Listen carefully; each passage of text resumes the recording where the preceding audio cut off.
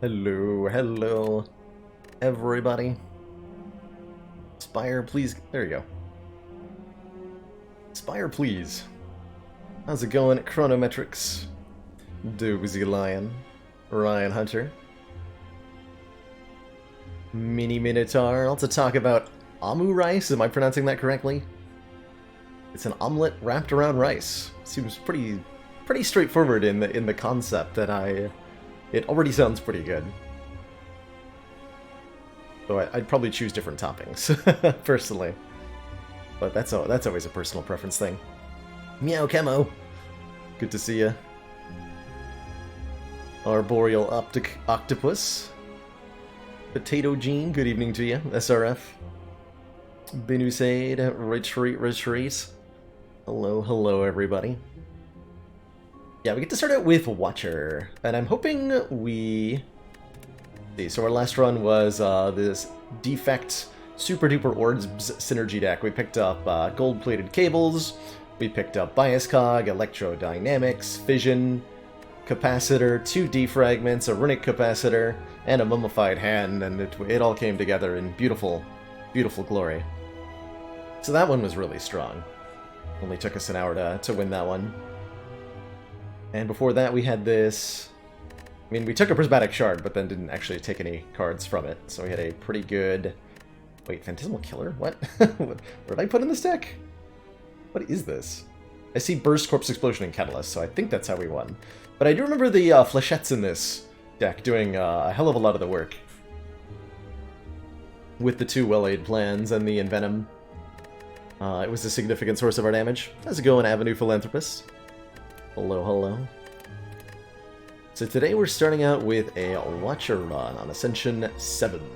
Normal enemies are tougher, having a little bit more health, and I don't think the Watcher's gonna care too much.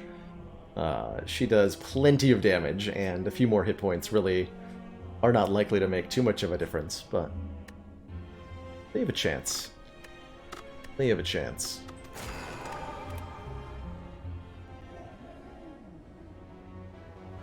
Ooh, 250 gold starts. What am I feeling out of my Watcher experience today? What is it that I want to have as far as a run goes?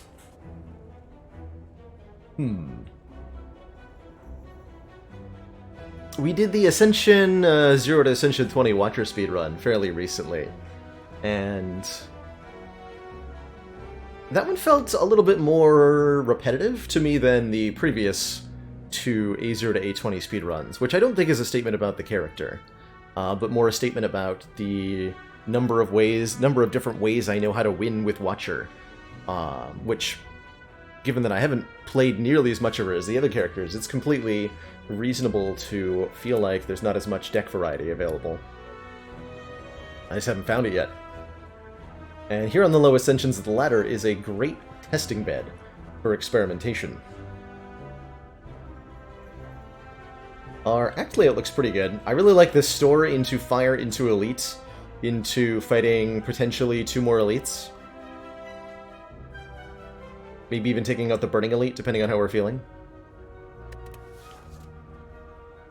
Don't really like uncommon colorless card choices. This is now like the only starting bonus that I don't like, so the devs have done a really good job with the starting bonuses, as I consider just about all of them great at this point. Common relics are always nice. 250 gold is one of the strongest starts pretty consistently, and leads to some really wacky runs. And of course, boss relics are pretty fun too. I'm going to take the damage for the 250 gold, and we're going to hit this shop up and see what happens. Thanks for the kind words, Alice Layton. I do strive to create that kind of environment. I have used Twitch streams as a sleep aid for a very long time, and so it's important to me to create content that fits that niche. Boop. Just lucky card reality pressure points. Ooh, first card pressure points. That's kind of interesting. I think Carve Reality is a little bit more universally useful here. It's a 1 energy attack that adds a retaining attack, and works naturally well with with Wrath Stance. But taking a Pressure Points as the first card is really interesting. We're fighting Guardian. Pressure Points is a card that's kind of like Claw and Rampage mixed together. It applies a debuff to an enemy, and then hits all enemies for an amount of damage equal to how much of that debuff they have. It scales up very, very quickly with deck cycling and multiple copies of itself. I'm gonna grab it. I think it's a totally good first take. 13 health for 2 random upgrades? Heck yeah. It's an easy trade. 2 upgraded defense is fine by me. Watcher has no other cards with the mark keyword. No. Pressure Points is literally the only one. A little bit weird that that's the case, but such as it is.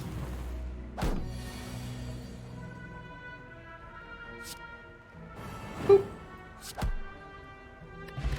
Blessing of the Forge upgrades everything in our hand. That's quite good going into an elite. And Watcher in particular benefits from this with the Pure Water having a miracle put into our hand that retains. So we're also getting 1 energy out of the Blessing of the Forge.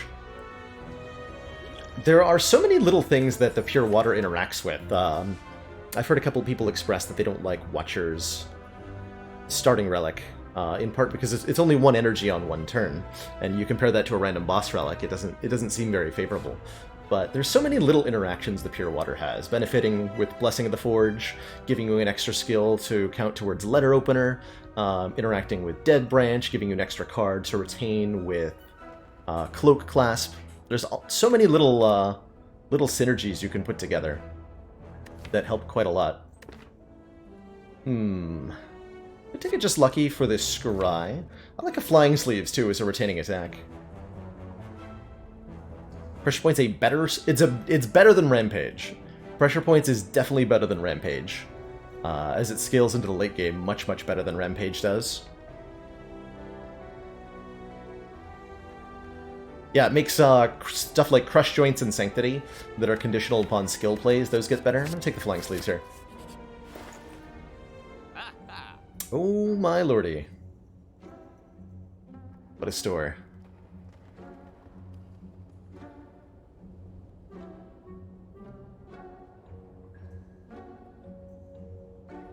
Lots of very good things here. Tantrum's incredible. Wallop is incredible. Third Eye's pretty good. Like Water and removing Eruption could be a way to lean into our pressure points. There's a Gambling Chip, one of the best relics in the game here. Eternal Feather heals us at every campfire and is also very good as a sustain relic for the whole run.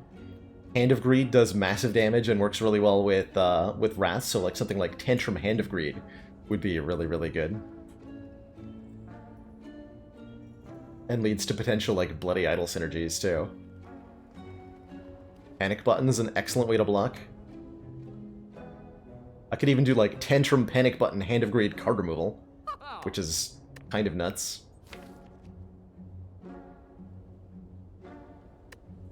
I was hoping we'd find excuses to lean more into pressure points here, but that's okay. The store is pretty nuts, regardless.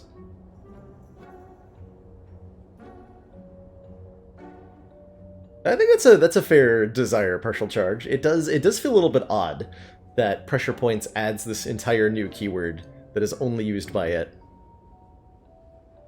How's it going, Shark 3143? I'm gonna do that. I also want Wallop, right? Like Tantrum and Wallop go so well together. That is leaning in the direction of the kind of Watcher decks that I already know how to win with, though.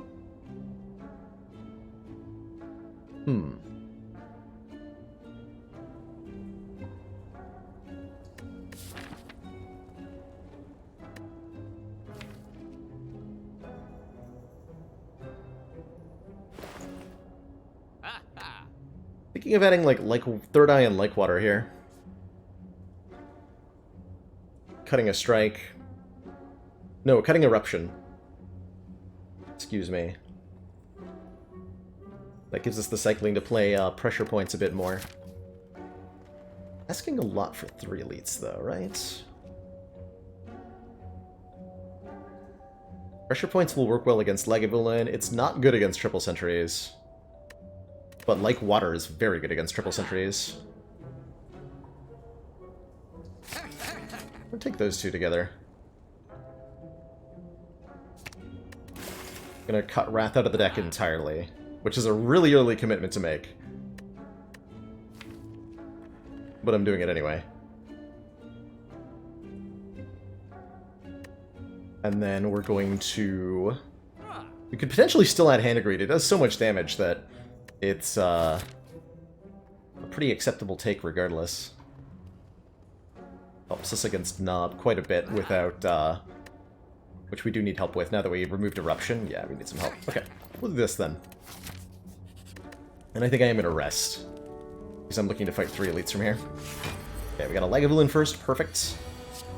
Excellent. Good.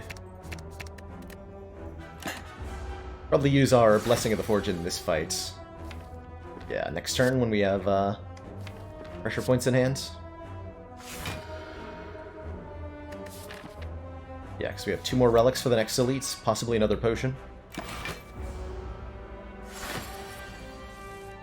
Beautiful, we get to upgrade all of these cards with Blessing of the Forge.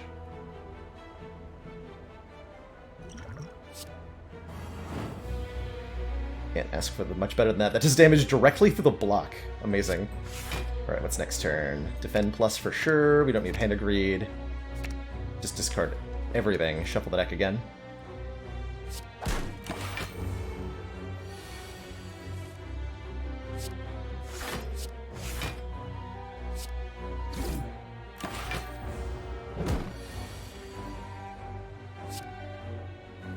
So the second cast of Pressure Points does 22 damage. And the third one will be 33, so on and so forth.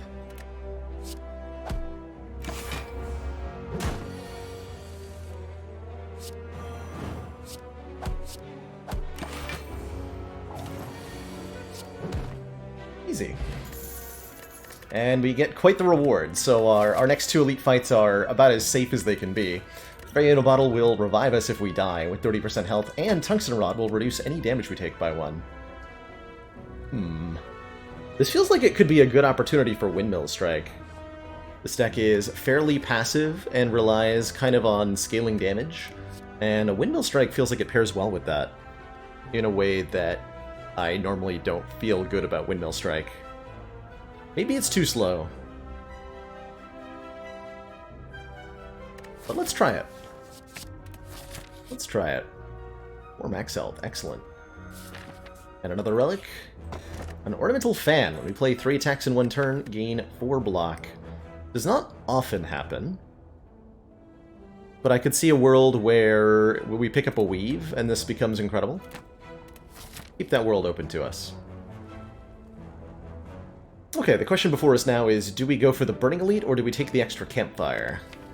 Our important upgrades right now are Like Water for 7 block per turn, and like maybe Hand of Greed? Pressure Points feels like it's an important upgrade too. Let's go for the additional Fire, I think. Also means no more events for the rest of the act. Or does I get 1 event? Trade 1 event for 1 Fire.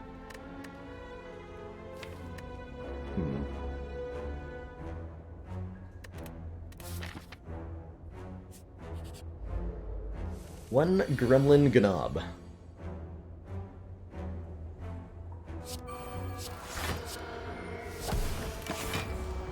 This fight is going to hit us a couple of times, and that's okay. Because we have, got relics. All gonna be okay.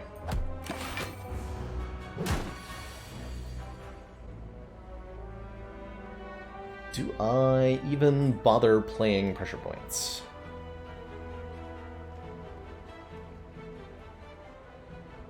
Comes the question. I think I need to.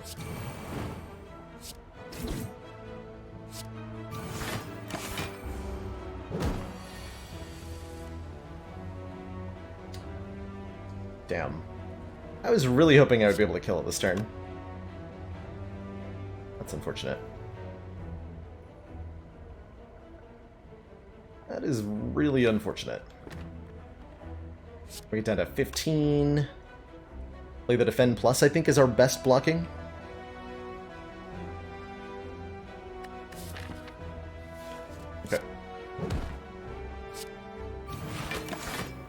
Take 20 here. Actually, only 19. It's not that bad. It's not that bad. Trying to go for Hand of Greed is potentially possible here.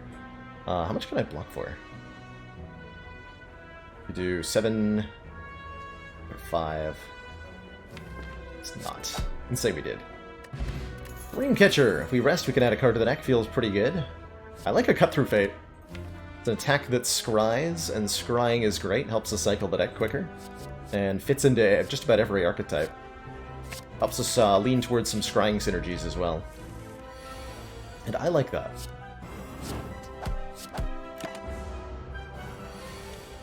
Like that a lot.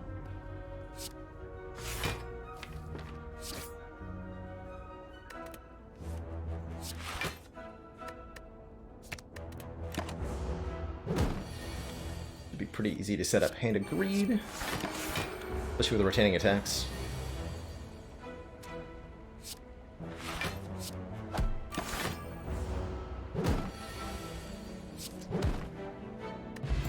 Bottled Miracle is great. Add 2 miracles to the hand. We can get Sanctity for card draw and block or wheel kick for another 2 energy attack. With 2 of them already and another attack that draws cards, I think we'd rather go with the Sanctity here. Alright, we know this can't be a Gremlin Knob, and we have a Fairy in a Bottle, so we're quite safe. At least that's what I hope. I hope that we're quite safe. Why not actually be quite safe? Let's see. Yeah, I can't do enough to kill any of them. If I Bottled Miracle, I can trigger the Ornamental Fan, though. Do that.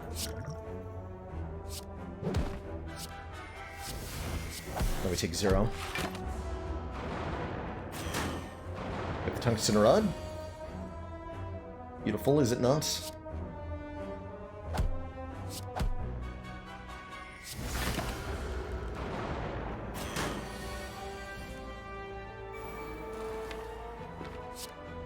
Oh, those are good cards to draw. Retaining attacks.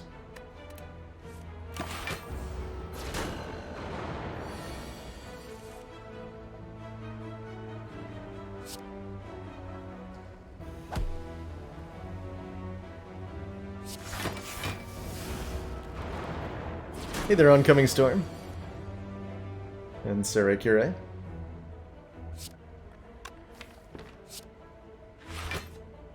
Okay, so you're at exactly 20, we can start working on the other one.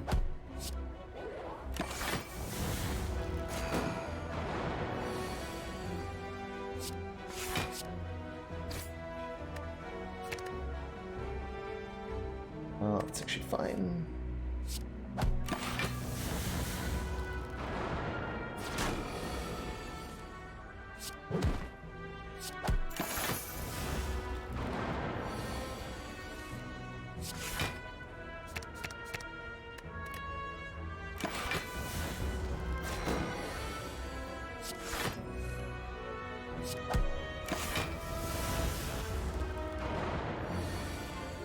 Easy.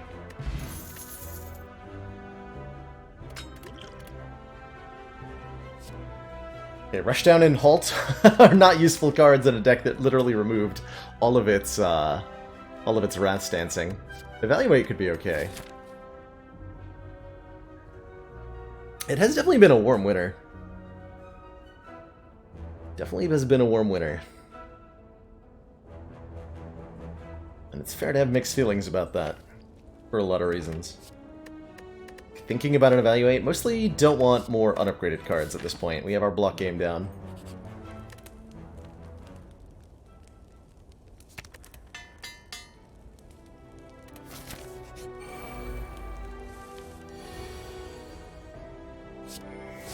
There's that holy pure water miracle interaction I was talking about. We just kill you, and then we block, right? Easy.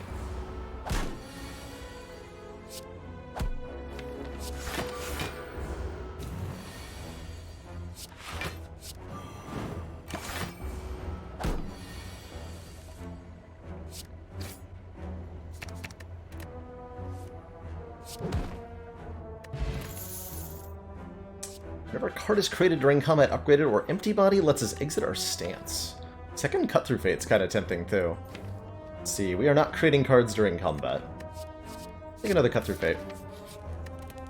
And I think it's high time we upgraded Hand-to-Grade here. Since we're landing it pretty consistently. We have 268 gold. Going into next act, we're going to have over 450 at the next shop. That's pretty exciting.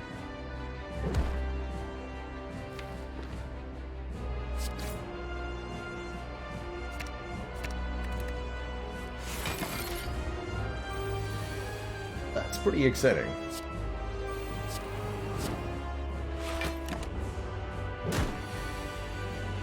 Reserve Vigilance, so we're gaining 7 3-block per turn, which actually covers this, but whatever.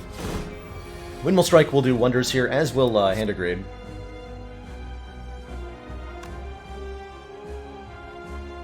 How's it going outside? Can I explain this character's mechanics? Absolutely. This is the Watcher, 4th official character coming to Spire, and she is a stance-based character, or that's one of her core mechanics anyway.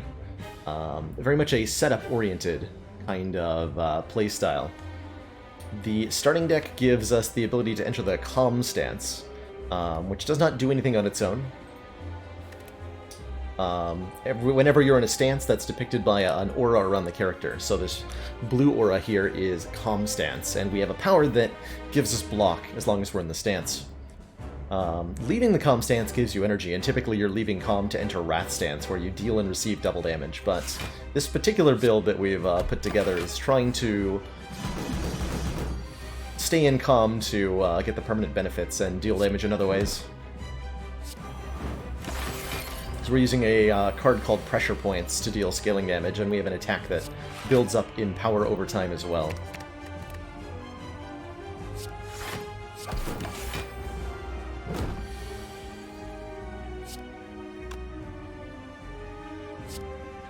Perfectly blocking.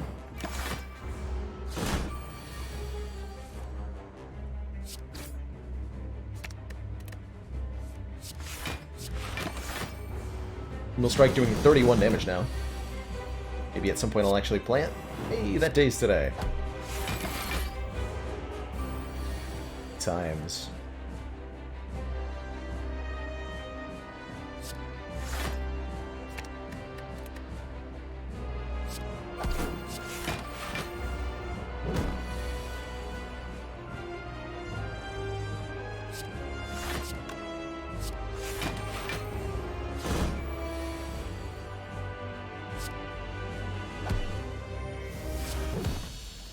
GG. So we have 422 gold already. There's that Brilliance somebody wanted to see. Brilliance deals additional damage based on how much mantra we've gained, and is already, like, on its own, just a really good attack. 12 upgrading to 16 is just very good base damage. Another way to deal damage without... we can actually leave the pressure points behind and embrace the alpha, which works really well with our scry, actually. Alpha puts a beta into the deck, and beta puts an omega into the deck. Omega is a 3-cost power saying deal 50 damage to all enemies at the end of every turn. So you very quickly kill everything once that's in play. It used to be 10. It got buffed quite recently. On the 21st, I think this got buffed.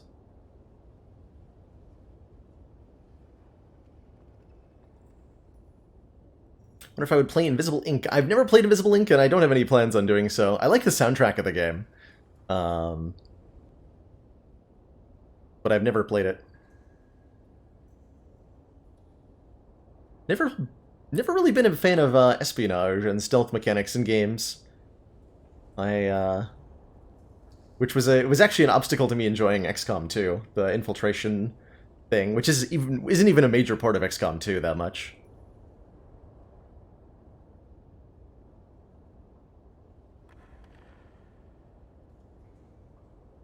We can count on another Brilliance and 2 Prostrates in the future. There's also a Spirit Shield, which is just a very good block. And the more retaining cards you have, Flying Sleeves, Windmill Strike, and our Pure Water all make Spirit Shield a better block card. Does feel like we would really benefit from the damage of Alpha. Let's try an Alpha here. And do we take a Pandora's box? We have 2 upgraded defends, but we're losing 4 strikes, 4 defends to get random cards. We could take energy in the form of Busted Crown here, giving us energy every turn, but limiting our card picks from here on out. We have the pieces of a successful deck. Honestly, though, I think Watcher really just works with Busted Crown, based on my limited experience with her. It feels like it's a lot less painful than it is on the other characters. And in particular, this Ornamental Fan is an energy-hungry relic, so it'll really appreciate Busted Crown, as will the Alpha. We get that in play much, much easier with 4 energy. Commander, or we can take Tiny House, just received the support which does give us of 63 gold for the Golden Idol synergy. I feel compelled to point that out every time it exists. I'm still not going to take it, but, you know, it's there. Skyline! Thank you so much for the Twitch Prime sub. Welcome to the Council. Pandora's is too random? I don't think so. I think Pandora's is consistently very, very strong. It does give you random results, but with some curation of those results, which is especially doable the more money you have. Remove a couple of cards, upgrade a couple of cards, add a couple of cards, and basically no matter what Pandora's box gave you, you can turn it into something really functional. I'm gonna grab the Bus Crown.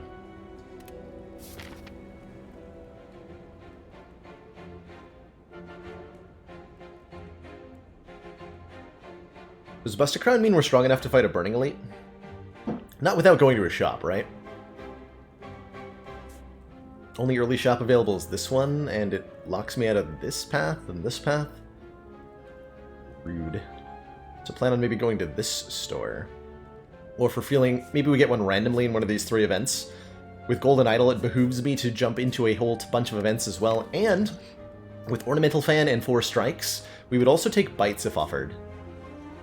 And that would let me take this 3 elite path. So let's hit these 3 events and see what happens.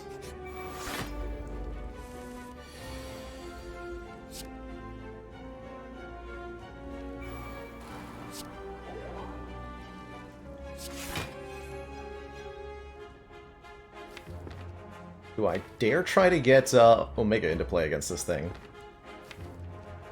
I think we have to block pretty consistently. Vigilance definitely helps that.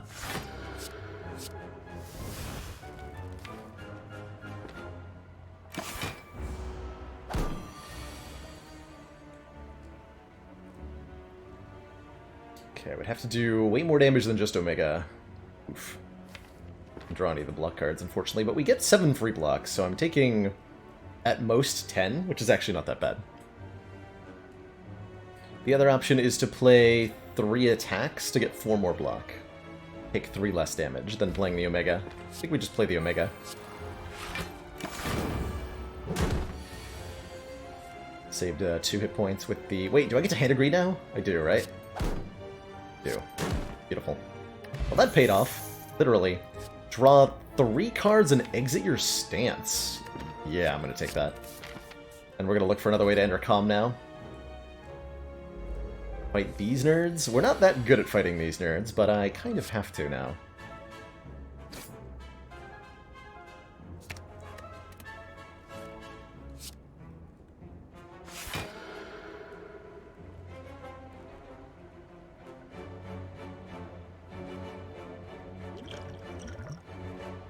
Ooh, conclude. Beautiful. Absolutely beautiful.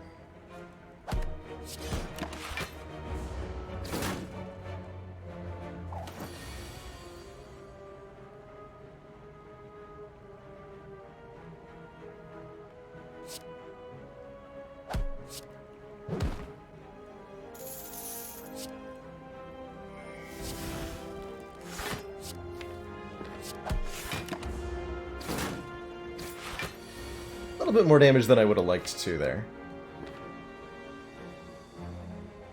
As we must.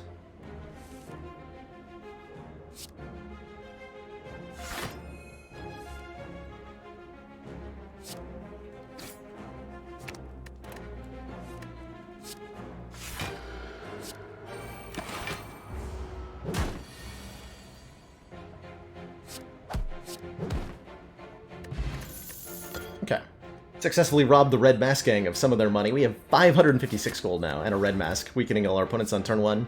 Could take a Worship, gain 5 Mantra, gives us a way to enter Divinity stance, doing triple damage with our attacks, but with the way our damage is laid out right now, I don't think that actually helps us that much.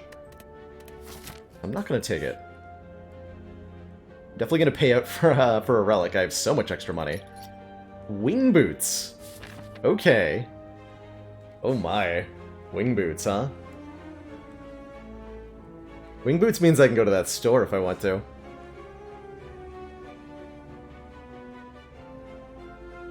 That's pretty exciting.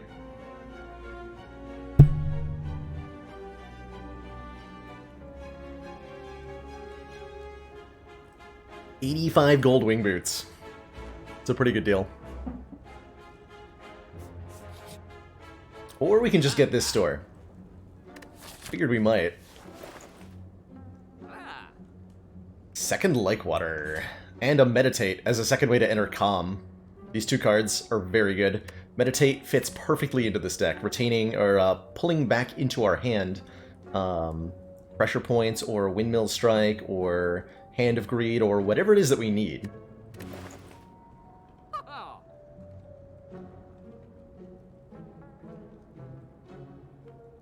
Kind of eyeing this Entropic Brew a little bit. Although it doesn't work that well with the Fairy in a Bottle. Because we can't just, like, choose to use the Fairy in a Bottle and then drink the Entropic Brew. But with 3 potion slots, Entropic Brew is quite a bit of power. And we have money to spare. Lord knows. Might even end up buying the Blood Vial. How many events am I going to go to for the rest of this act? Actually, a couple. Maybe that means we don't want to remove a strike, just in case. We're close to the point where I'm thinking about removing pressure points, as Alpha is just working better. Certainly we want these two together. Take the Blood Vial. 2 hit points each combat's pretty good too. And then yeah, I'm gonna remove pressure points. How good Magnetism was there. Some amount of good. Only some amount.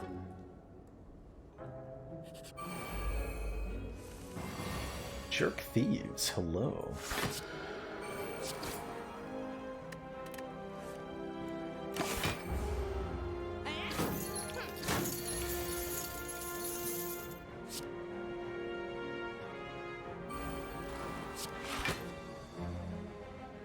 Alpha.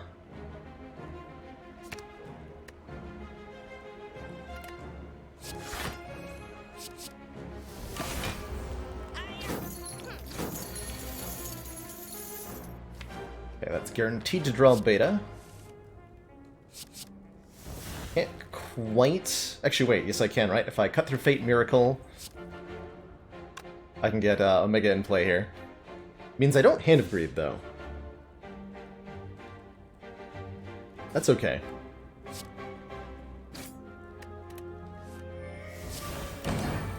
Just dunk him like that.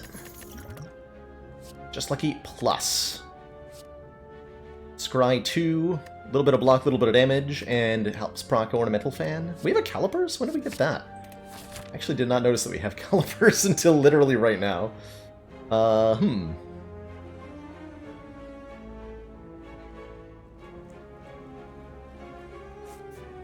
So we're going like this way now. We get... We could even go this way. Really, it's in one fire. I get one less question mark that way, though. But I get a bonus elite.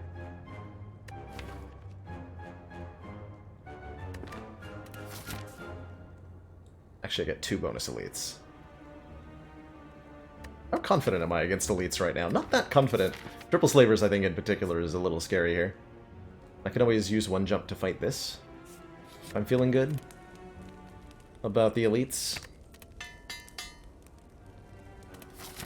I'll leave the Burning Elite for next act. Yeah, these jerks. These jerks.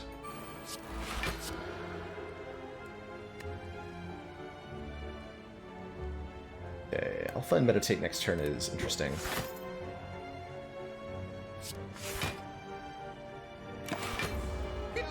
Definitely a fan of the red mask here. Helping us exactly block all that nonsense. I can Hand of Greed Meditate it. I am taking a lot of damage this turn, huh? And we're gonna be vulnerable next turn? Rude. What could Cut Through Fate draw that would save me?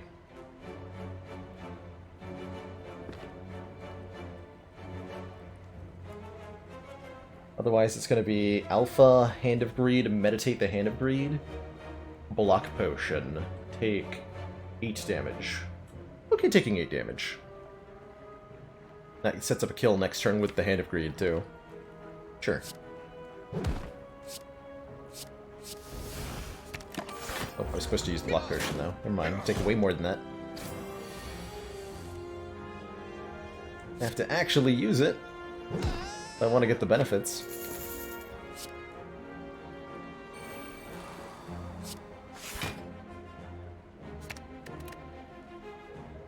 I take exactly none.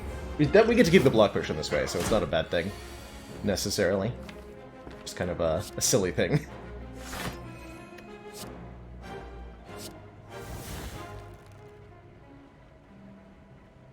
Just kind of a silly thing.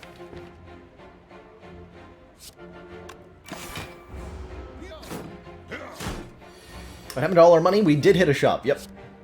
And it was great.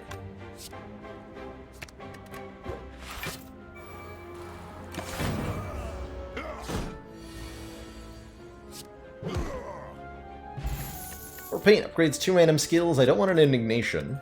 I do want upgraded skills though, so... Meditate and Alpha. Alpha is now in our opening hands, regardless of whether we actually wanted it to be there. Right.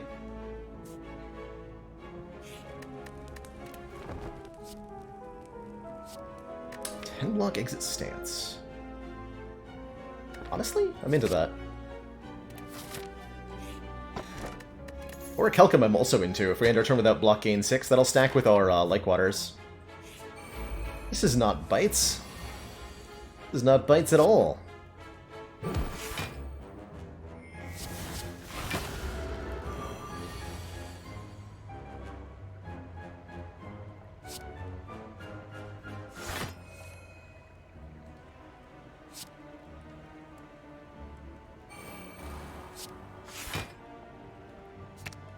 Meditate.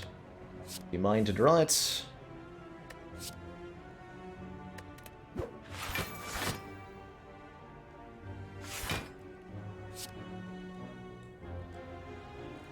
Be back.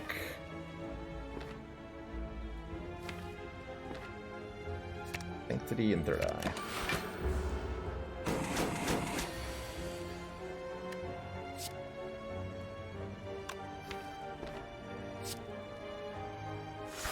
Don't need to use the Omega in this fight. Want to get a Hand of Greed kill here?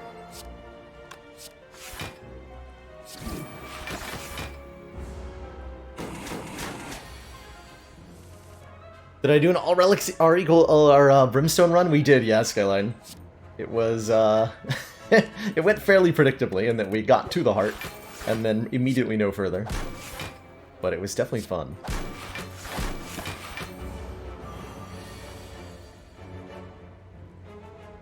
It was definitely fun.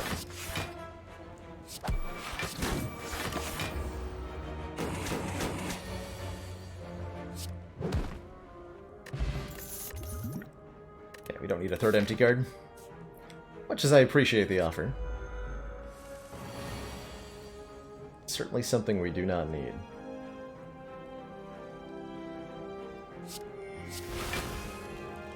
Nice. Meditate on turn 1. Feels pretty good. Means we can get Hand of Greed back.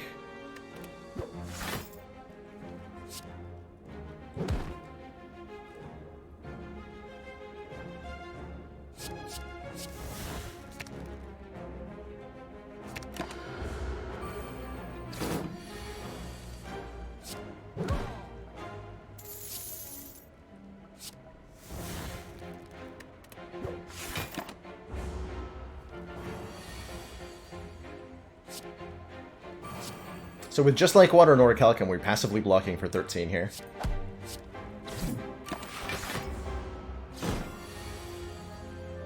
And I passively block for 31. Survey says no.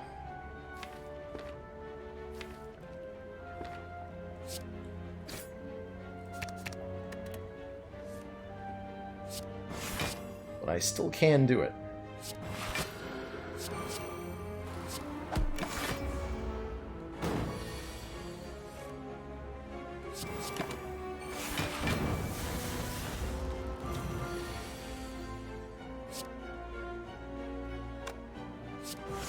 Hand agreed here.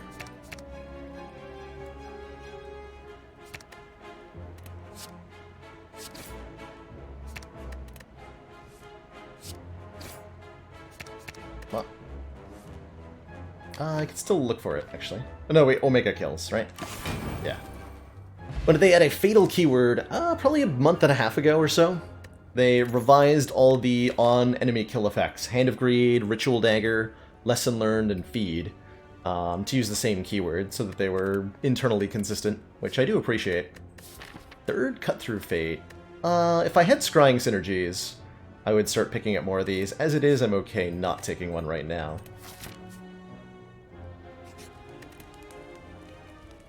Let us upgrade. Upgrade our ability to scry a bit more.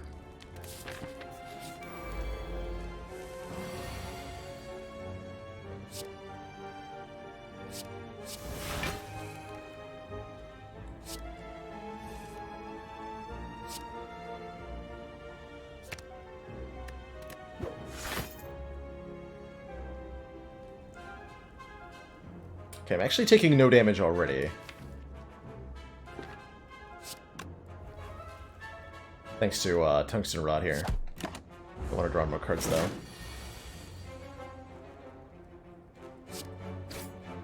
Okay, there's Beta.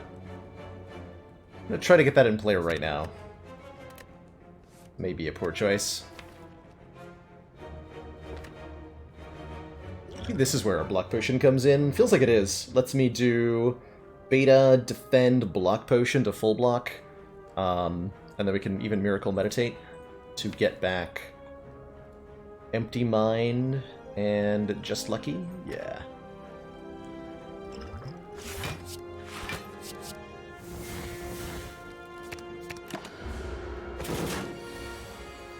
Okay, there's our Omega and both Lake Waters. That's a little awkward, because I can't play them both. Well, can't play both Lake Waters and the Omega, rather. Unless I also play Empty Mind, and then I don't, you know, I don't block.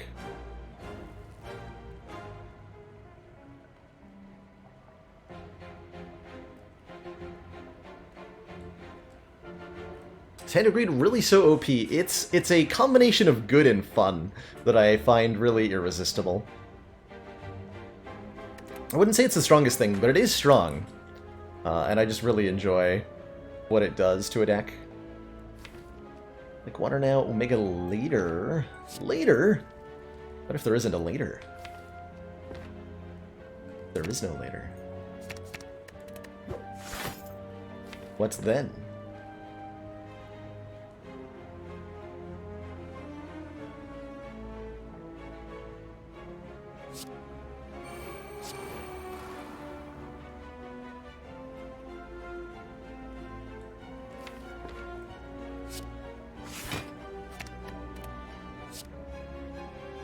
Okay, guess we're doing that. Might have been a good time for the Sneck Oil. Though I think the Sneck Oil is still pretty acceptable here.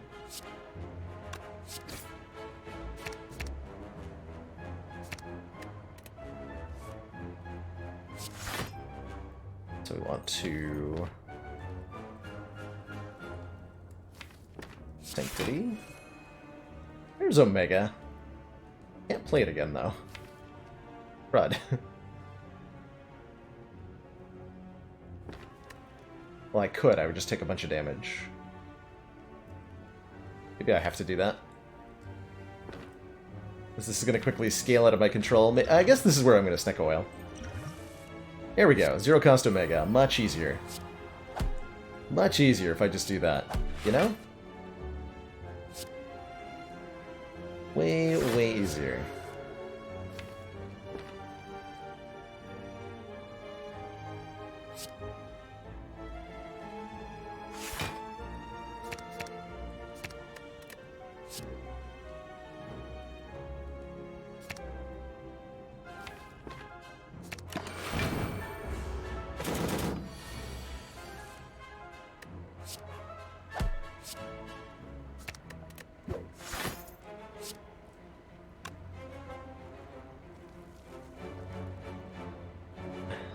So we're doing lots of Omega damage at the end of this turn.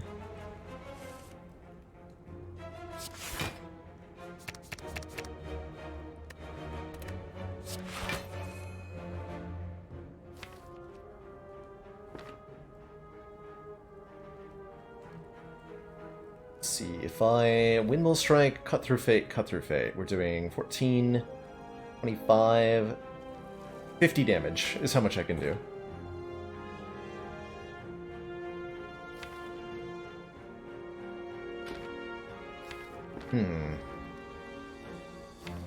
Well, that is just awkward.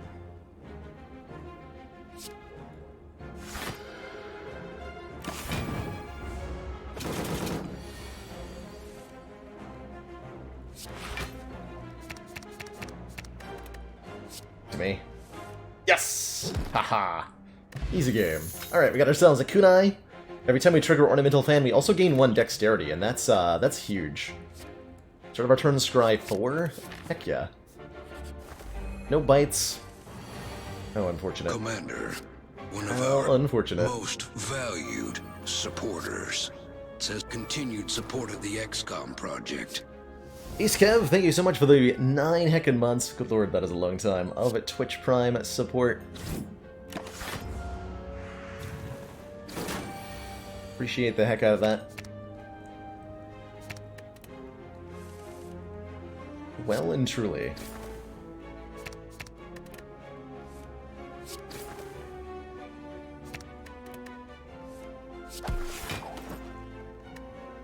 Be back. What back here?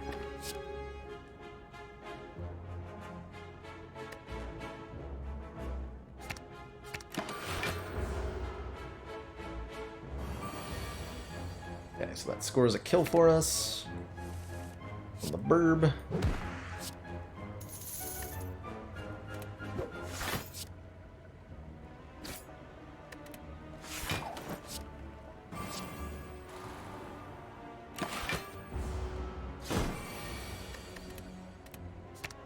Luck.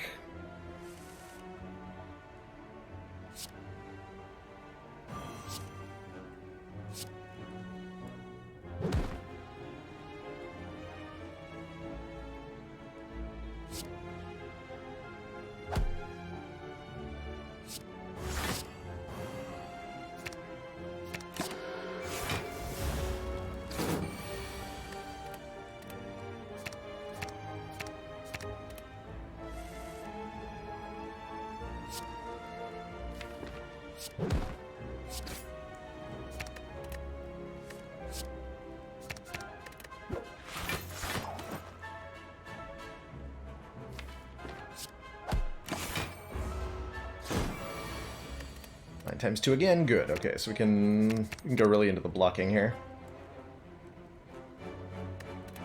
Try to get another hand of greed kill.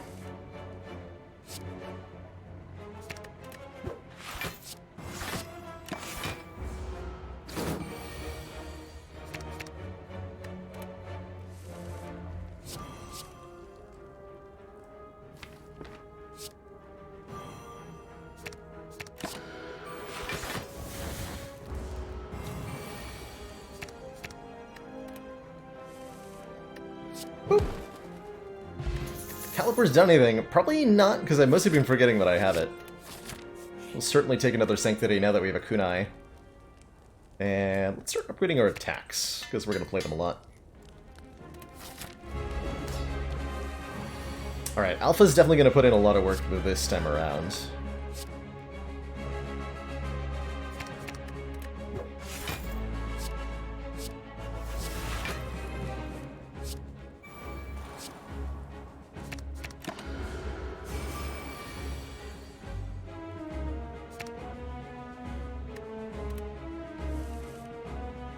Beautiful.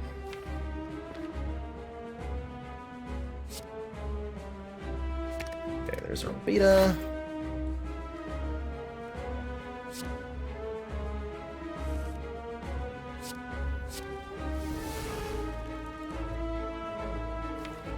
So Mega gets into play probably next turn.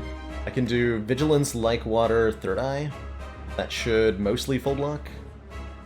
It should mostly full block. There it is.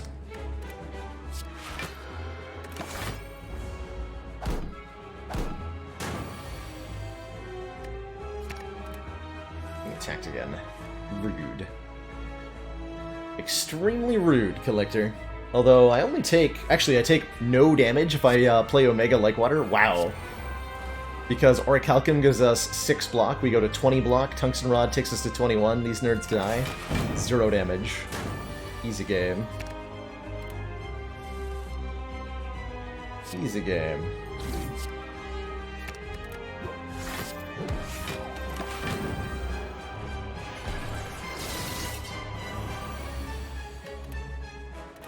Resummoning, that's not gonna go well for you. But you're welcome to try. You're certainly welcome to try. God, that's funny.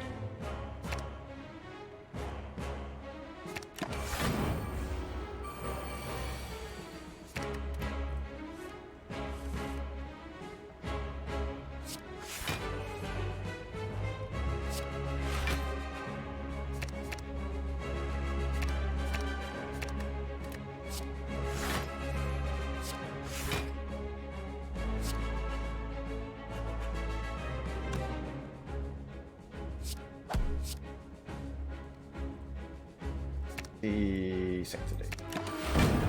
With a card draw to draw. And agreed. Perfect. Just the card I wanted to see.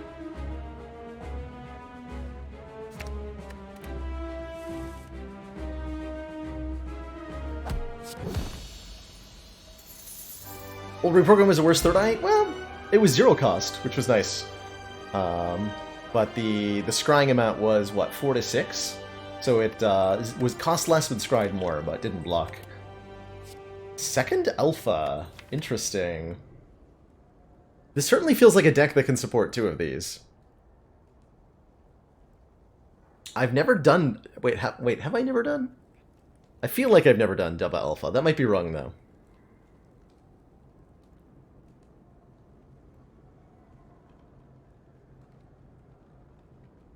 This definitely feels like a deck that wants it. Let's take it. Empty Cage to remove 2 is pretty nice. Get 2 strikes out of the deck. More energy would certainly be appreciated. So we could take a Philosopher's Stone or a Cursed Key. I really do like getting ahead on removals here. We haven't removed any strikes yet. And we could suddenly be down 3 if we remove 2 with Empty Cage, get 1 removed at the shop. And with 3 charges of Wing Boots, we can go to probably 2 shops, get rid of all 4 strikes in this deck very quickly. We want to go to shops anyway, because they give us higher chance of finding, like, Nirvana, or other powers that'll help us block more. How's it going, Schwartz? My day has been excellent so far. Yeah, we can kill the Burning Elite on 4 energy. And indeed we have to. All the stores are at the back. Interesting. That's fine. I think. I think that's fine.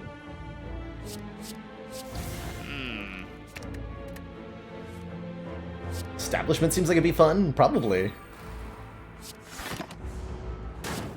With Meditate especially? Yeah, for sure.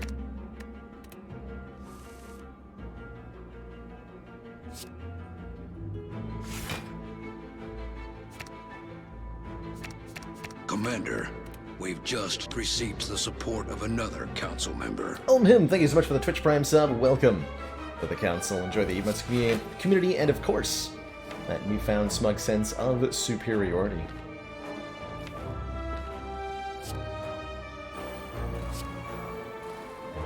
try this.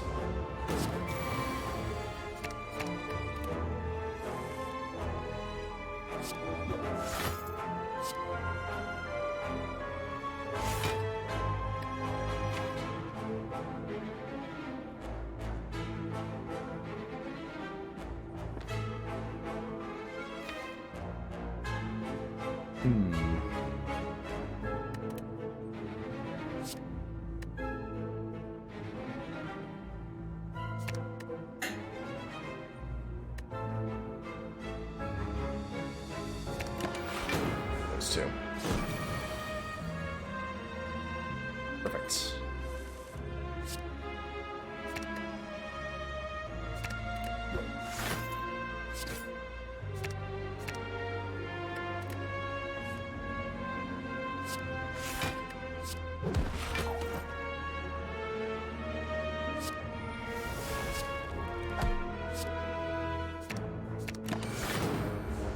Oh, I like this deck so much. Beautiful. Flying Sleeves Plus is almost okay. We're gonna pass on it though. Paying 222 gold? I mean, let's look at 3 potions, might as well, right? Ambrosia, Enter Divinity Stance. We'll take that definitely over a Lex Pot. I like the Power Potion and the Variant Bottle, although the Dex Potion's pretty tempting. Goes well with, helps our Kunai acceleration, yeah. Discard a Power Pot for an X Pot. I like these 3 quite a bit.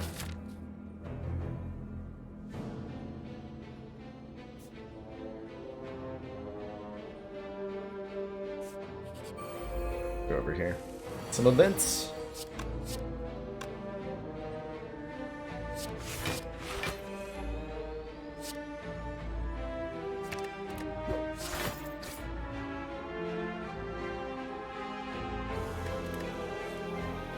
Gonna try to get several Hand of Greed kills here.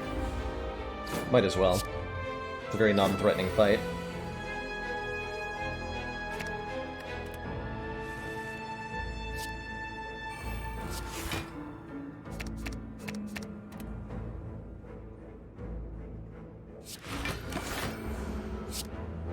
And with all the scrying I do, the days aren't too bad.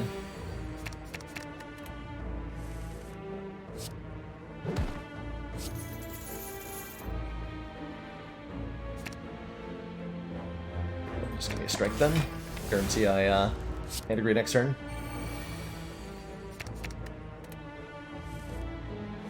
Act 3 hallway fights are interesting. All of them can be very dangerous. They test your decks in a number of different ways. And each one of the acts... I just did that wrong. Each one of the Act 3 hallway fights is testing a different aspect of your deck.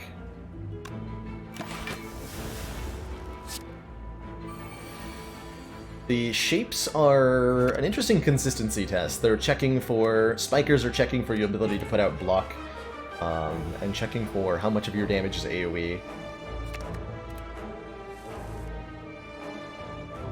Repulsors mess with your draw pile. Exploders are checking to make sure you can do damage quickly. They are fairly easy. A lot of them. But I have lost to these shapes encounters a couple of times when my deck was really outside the norm in terms of its composition.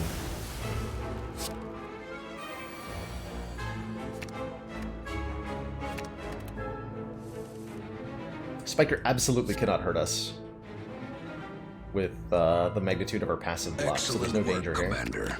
This council is pleased to see our continued support of this project has been worthwhile. Driffio, thank you so much for the 3 months of Tier 1 support. I can appreciate it.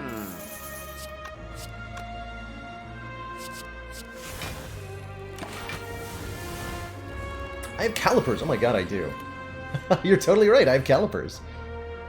Good call. I just remembered. But I have calipers.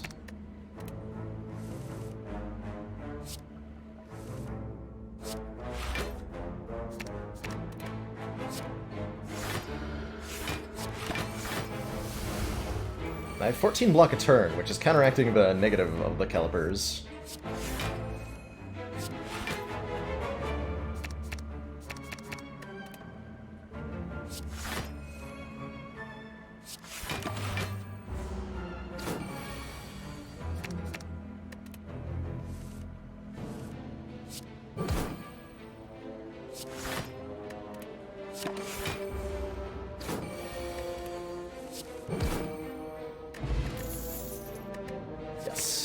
Third eye. Could use wing boots for 1 extra encounter. Where am I going to use the wing boots? Probably jump to here. Fight 2 elites. Jump here, fight another elite, get a shot. Jump here, get a fire and another shot. Yeah, I like that. So we go 1 jump, 2 jump, 3 jump. Perfect. So I do fight this hallway fight.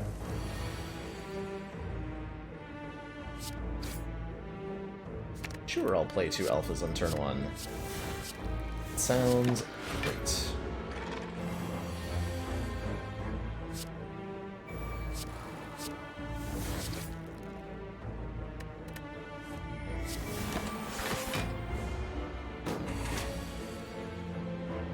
This enemy doesn't mess around.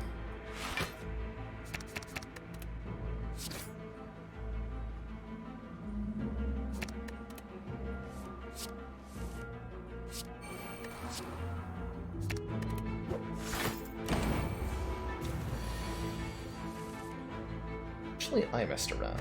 Now I don't have any block.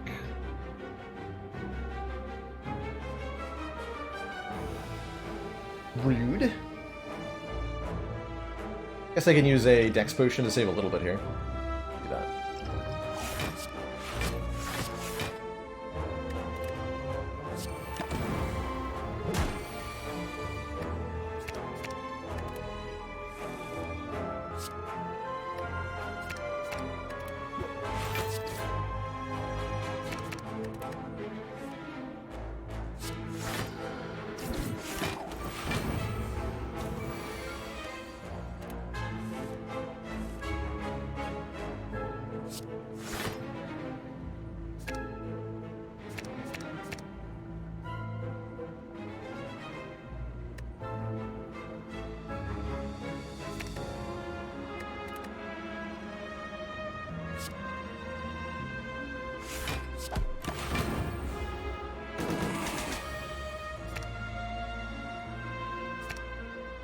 So you're dying automatically at this turn. I'm gonna try to get Handed Raid in play somehow.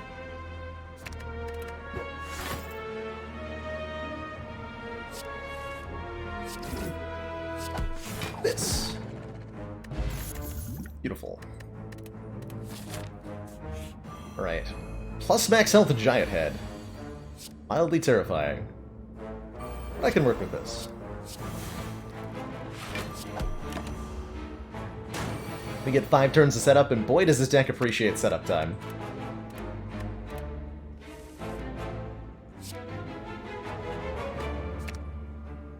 Do I want to draw that strike just for a kunai proc? Probably, right? Let's get this beta in play instead.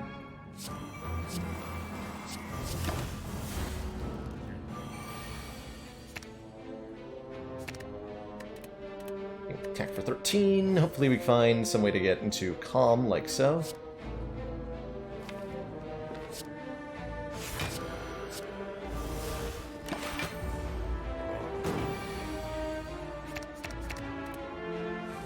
There's Omega.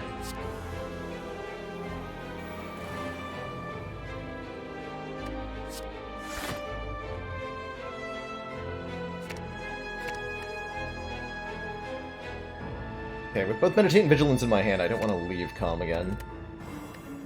We do get to carry over some block with Calipers here.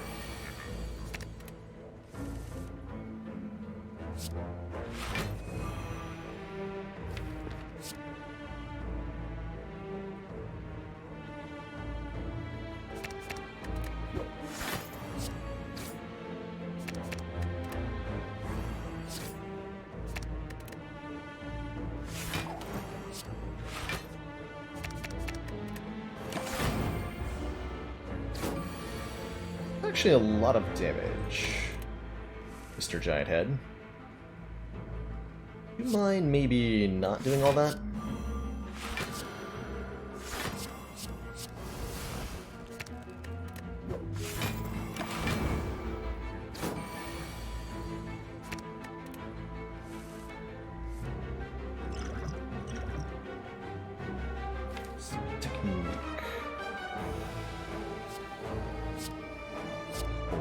Body here.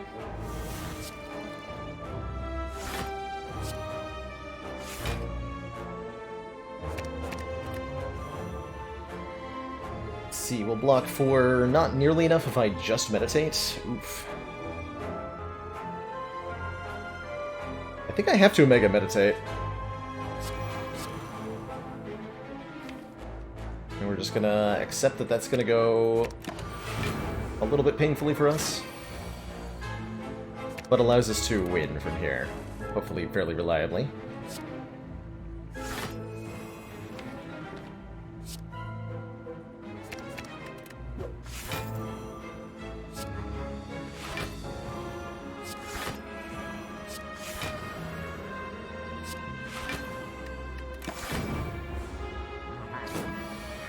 What did we last drop the streak at? Last streak dropped at Ascension 20. The very final run. Tragically.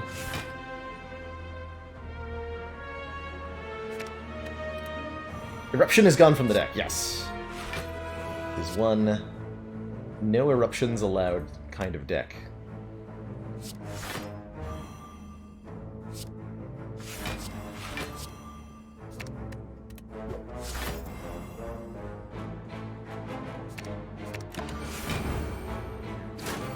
Exactly block that? Amazing.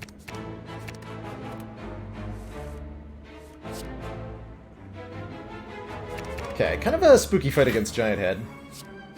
Apparently our long-term damage is only adequate, and not more than adequate. Heroic Fish will give me 9 gold if I take Fear No Evil. No. Oh, maybe, actually. I just feel like with the 2 empty cards, I want another way to enter Calm. Just not sure this is it. Oh hell. Take it anyway. We will do it. So we're jumping here next. After we visit the fire, we jump here, fight these 2 elites. Jump here, fight this elite. So I'm about to fight 3 elites in a row. I do have a fairy in a bottle, and 1,000 gold.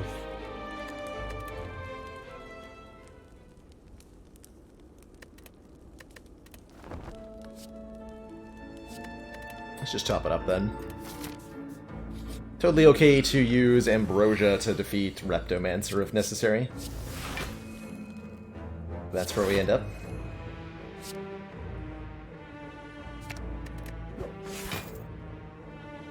Okay, not the greatest turn 1 against Nemesis here. We only really need to worry about the big hits, though, once Like Water is in play.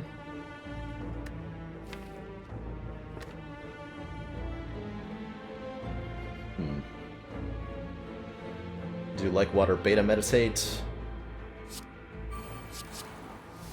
Take a little bit here, take 6. Take 6 is fine.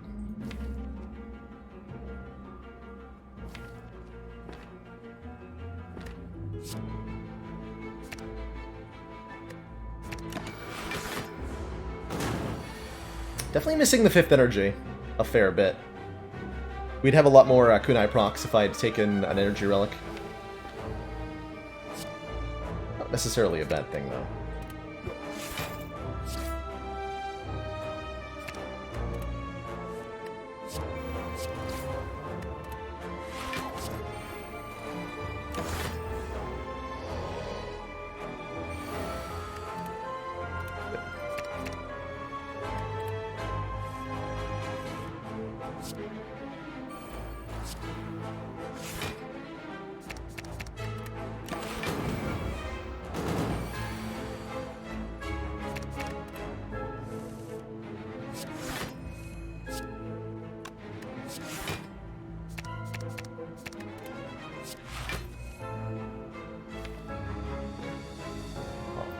I'm willing to risk this.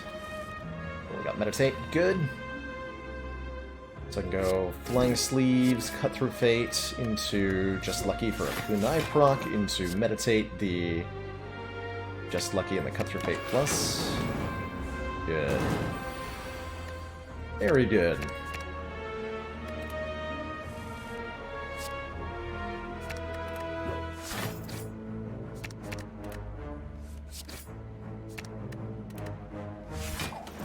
So much scrying. We really want a power that benefits with scry, don't we?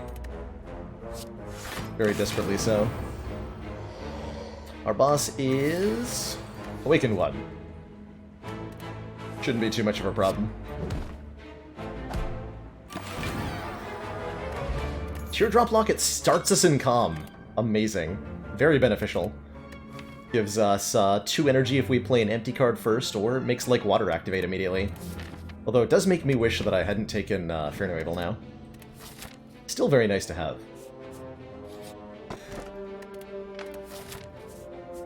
For sure. Alright, the Giant Head rematch with less health this time.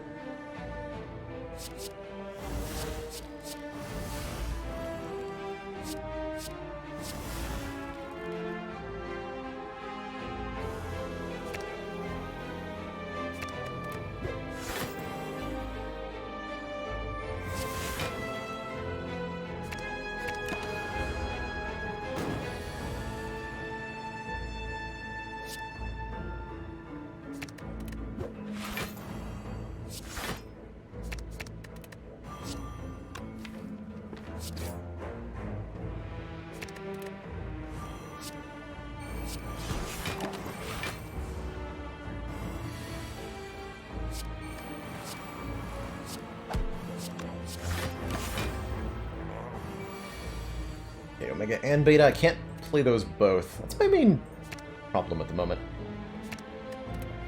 Allowed to play both of those. Does not feel great most of the time.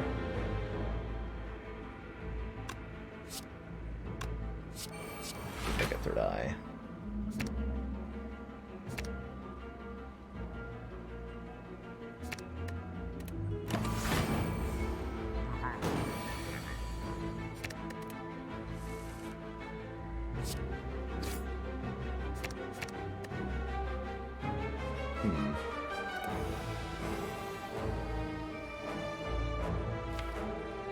Same problem as before.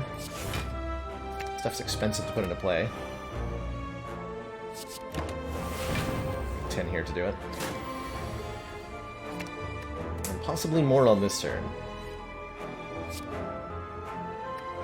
Definitely more on this turn. Oof.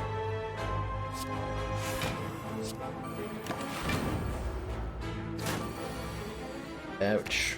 My face!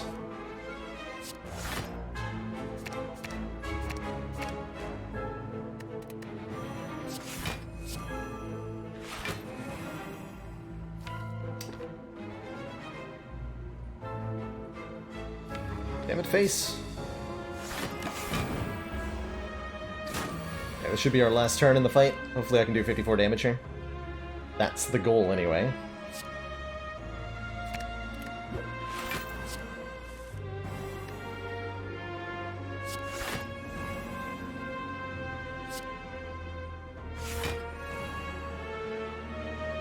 Can I, though? I don't think that I can.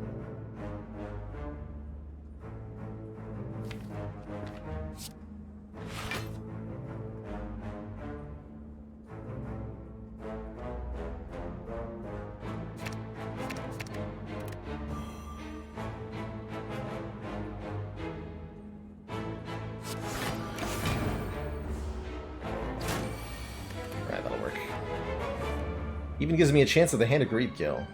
Which I get? Amazing. Alright. We lived, we have 1,000 gold, and a Centennial puzzle. One more Elite Fight. Still have a Fairy in a Bottle and an Ambrosia here. One more Elite Fight, and then 2 shops with 1,000 gold. What could possibly go wrong? No Reptomancer, by the way. Fought 4 Elites, Nemesis twice, Giant Head twice. Feels a little unfair to our opponents, but I'm okay with it.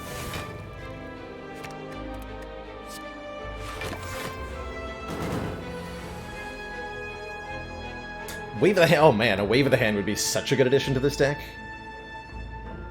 Absurdly so.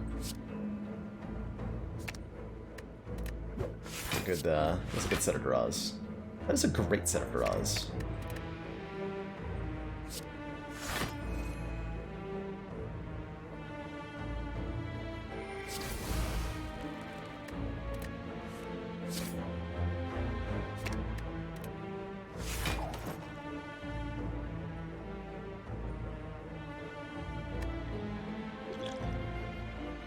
Could bottle Miracle to play beta here.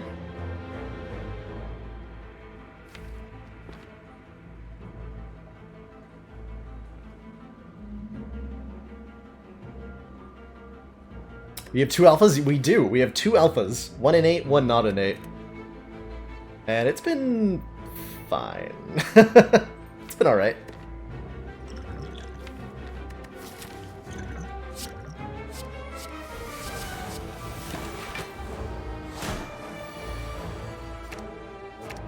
Attacking me? You are. Give me that.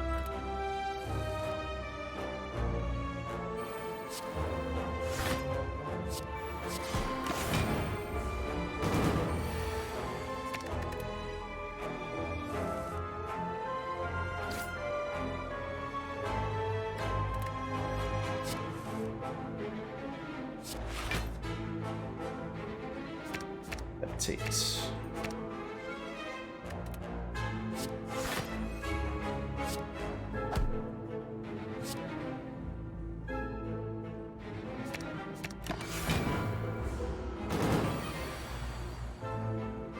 Big 45 again.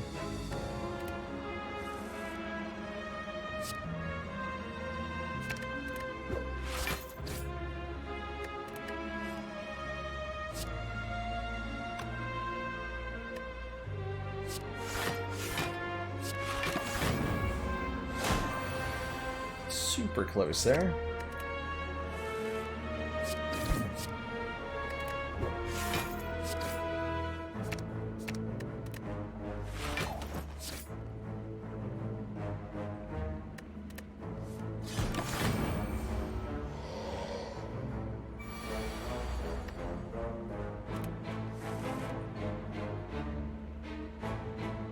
So we're going to do exactly 50 damage at the end of the turn, if I can block for 45.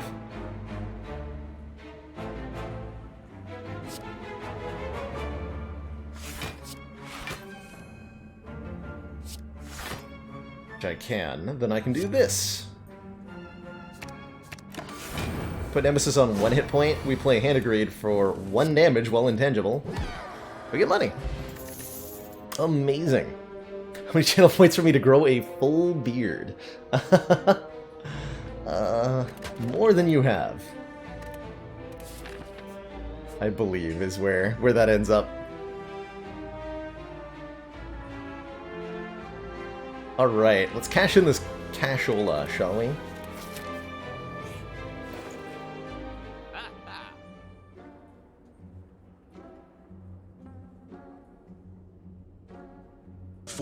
Of support. Third beta. Or third alpha, rather. Nico Bullish, thank you so much for the 4 months of tier 1 support. Heckin' appreciate it. Still not sure you got the right sense of superiority, but loving the stream anyway. You are so welcome for the engaging and positive content. That's certainly what I strive to be. Diva Form definitely makes it way easier for this deck to play all the cards, which is something I feel like I want to do lately. And that'll make kunai scaling really effective. I don't think I want a second alpha. I do want a mango, I do want a prismatic shard. We have the money. So we go Deva Form, mango, shard removal. And then we go straight into another shop.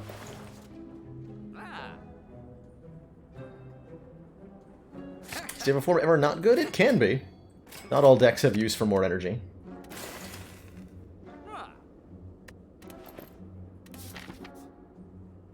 That is like the world's worst prismatic shard, and I'm still taking it. Just because I want to. For pure joy reasons. Oh man, Threadneedle and Smoothstone are both very nice here. Can't get both because I bought the Prismatic Shard. Rose and Eye lets us know the order of the cards in the deck. Flash of Steel makes it easier to use the Kunai and the Ornamental Fan, as does another Cut-Through Fate. That's a really good Threadneedle.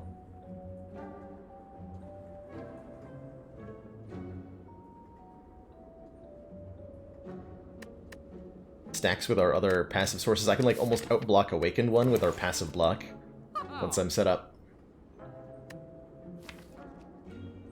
Memory Potion is pretty good, yeah. I also agree with that. Let's take the Threadneedle, let's take the Flash of Steel. I think is where I end up though. And we can actually get more money for the next shot because of Hand of Greed here. Which is kind of incredible. Now that I have a Diva form, let's upgrade our Cut-Through Fates to draw more aggressively. Feeling quite confident going into this boss fight.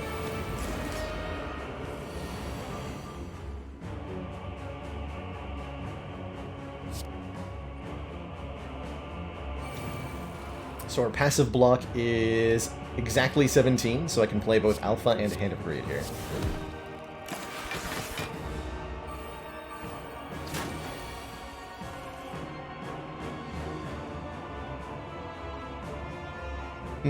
Feels like I want to use my Draw Potion. Can't get a Kunai proc. Can't full block, really. Not a pretty turn. Let's see what's on top.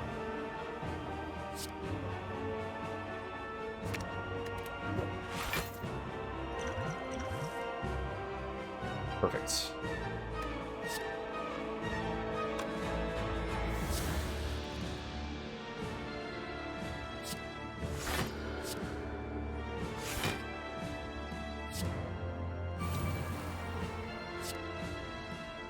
Absolutely perfect. Commander, the aliens are disturbing. Okay, do you perform an Omega next turn? I can't play either of those yet. We're being attacked for a lot of damage next turn.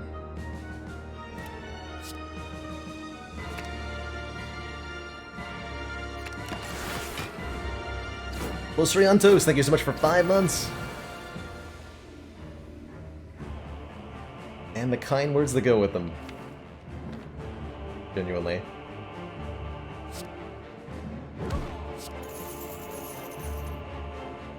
An empty card in my hands? No.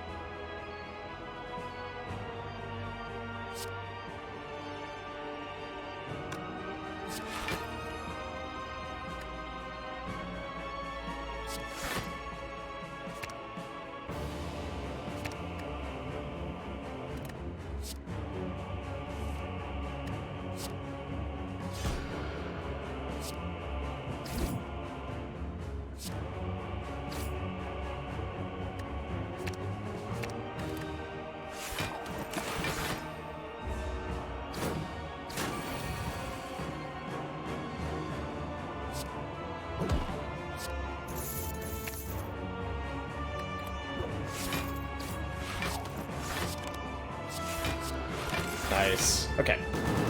Now we're quite well set up. We can play ready before him. And from here, we get out of control. Quite easily.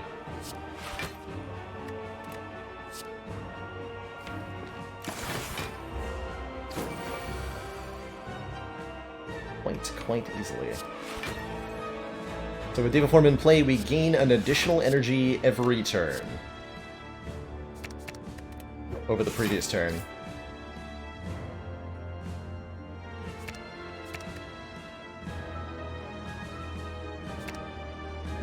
We just put an Omega in play now? Yeah, let's just put an Omega in play now.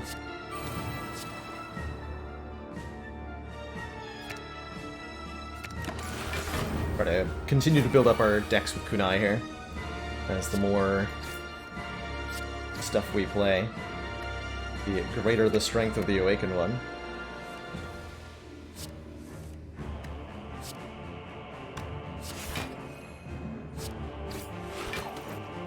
meditate. Beautiful.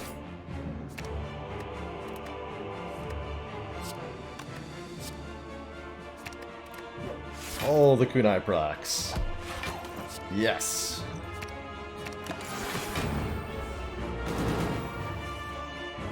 Most excellent.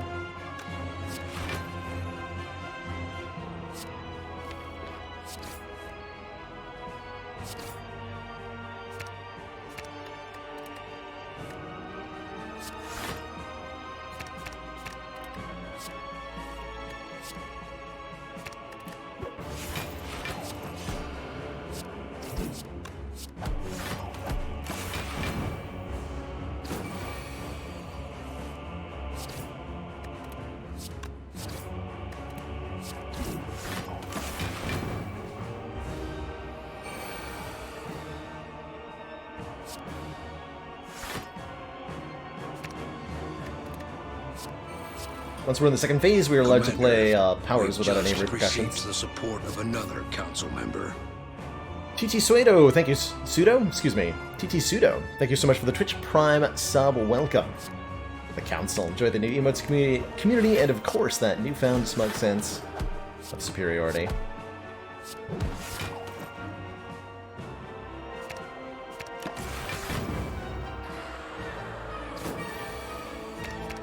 How's it going, Probs? Great to see you as ever.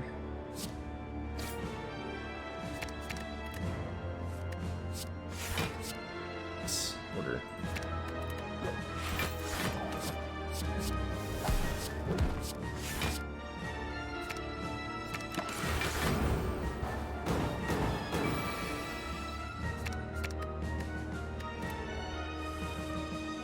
Is there any way I can do enough damage this turn?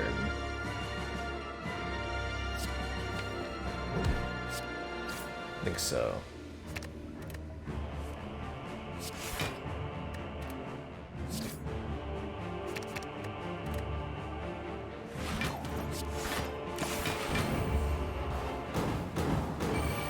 Perfect.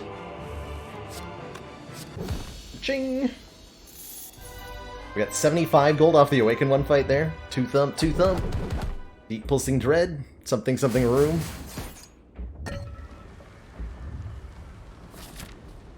No weaves offered this run, not one. We have not seen a single one. It has been emotionally devastating, to say the least. Stack. Get in the deck. Welcome aboard, Stack. Welcome aboard. Okay, decent options here include potions. I like the Miracle Potion quite a bit. Letting me maybe get Diva form into play easier. Do I know if Master Reality works with Nilri's Codex? It does, and works with Dead Branch as well. Bashnanas. Team Reality is really good here, and I can afford it alongside the potion, so let's take both. Let's take both. Okay, I didn't need both alphas on turn 1. Thanks.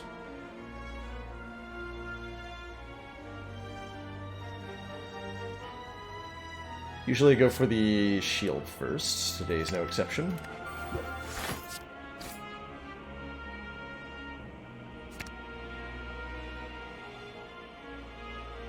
So Alpha Sanctity Deceive. Is that my play here? That can't be the play.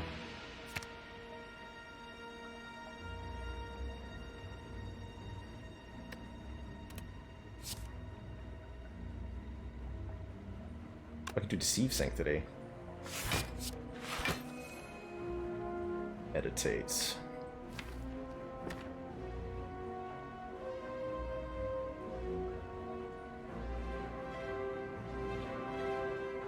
So currently I'm just blocking for 17, taking a bunch, drawing a bunch. I want to play this Strike really badly because it's 4 block and a point of dex. And then I think I need to Miracle Alpha. Safety stays in my hands. We block for 21. Lose 2 points of plated armor. Draw 3 cards.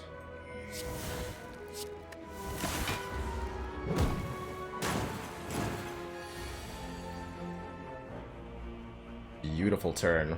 Fear No Evil is great here. Both Like Waters is great. Empty Mind is good.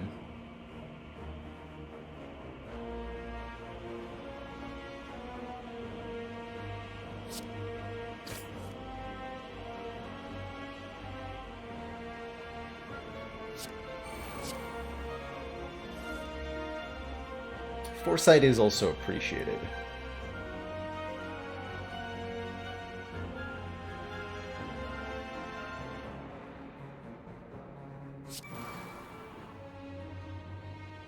I think this might be our Bottled Miracle turn.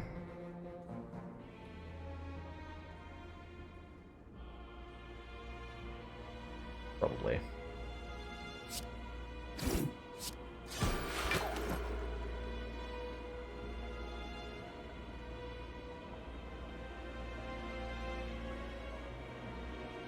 Yeah, let's use our Bottled Miracle here.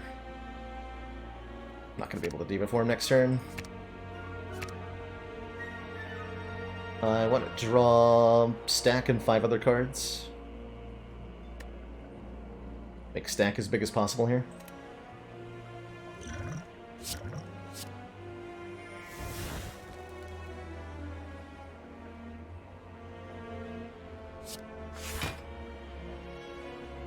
So we're blocking for completely here, and I can play Foresight.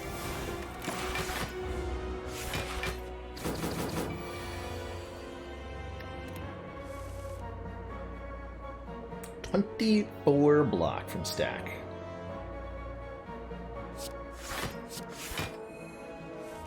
Feels pretty good. Feels really good.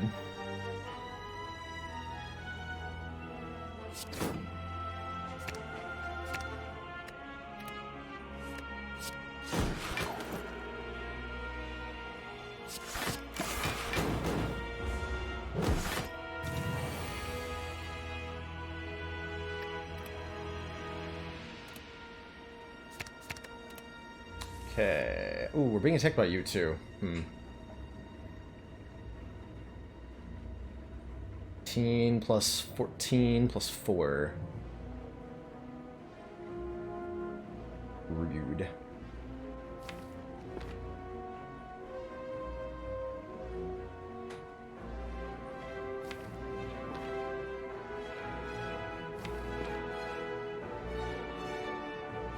Oh, Brutal Fele. Slipping on ice is no fun at all. I'm sorry to hear that that happened. Brutal. And do we win this if I don't get Diva Form in play? I don't think we do.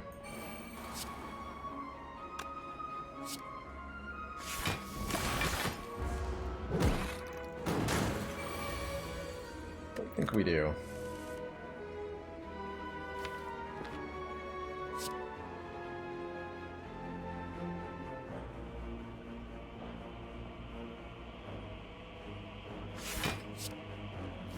Leave calm here.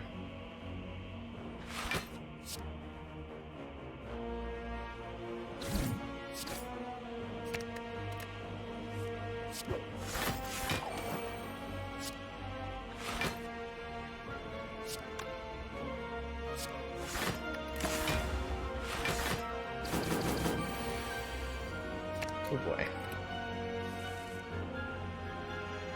Okay, so our energy per turn is going up, and that matters a lot right now. Because this is starting to get really out of control.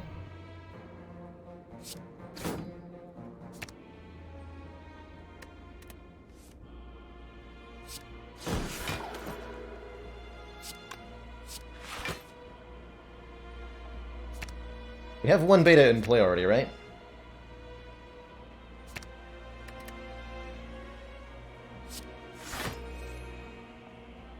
Oh, jeez. Oh, that is so much damage.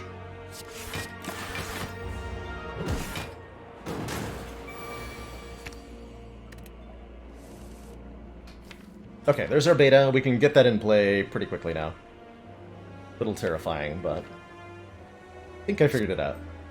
There's beta. Cool. So I can empty body, empty mind here.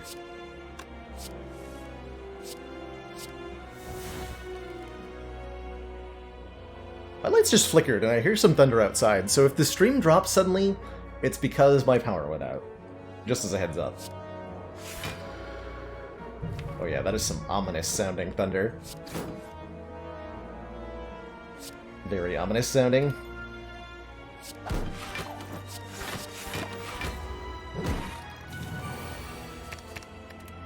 Okay, here we go. I have enough blocks saved up. We can actually do this now.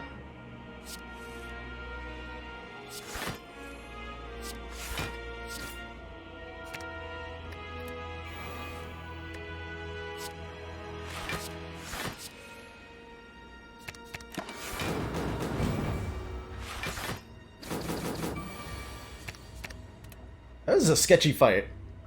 That was definitely a sketchy fight. I think we probably should have taken... Well, we didn't take that much ultimately. Like, I'm wondering if there was a better route by taking more damage earlier in the fight. But I have no idea. That is some serious thunder.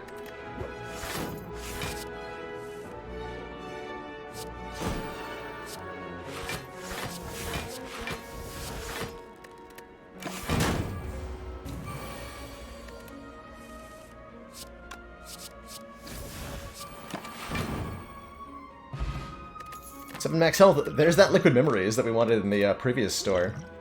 But choose a card from our discard pile, return it to our hand, it's cost 0. We can use that to cheat Omega into play or do various other shenanigans. And I'm quite happy with that. Alright, here's the Corrupt Heart of the Spire. We've got 3 good potions. We have a Tungsten Rod, so all damage reduced by 1, and that means that when we play a card, we take no damage. Not necessarily a good thing, but here we are.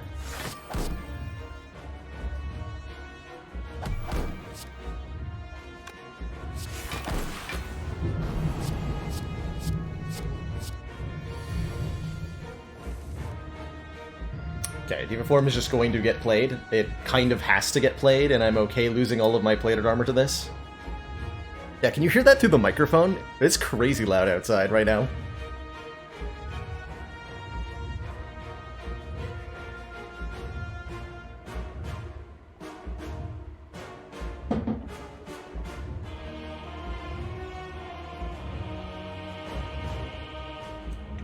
Let's play Diva Form Burst. Sounds like I've got indigestion. Maybe I do. We're not benefiting from Calm currently.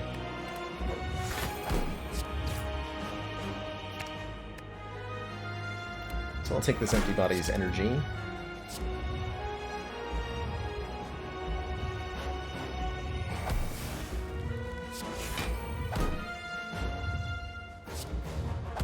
Dex.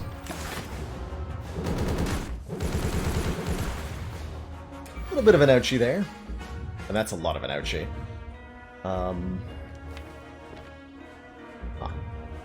How do I not die to this? I think we go really low on health and let the Fairy in a Bottle revive us. Is the unfortunate answer I come to at the moment.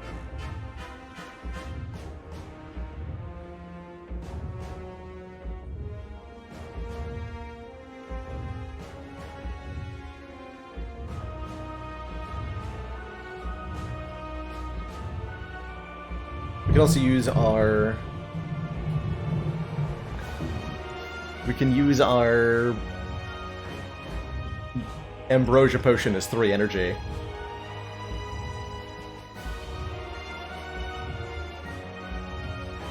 Really adds to the feel of the fight, right? Like, there's a thunderous beating coming from right behind me.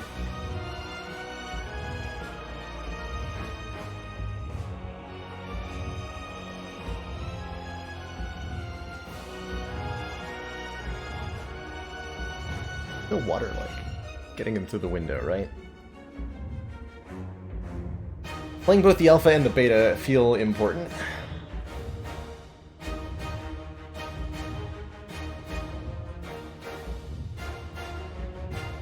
I think we do use the Ambrosia Potion here.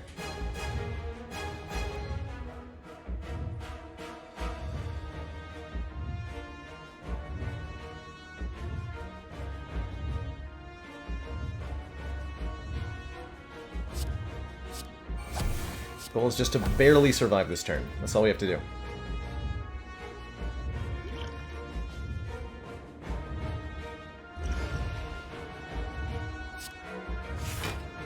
Okay, there's like water. We want that. Discard the Omega so I can just cheat it into play here.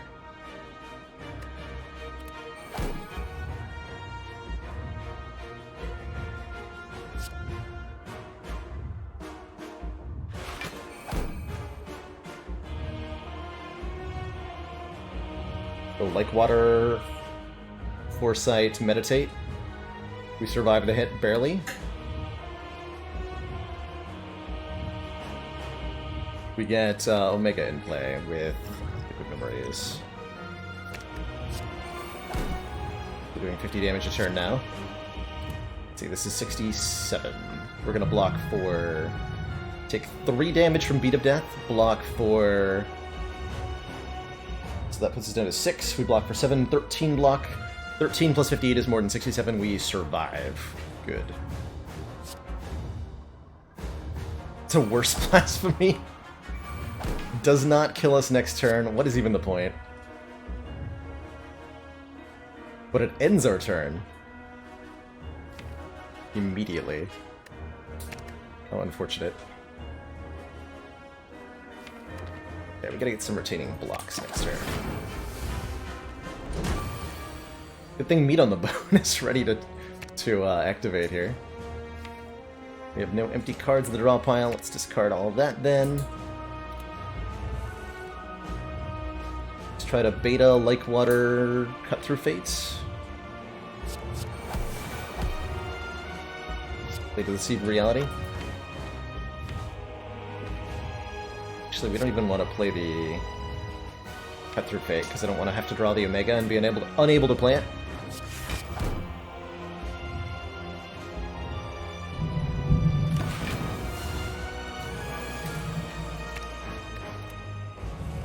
Okay, 4 times 15. So the most important thing is that I be able to... Well, we have a Fairy in a Bottle, so we don't die to this no matter what.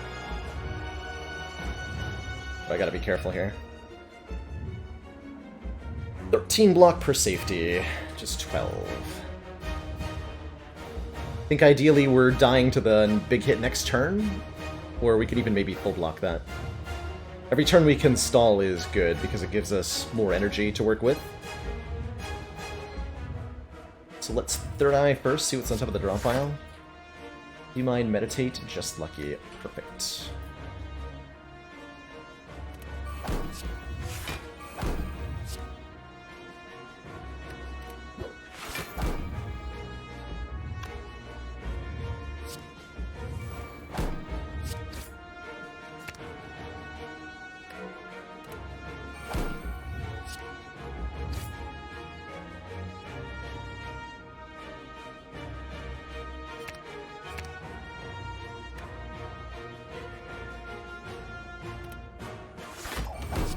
Inferno Evil, Empty Body. Defend. Safety. Strike Meditate? No, we full block. We don't get this Omega in play, that's okay. I can do other filthy things.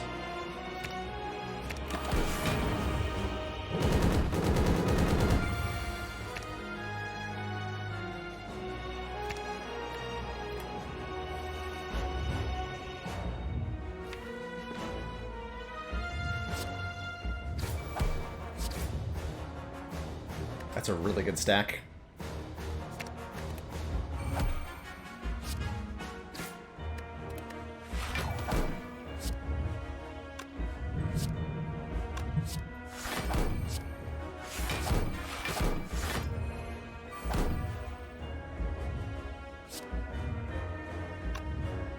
We want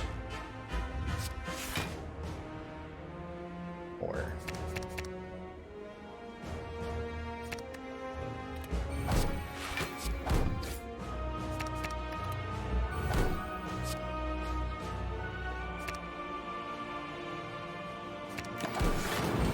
Okay, beautiful.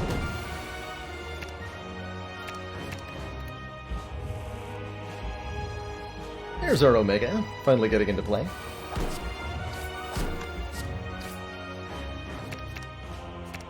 Let's discard everything here.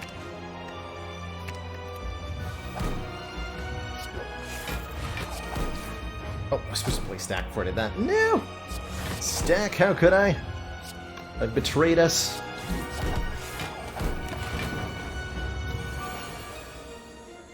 How could I?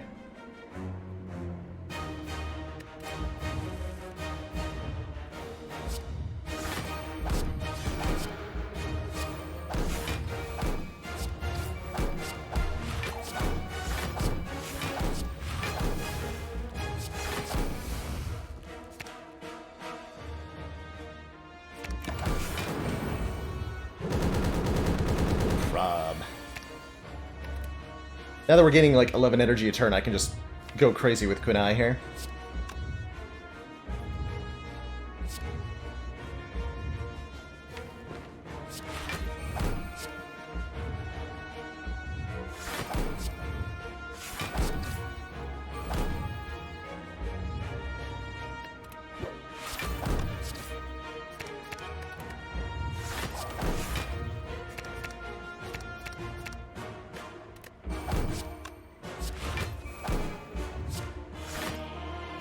Put everything in the discard pile, making stack block for more. Good fight.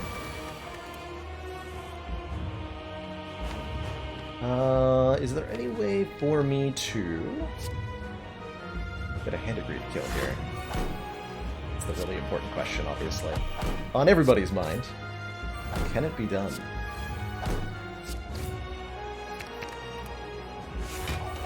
Obviously, the answer is, of course, yes! Yes, we can. GG!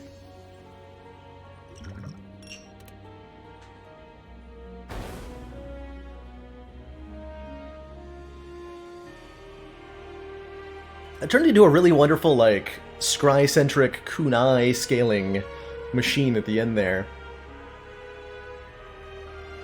With the alphas for the primary damage source. GG. G heckin' G. Any word on when the next patch drops? Not until sometime in January.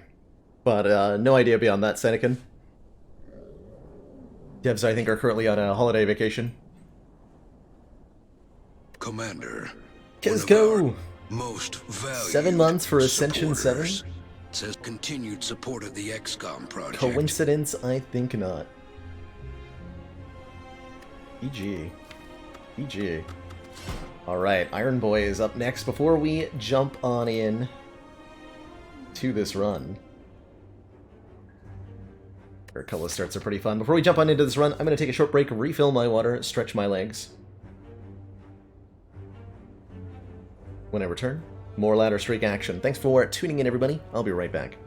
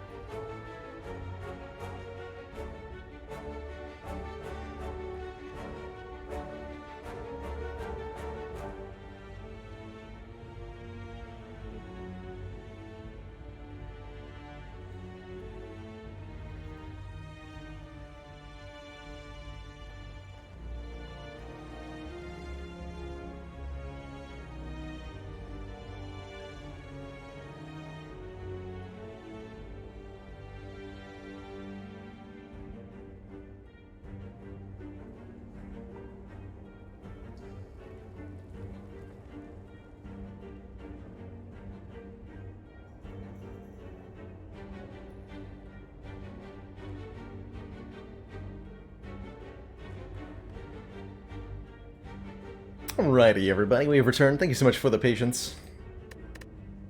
Well, I made sure that my abode has not been damaged by the crazy-ass weather going on outside. Let's see... Pretty ambitious elite path we could be taking. Oh my, that's a really ambitious path. That hits what? 1, 2, 3, 4 elites and 3 fires. That's pretty good. That's really good. We could attempt to snipe the first elite. There's a small chance that it works. Not a high chance, but a small chance. With first 3 combats of 1 health. We could go down to 72 out of 72, get a rare colors card. And I think we would find a lot of success against Act 1 elites with a Hand of Greed or a Bomb or an Apotheosis. All 3 of those are great. Or we could try Boss Relic. And there's a number of Boss Relics that would make us immediately strong enough to take on a 4 elite path like that.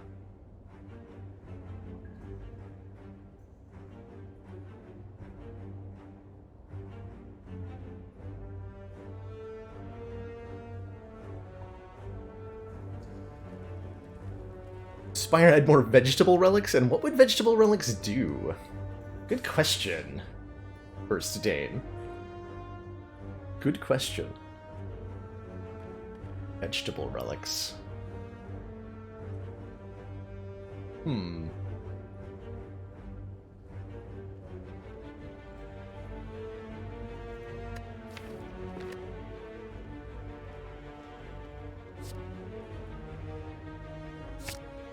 Let's try a Mayhem start. Does that let me fight elites? I have no idea. But Mayhem's a really risky card. I think the Vegetable Relic should play random cards off the top of your deck. That's what they should do.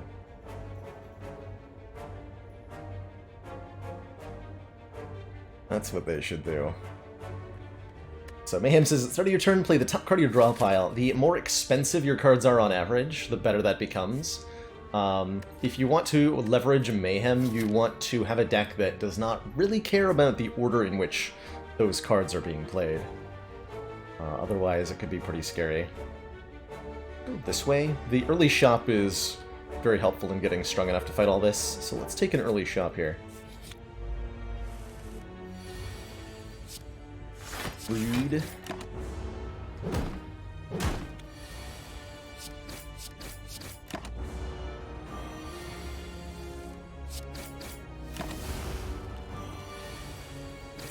Got the Ascender's Bane in our starting deck still. We'll find our... Wow, that gets us most of the way there already.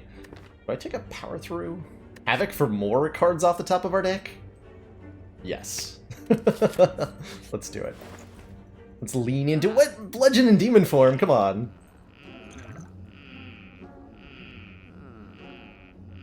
Why are none of these on sale? These are the ultimate cards to put in this deck. Just big, expensive cards. Alright, well, I guess a Hemokinesis is fine. Lose 3 health, deal 14 damage. If we want to take on early elites, Hemokinesis is a very good way to do it as Ironclad. It just hits really hard. Let's do that. Let's do that.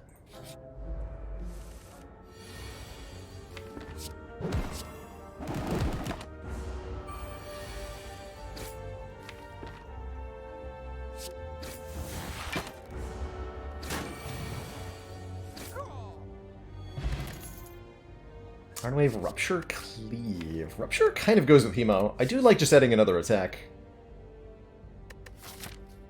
Just add another attack. Time to spin the wheel. We get... card removal. Cool. And remove Mayhem. No. Remove a strike seems probably fine. Although this could arguably be a remove defend situation. I'm gonna take a strike out. And we need another card pick before our first elite combat. Yeah. Pick the Jawworm fight. The dreaded Jawworm fight.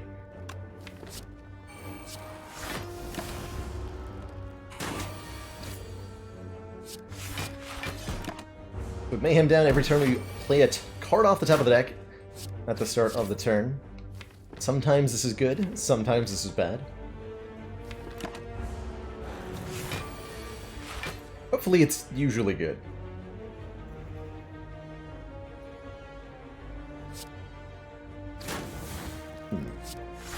I do not take damage. Could have prevented this damage by playing the Hemokinesis on the previous turn. So, my fault for losing there. Double Hemo? Pommel Strike seems fine. Pommel Strike's one of those cards where you don't particularly care if it gets played randomly. What kind of situation is needed to remove a defend?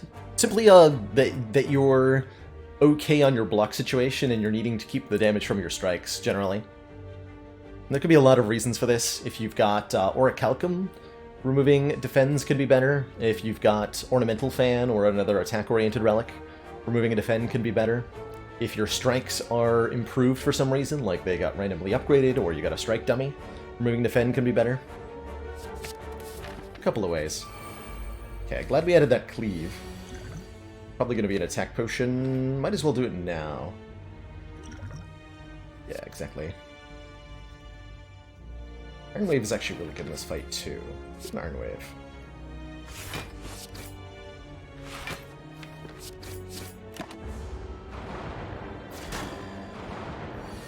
We'll be appreciative that we have that in subsequent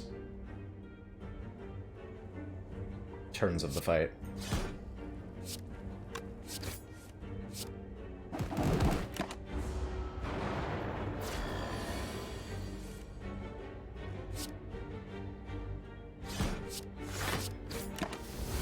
Mayhem does a lot for us here. I do want to upgrade that Mayhem so it's a lot more playable. It is definitely struggling from a lack of playability at the moment.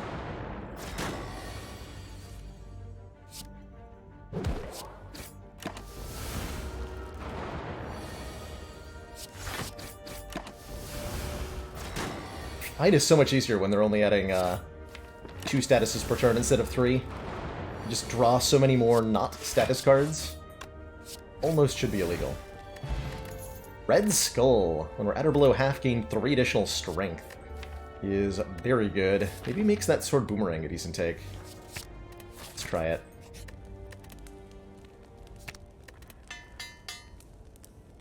Gonna upgrade the Mayhem. Is it wise? Perhaps not. Do I care? Nay.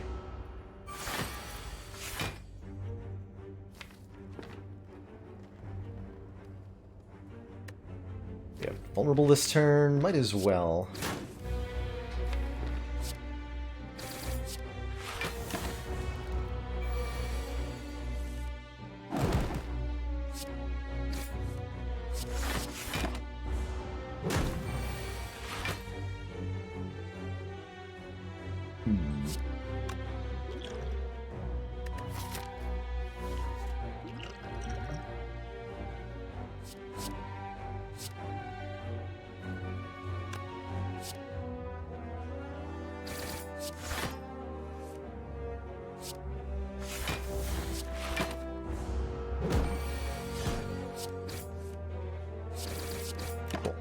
That was a really good skill potion.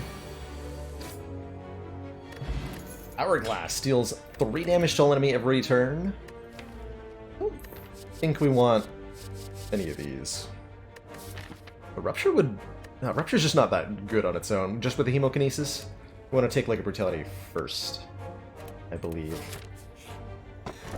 The boot actually does make Sword Boomerang a lot better, above half health. Which makes this elite fight a lot easier? Is that relevant enough to actually take it here?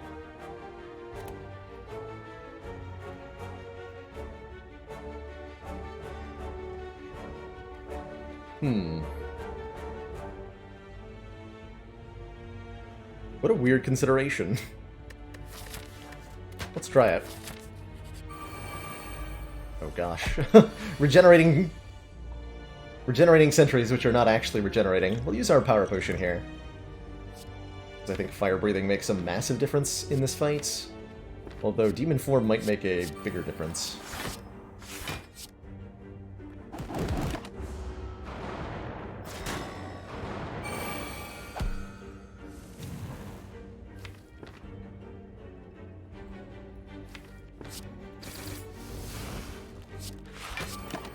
Okay, that's a bit of an ouch.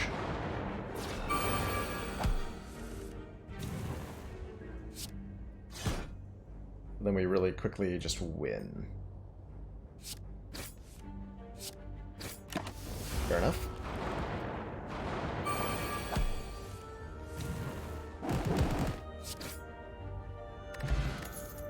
Charon's Ashes. Whenever we exhaust a card, deal 3 damage to all enemies and an immolate. My. Definitely want an immolate. With Mayhem and Havoc.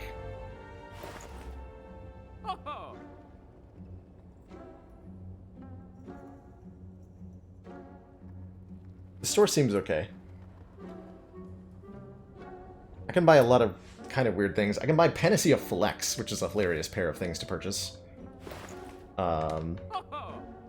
We can afford a membership card, giving us 50% discount on all shop stuff moving forward. Does not help us right now, but is good later, for sure. There's some decent potions. A block potion in particular would help a bit.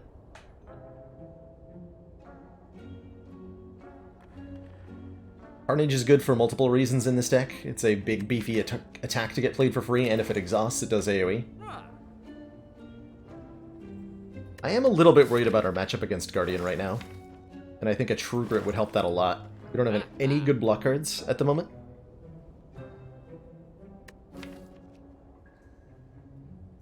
Yeah, membership is an investment, and looking at our deck, looking at what's ahead of us, I don't think we are in a position to be making investments.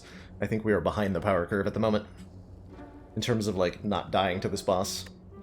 So I'm feeling like True Grit Block Potion is where I want to be right now. And then we can pick up the Carnage. That's pretty good.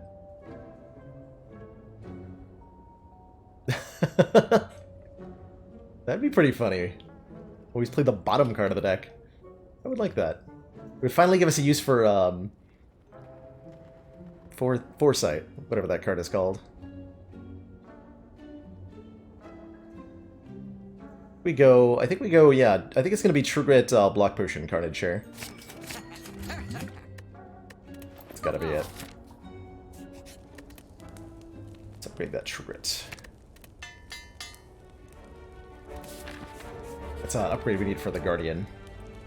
Okay, Rip Block Potion, or Immolate. Well, I'm not willing to give up Immolate, so I guess I'm willing to give up Block Potion. For a Dead Branch, you know what? That was probably a good exchange. Dead Branch, Charon's Ashes.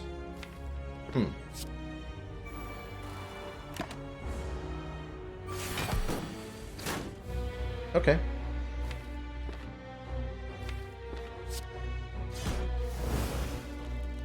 Yeah, I'm into that.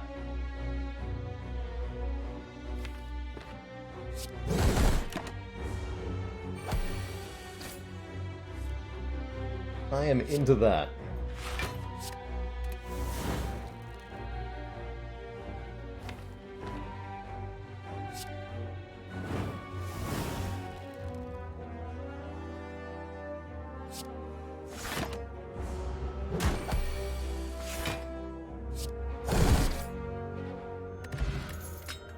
Zero damage taken? Well, after you count for the healing.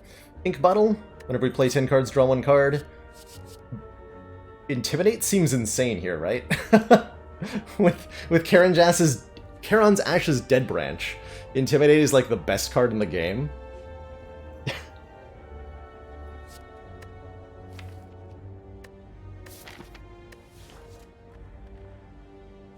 Burning Pack's good too.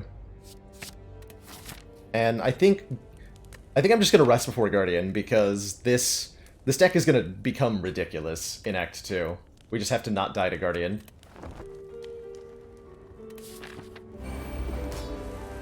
That's the only requirement, is that we don't die to Guardian. Excellent work, Commander. This council is pleased to see our continued support of this project has been worthwhile. HD, thank you so much for those 3 months of Twitch Prime support. Heckin' appreciate the continued council funding.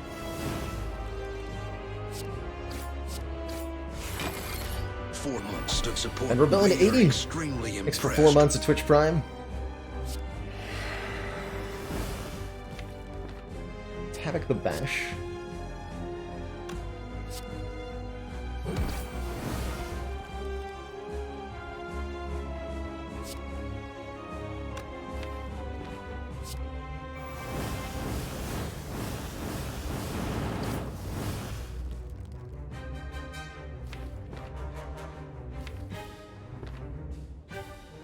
Turn. You can see why I chose to rest before this fight, though. Yeah. Ow.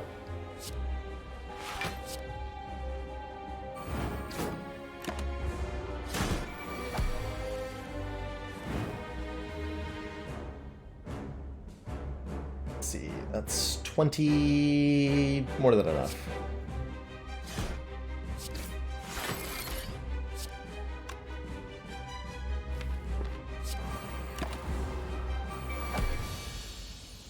Hourglass got him before the mayhem went. Easy peasy.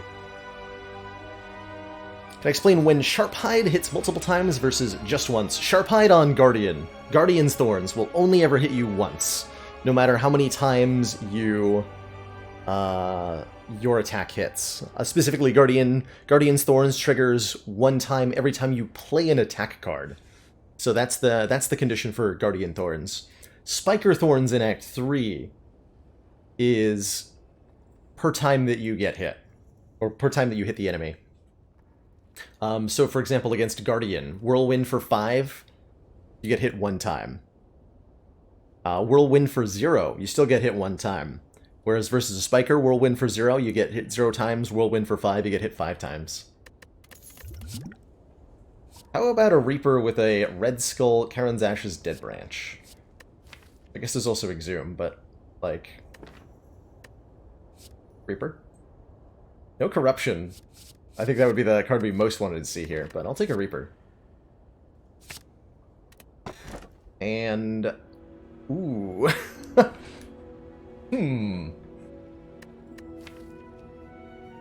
Probably not Pyramid?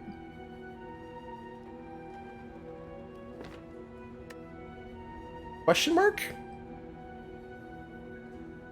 the end of your turn, you no longer discard your hand. This can lead to some serious hand clog with Runic Pyramid, but can also be really good. Serious hand clog with Dead Branch, but can also be really good in the event of stuff like Fiendfire and Power Through. Bark is good, though. We could even take the Runic Dome, just say we don't care what the enemy is doing at all, because we don't even have block cards anyway. And then just play more stuff.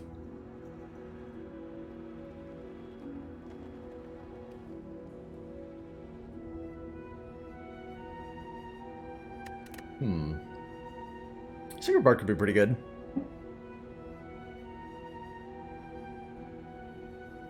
This is definitely one of the better domes I've seen in a while. Let's pick it up. How often do I get to, like, legitimately take a Runic Dome and not feel bad about it? This is going to prevent us from seeing enemy intents, so we'll no longer know whether our opponent is attacking, and if so, for how much. But we do get more card plays occurring, so life should be pretty good. Speaking of things that are good, our Path Through the Act is good. We hit 1, 2, 3, 4 elites with Dead Branch, Ashes, Hourglass, Explosive Potion, and most of the elite fights in this act being Area of Effect fights, multiple enemy fights. We are in prime condition to absolutely destroy them.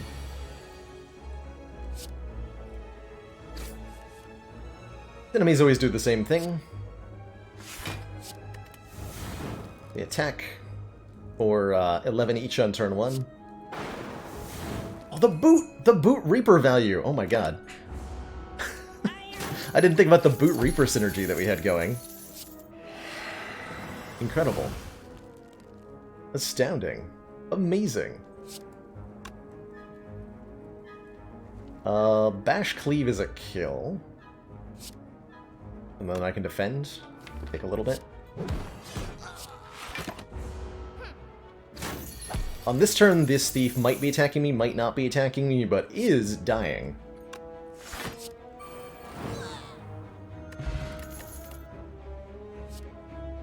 If you play attack this turn, gain 5 block. That is great block for a Runic Dome deck, and for a Dead Branch deck, and for a deck that has mostly attack cards.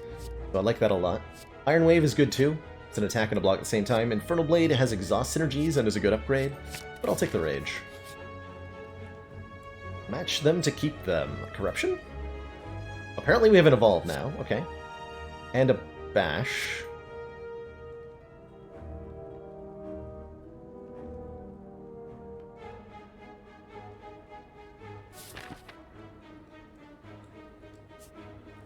Didn't want the bash so much. Oh well. Guess this is my life now.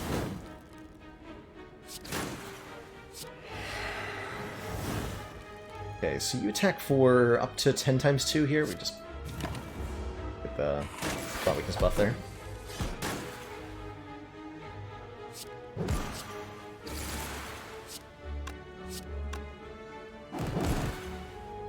Just do damage. Almost a blood for blood take, almost a blood for blood take. Yeah, at least evolve is fine. Evolve will work with a number of things here.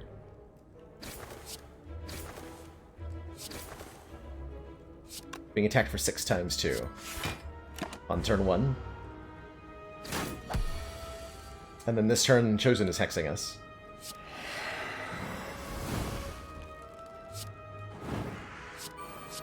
So it's safe to play Evolve here.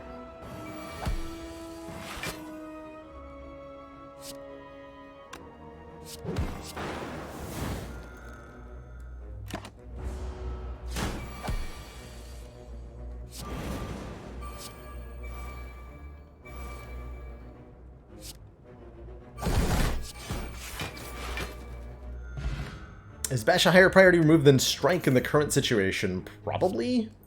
Keep giving me copies of Intimidate, please. Yeah, probably.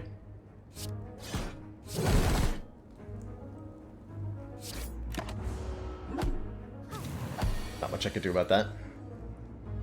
It's a Reaper here. With the boot!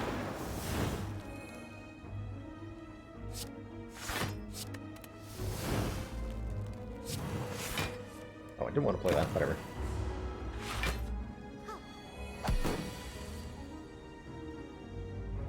Looking to kill the Centurion here, if possible. Getting better explosive motion. That might not have been necessary, but was high chance to save us hit points.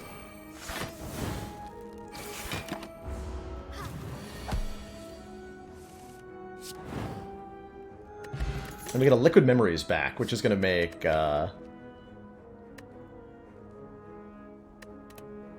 Triple Slavers so easy if we draw Immolate. Flex feels mediocre. So do Twin Strike and Carnage. Could let Dead Branch do most of the lifting here. Book of Stabbing is up first. Not foe I necessarily wanted to fight. I think we can work around it.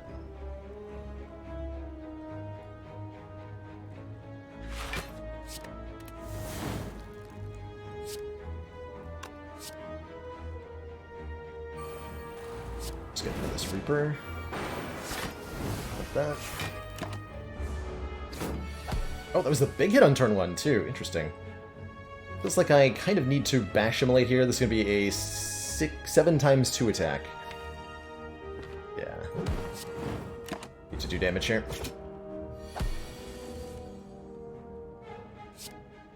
We are not especially good at this whole thing. This exact moment.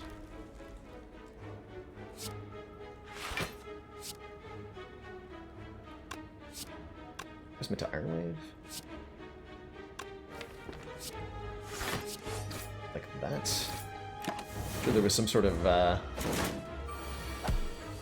Red Skull setup I could be trying to do right now.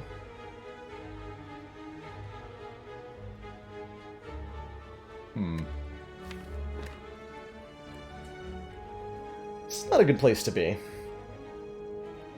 Actually, is this is the big hit guaranteed, right?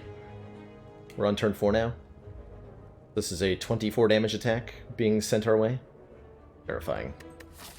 It's resting after this. Yeah, terrifying.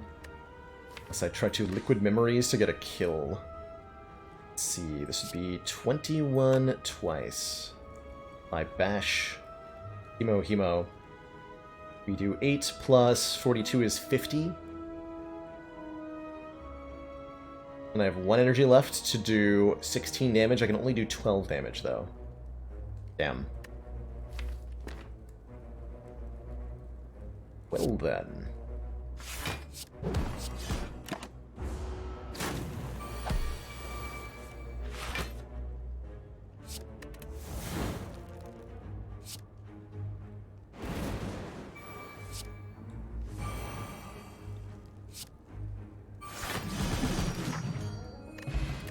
Paper Frog says enemies with vulnerable take 75% more. Fire Potion says deal 20 damage.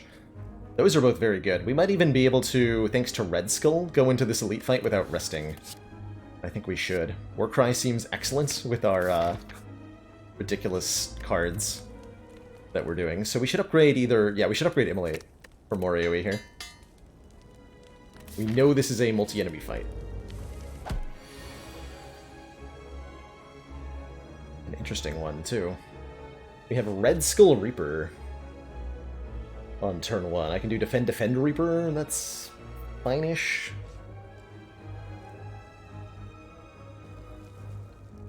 Does a change of upgrade bash to same stats but 1 cost? Would that make it too good? Ooh. 1 cost bash would be a very good card. But I would also really appreciate, like, the extra turn of vulnerable matters a huge amount.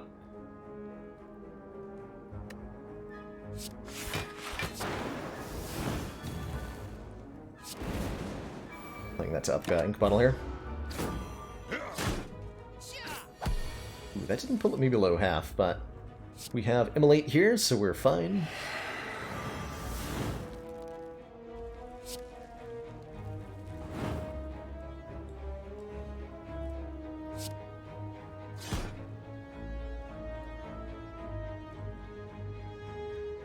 Boot. Damn. That's so close to being good enough.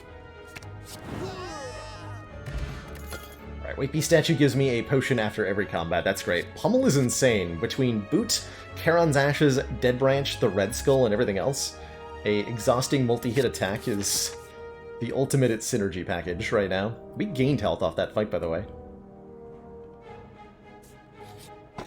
Molten Egg. Future attacks are upgraded. I think we are still early enough that we will take this. As we would definitely take another Pummel, for example. Uppercut would be good. Clothesline would be good. Though I am more likely to want a Shockwave, and we can upgrade these Intimidates, actually, to help our block game out quite a bit. But I'm going to upgrade Havoc. Make that 0 cost. Just play it whenever we draw it, is the plan, pretty much. Ooh, I can even use it to set up stuff like this. Do I want to Havoc the Cleave? No. Actually.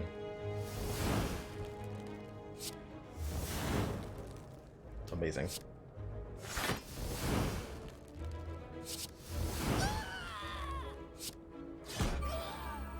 The boot value!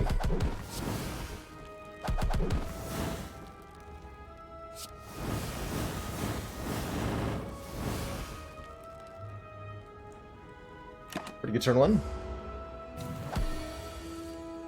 Pretty good turn 1.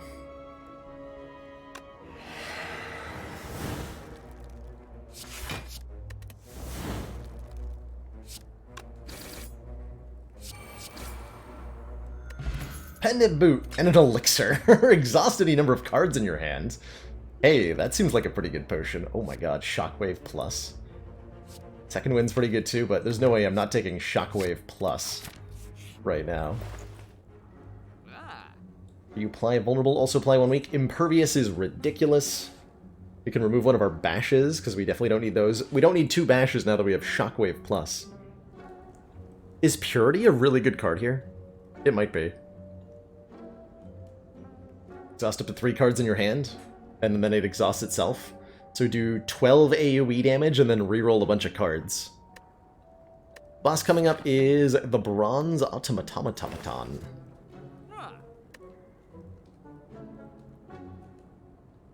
I think I am going to buy Purity. Armaments is pretty good too.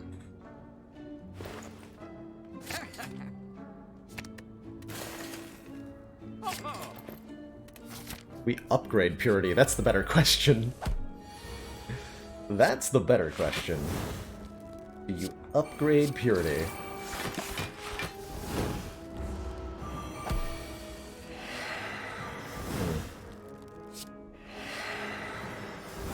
I was really hoping you'd be attacking on that previous turn there.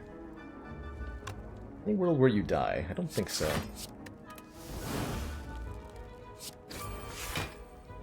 Or is there?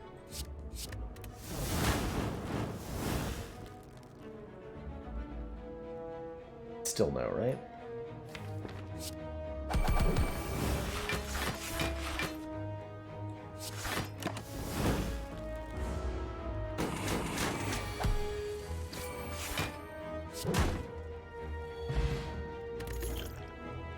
Armaments plus. Cool. Perfect. Welcome. Commander, one of our most valued supporters, says continued support of the Logical Imp, thank you so much for the 6 heckin' months of Tier 1 support. That's some long-standing support. Sentinel, no? Fine, though. This is where we elixir, for sure. Get 2 energy off it. Does this much AoE. And I get new stuff.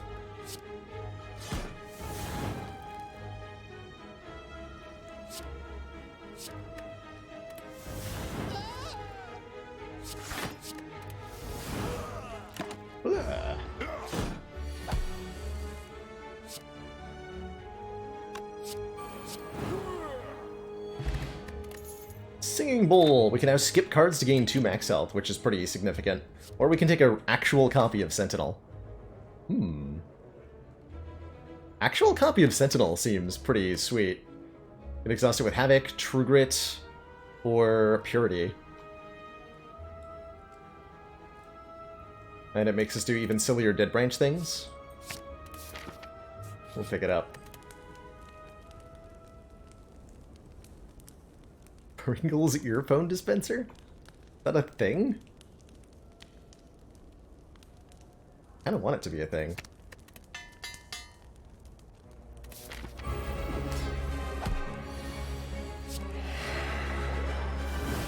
But also not at the same time.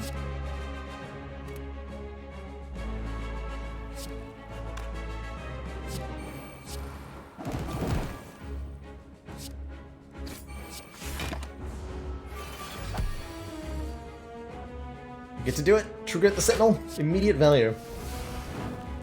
Incredible.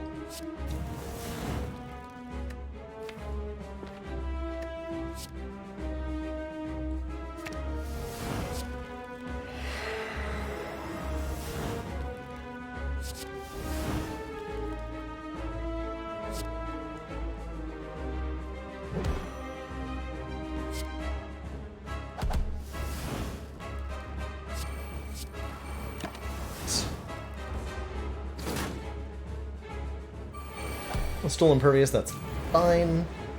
But is it fine, though? Was it actually fine?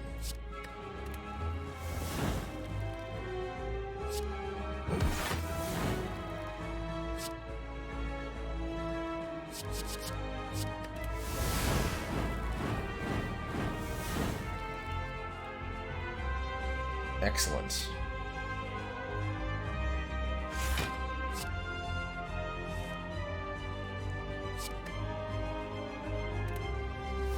Draw that again. We want to go disarm so that I can shockwave. Oh, and then I can bloodline. Perfect. Excellent. So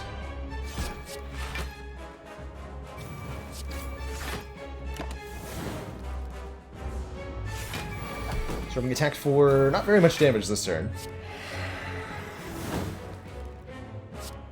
Which is good. I don't have the patience to be attacked right now. I'd really rather not deal with it.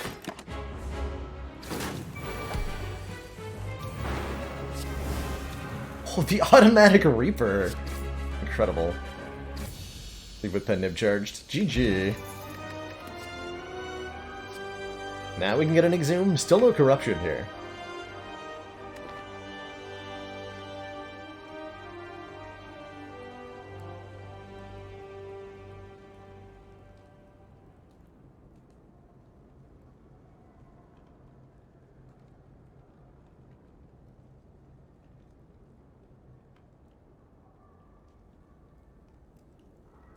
Well, I can't say that was exactly an inappropriate reaction, Los Riantos. If that's what you chose to do.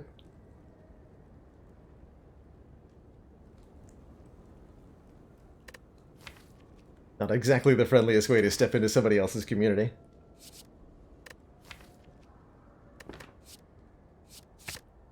Take the exhume.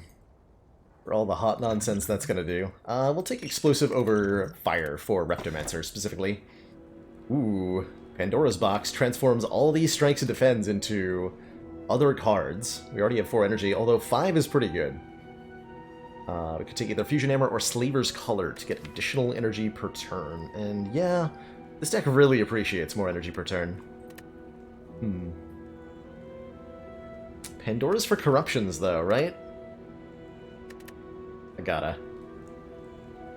Offering? That's better than an energy relic right there. Upgraded Immolate. Another double tap. Ghostly Armor, Shockwave, Rage, Inflame, Metallicize. Beautiful. Absolutely beautiful.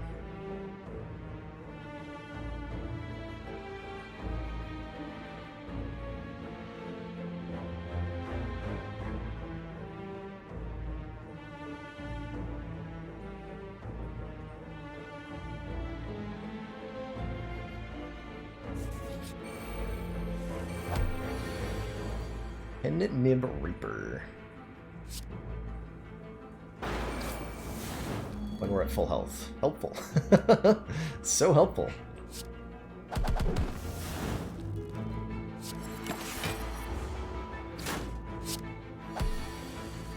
But my face, though.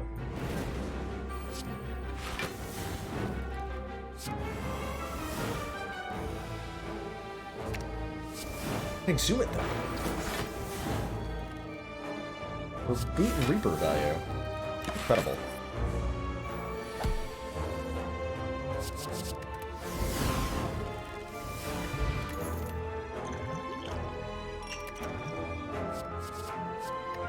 We don't have an actual brutality, right? That was from... yeah, that was from Dead Branch. Should start taking max hit points a lot. I think that'll benefit us quite a bit.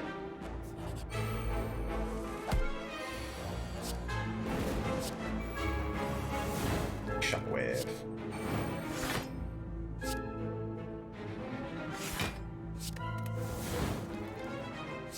Armaments the armaments. Good job.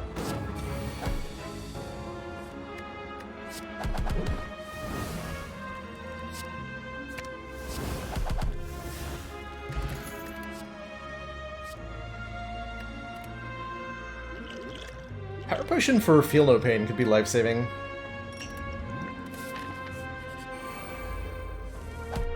Against a boss somewhere.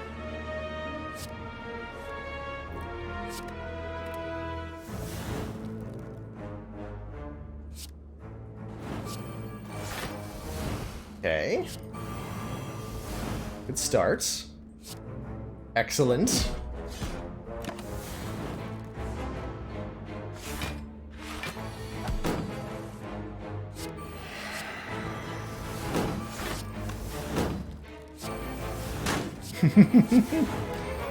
Begins.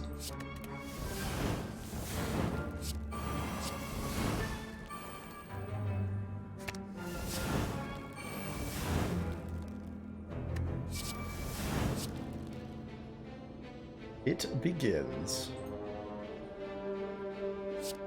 Boop. Yoink. I will take a Feed Plus. It's pretty late, but even if we only get like 8 hit points off that, it's gonna be insane. I got Blessing of the Forge too. That's quite valuable.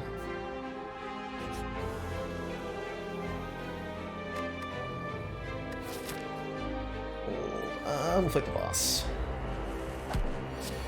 Much as I want to do the other choices. This Blessing of the Forge, it upgrades everything in our hand. Since we often end up with lots of cards in our hand, pretty good.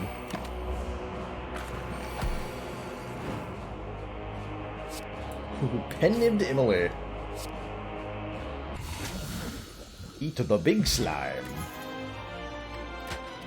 Fight. Tori says whenever we would receive it unlocked attack damage of 5 or less, reduce it to 1. the game.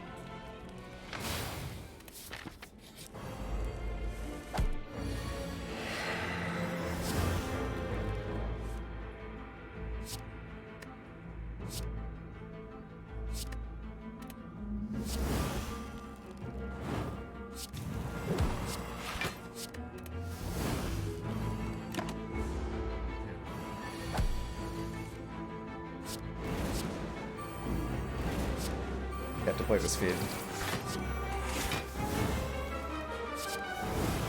Yeah, that's a good call.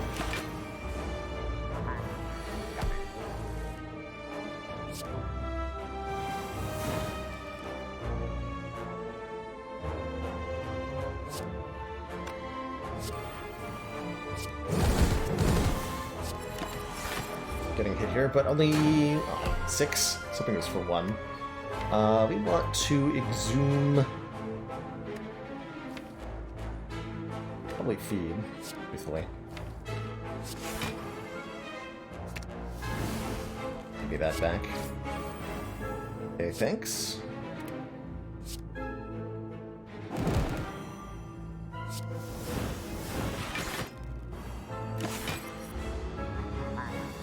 Okay, on this turn is when the first of the big attacks comes.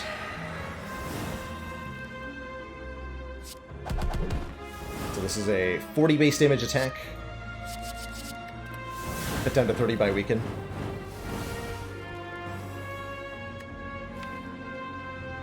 Impervious is in the discard pile.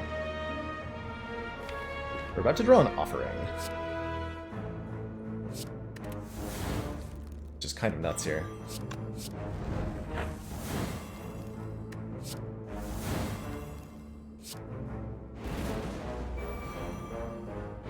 We can exhume that offering and play that again.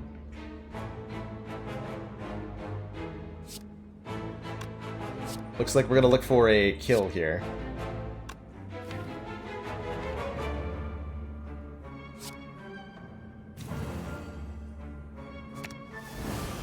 At least that is my sincerest hope.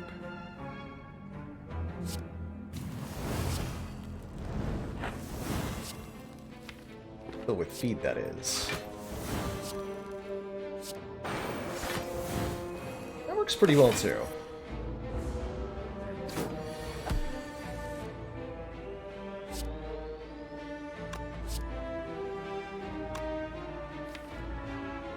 How important is it that I feed on Giant Head? How many hit points am I willing to sacrifice to land it? Probably quite a few here. 4 max health goes a long way where we're headed. And we don't need this much health yet. Hit points to spare currently. Ooh, nice. I don't take really any. Lucky us.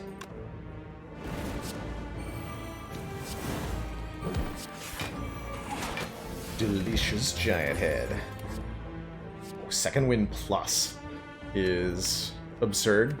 Dust all non-attack cards in your hand, getting a 7 block for each one. I think I like that more than Shrug, given the deck composition. But I used feed already, I exhumed it to get it back, and was able to land it there. Blood Potion better than Regen Potion.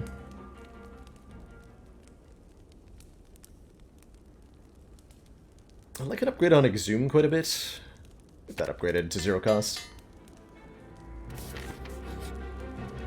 Have to open this, get the blue key. Pair hurts to lose. Would have liked to pair it quite a bit. But such is life.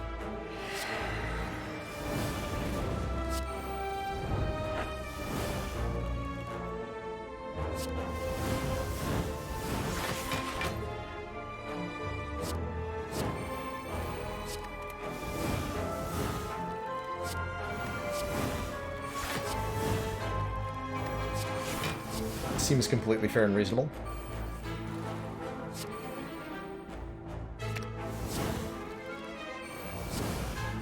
Oh my god. Oh dear.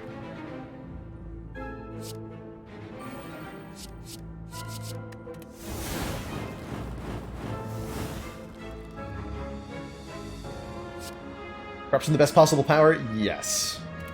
Definitely. Definitely yes.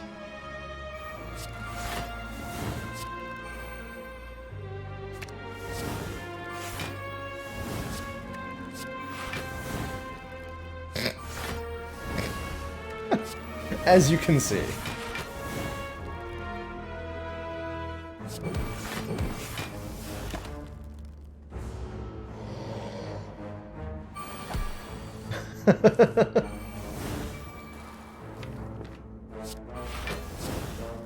Give me that boot Reaper healing. All about it.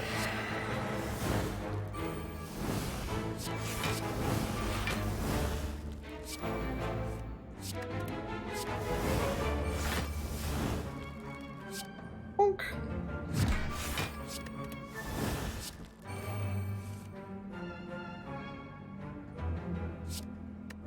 Wait. Okay.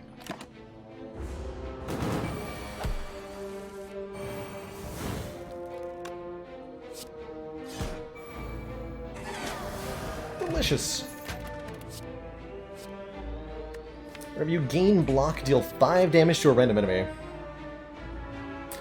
Where's all the zero-cost cards coming from? That was because we found a copy of Corruption from Dead Branch, huge Zergling, making all skills cost 0. As long as it's in effect. It's hideously broken alongside Dead Branch. I don't think we need that. Fighting Awaken one.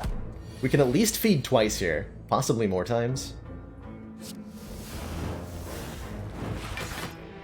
I'm gonna try to do that. I do need to kill one of those.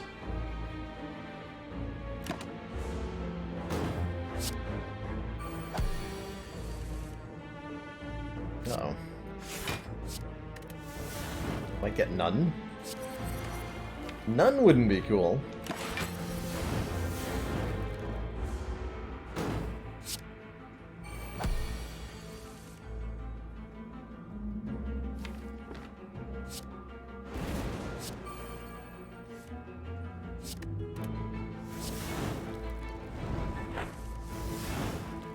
No!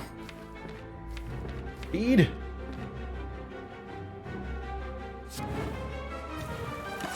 I should play the wall.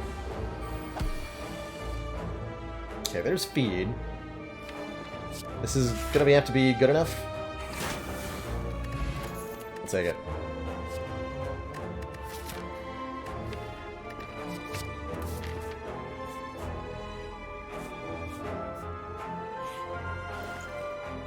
Pantograph. Heal 25 at sort of boss combats is kind of nice. I like card removal, I like master strategy. Our potions are currently good.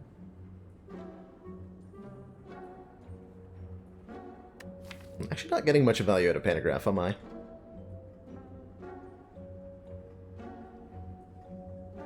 Could we remove the other bash?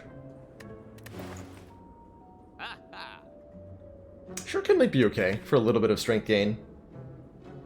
Not playing that many, well, that's not true. We're playing a reasonable number of attacks some of the time. This is our second to last shop, so that we do get one more. Rose and I could be kind of cute to try to light up Havoc plays, but probably not. Probably not.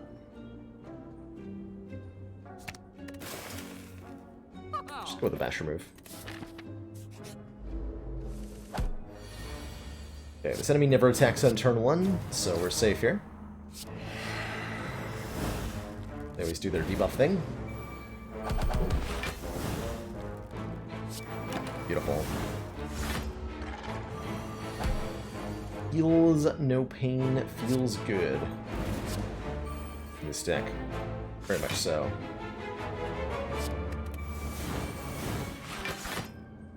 Oh yeah. Now I'm talking. So we go... Wow. The entire hand is not attack cards. I just go Barricade, Second Wind. Now we go Barricade, Purity. Exhaust everything except Second Wind.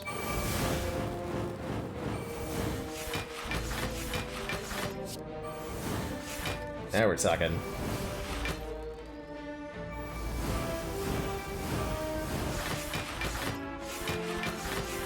Perfect. Absolutely perfect.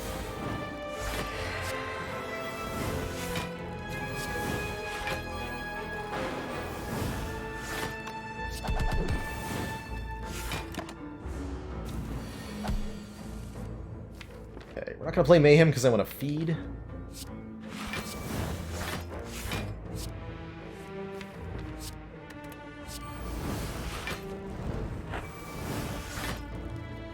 Double barricade?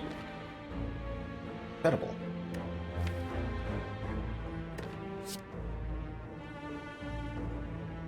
A rare and dangerous double barricade.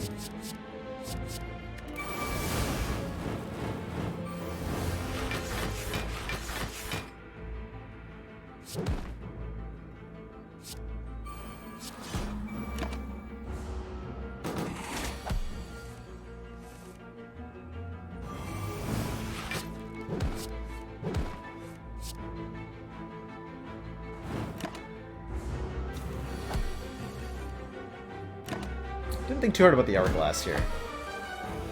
So we just kind of hope that we draw in time. Easy. Easy game.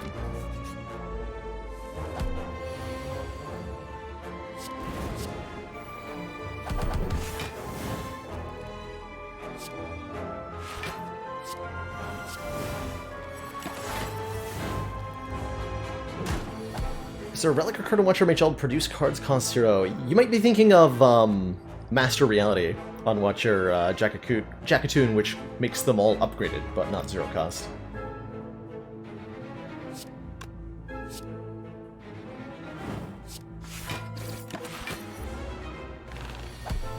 Restricted. Okay, I don't think we're feeding on this one. Just gonna leave the fight. Elixir again? Keep the current potions. Infernal Blade is probably too good to ignore. And we'll grab our upgrade on...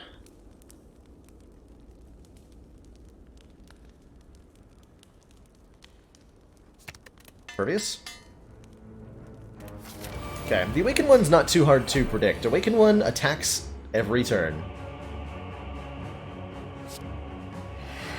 That's just what it does.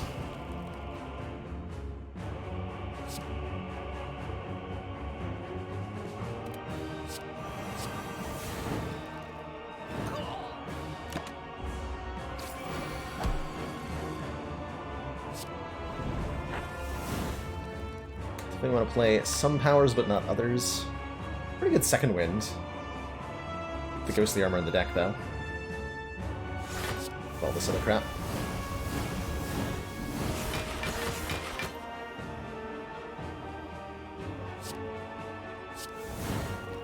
Can't exactly.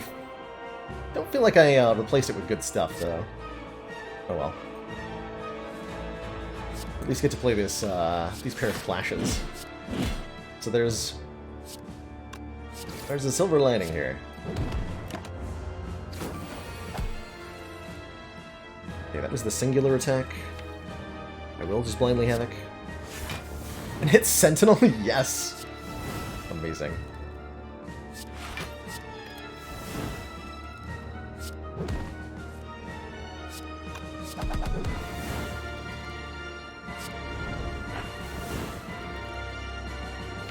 No strength at all right now.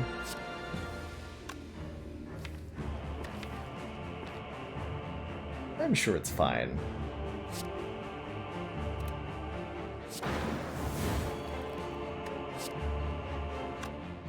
Headbutt dropkick something.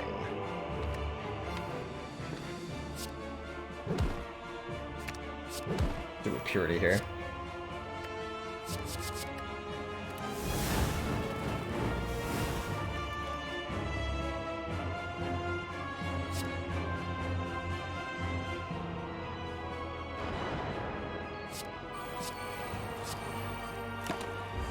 Take some powers in play. Alright, this 40 damage attack. Oh, I should have played, actually played the thingy so that we could exhume it. But I can exhume Offering here, whatever.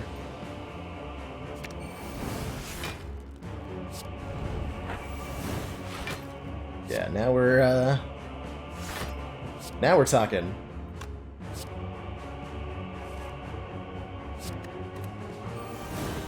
Just gonna go ahead and double tap Beanfire.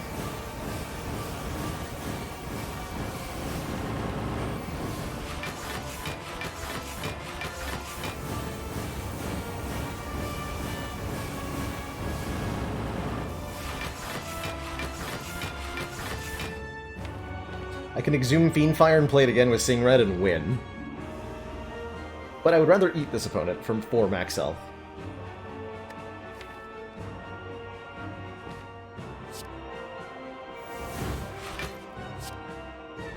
Get that Dark Embrace in play then.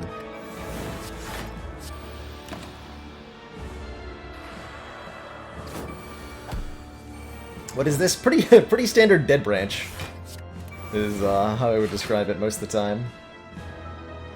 Just standard old Dead Branch things.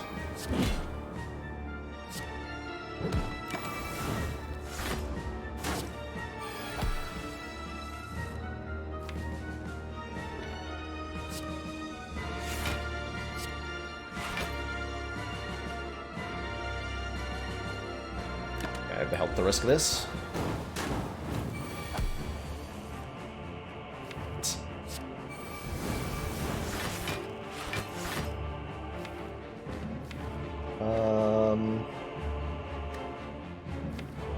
If I headbutt Havoc Offering, that works. I can just draw it. Cool. Wait, no! It was the last card!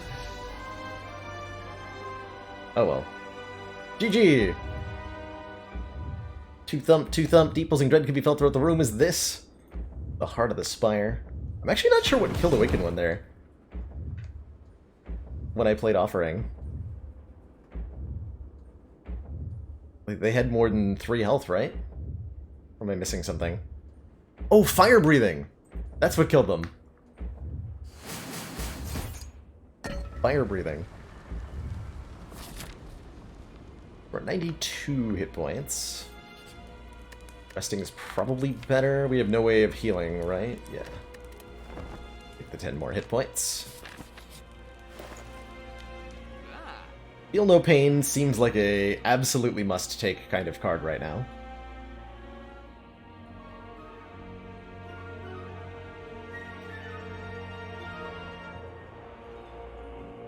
Seeing Red goes well with it. We can just do a card removal. Duplication Potion is ridiculously good, too.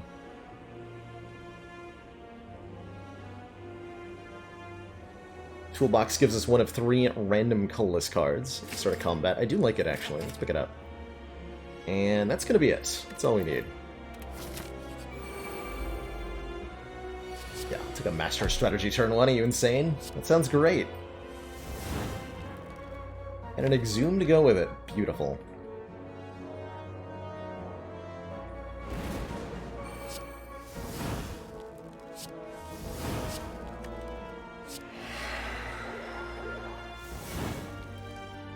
Barricade.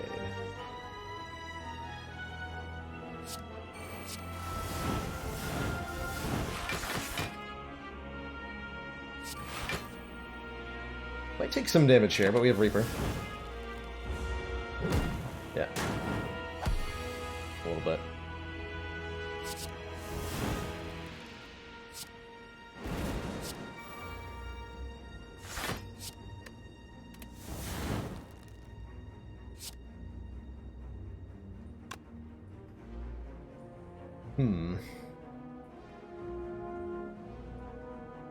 That's not good.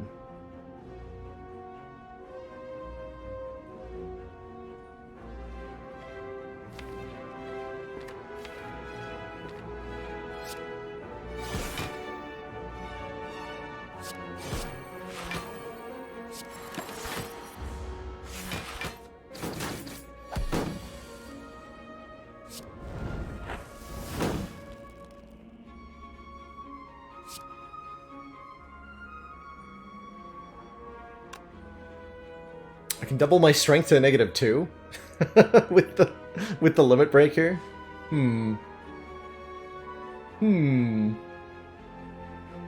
Be unreasonable to eat them both? Yes. I'd like to leave with as much health as I can keep here. If I can leave with full health, I'd be really grateful. Currently, Spire Shield is attacking us for 57 damage, though. I'm a little bit worried. Is that how it works? Yes, that is how Limit Break works. That is what Limit Break will do to me. I do not want it to do that. But please don't do that, Limit Break.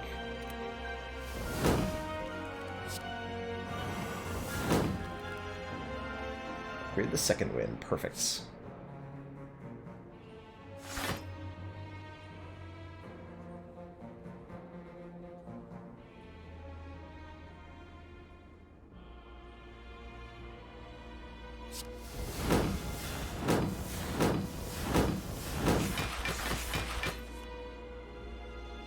Aha! Now I can double it to 1! Amazing. Or I can just block for a million.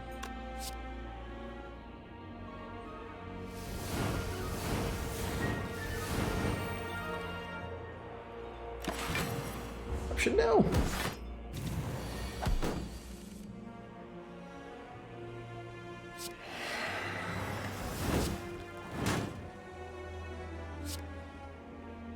So I'm not getting that much health back, huh?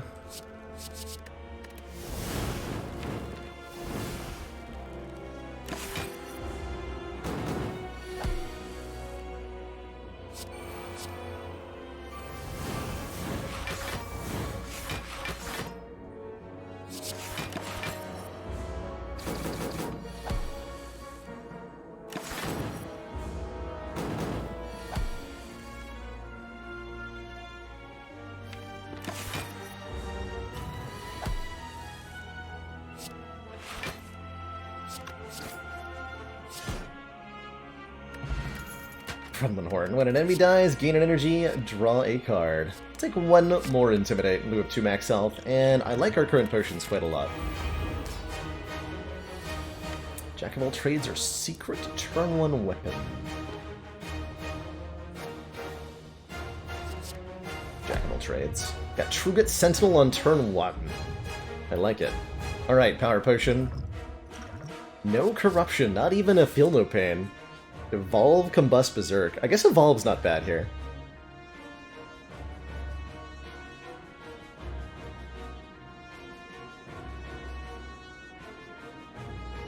Yeah, Evolve's okay here.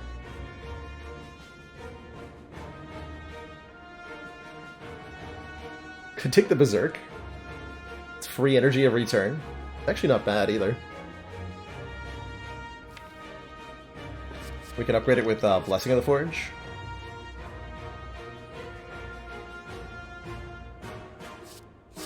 Do it.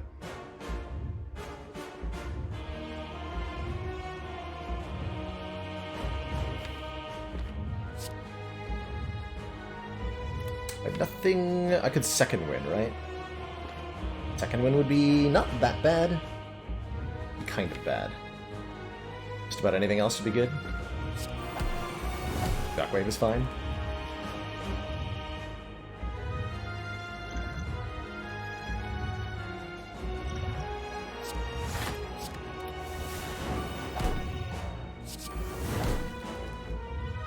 It'll cost random skills, you say?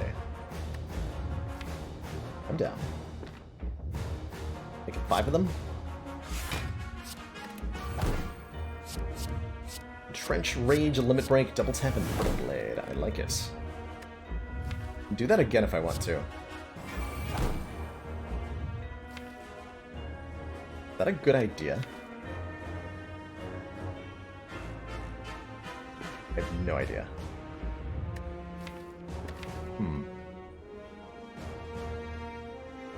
No idea if that's a good idea. Let's get back Sentinel and second wind it.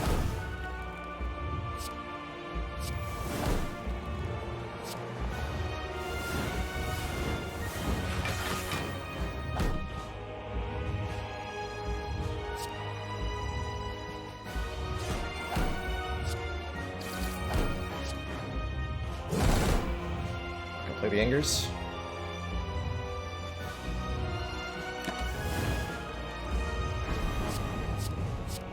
we're mega debuffed. Don't know what the heart's doing on this turn, which is fine because I can't really stop it. Hooray! It's doing the multi-attack, the... Ori will save us. If it's doing the singular big hit, we are having a problem now.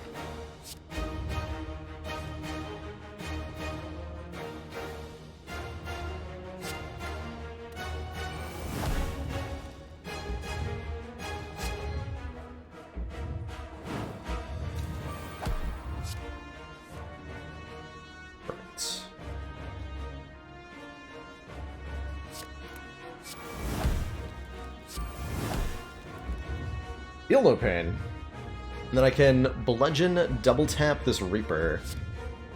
We get a penib off on one of the Reaper's hits. So I'm going to heal for a reasonable chunk.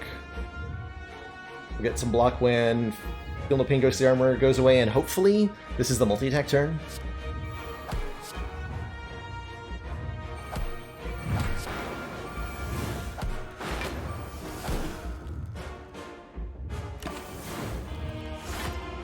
Good. Very good.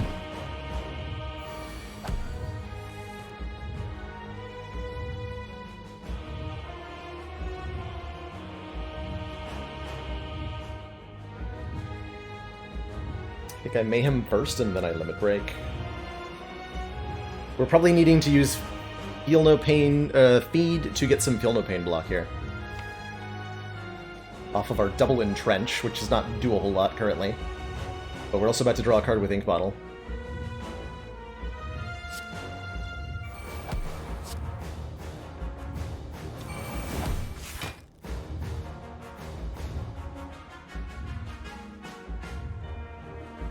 Good.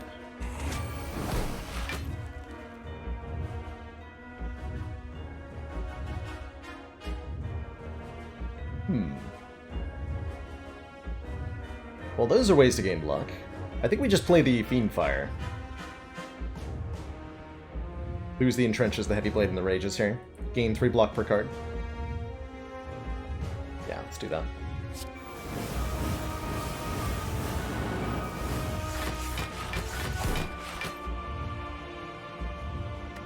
Okay, we can headbutt something. Headbutting Demon Form sounds pretty tempting.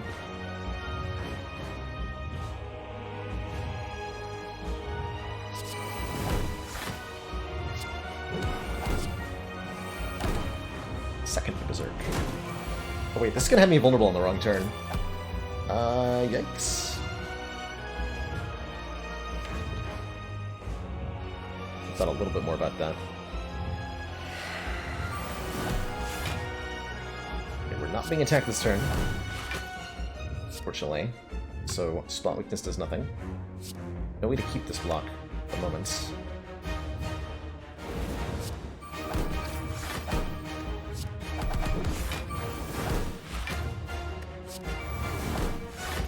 But I'm going to try to find one.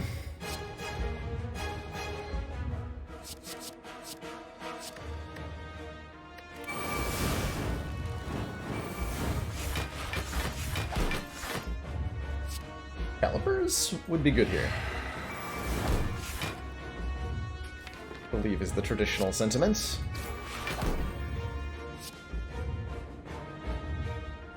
Also, the heart's almost dead? How did I not notice that before? Kind of almost just won. Well, that's nice.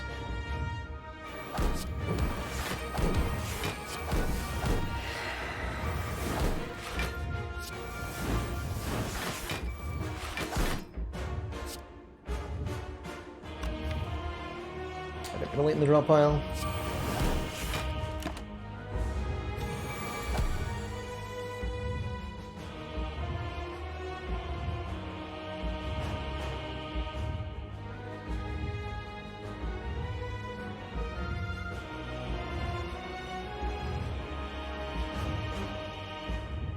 I think we live no matter what, though. Hold on.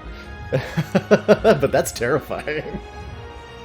That is absolutely terrifying. We should do some math here. So we're vulnerable, which is something I should not have been, but... here we are.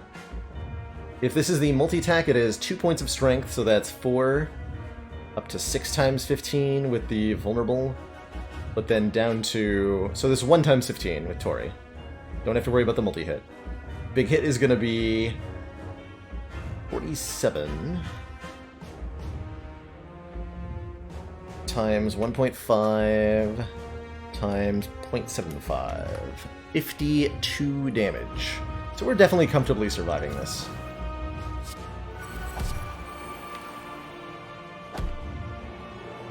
And getting all the powers in play.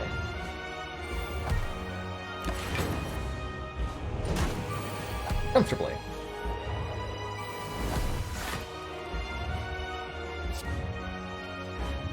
Easy.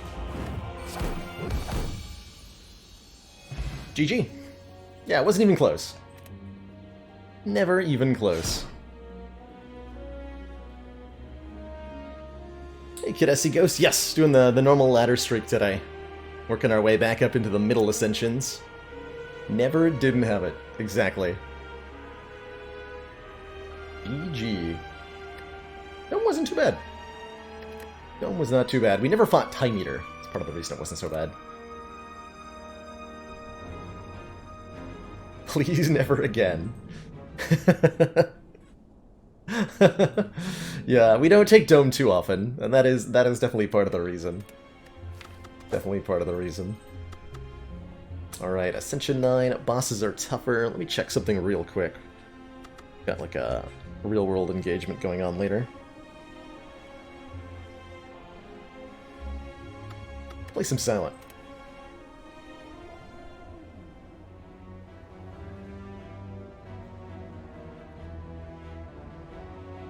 Planning on playing FTL again sometime soon? Probably. Probably video game despot. I'd say the likelihood that that returns within the next month is pretty significant. Don't have any immediate plans to do so, just to clarify. Potions are okay. Remove 2 for all our money, or boss swap. Don't usually like that option. Take a looking at the Act map. Our most valuable, highest number of fires and elites. We can get an early fire, take on this elite, get another fire, take on the burning elite. And then we've had a pretty comfortable Act 1.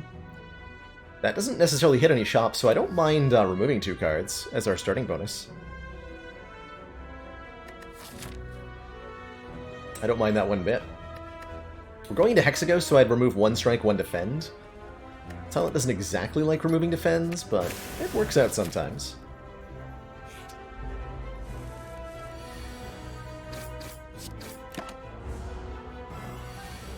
Certainly makes Neutralize and Survivor show up more often. Let's go in Flannel Violin. Okay, we are allowed to take one of these block cards because we removed a defend. We're fighting Hexaghost. Let's take the dodge and roll then, for the consecutive at turn blocking. Pick up a Golden Idol as well.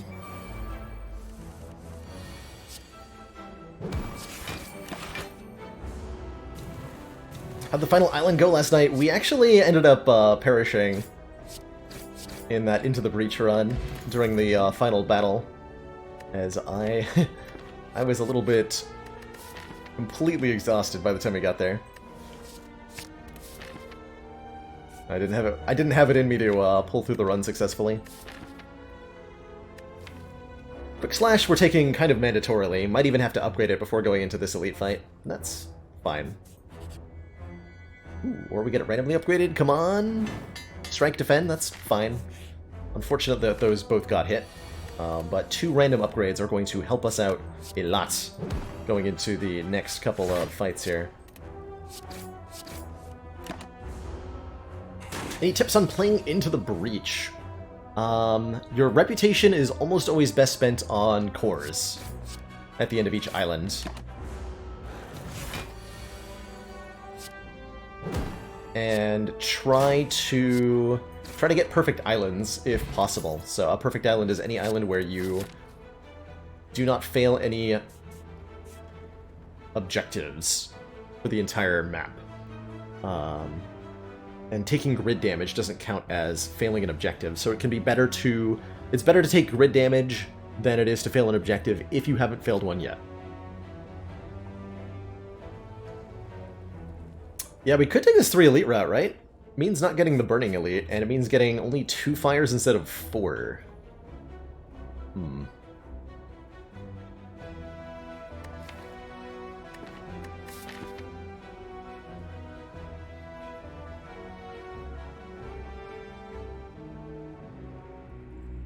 I could still... Actually, wait, I could still take the burning elite. Go this way?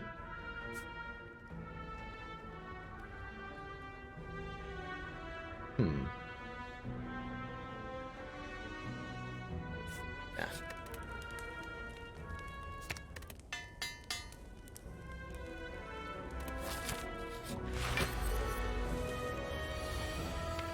Lagavelin first. Our dash is going to put in most of the work here.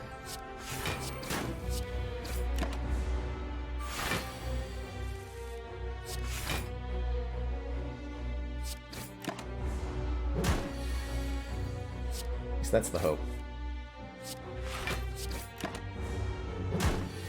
Oof. Not drawing neutralize on an attack turn hurt.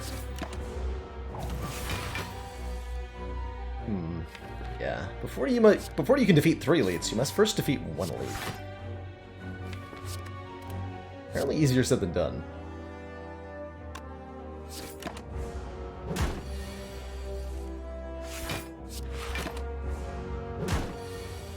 Oh no.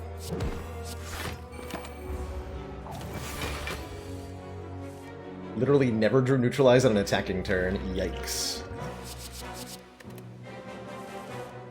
There we go.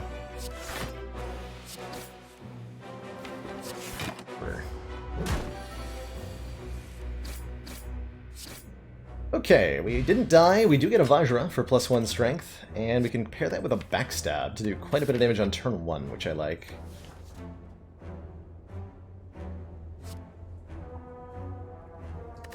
We need more damage. Yeah, we need more damage. Vajra does help with that quite a lot.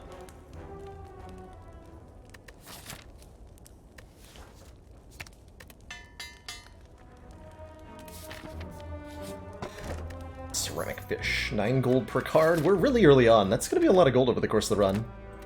And there's a couple synergies we could pick up involving it. We have a gold idol, so Bloody Idol Ceramic Fish is a thing we could end up with.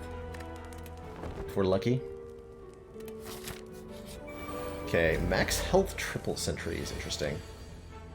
Is this a colorless potion for bomb?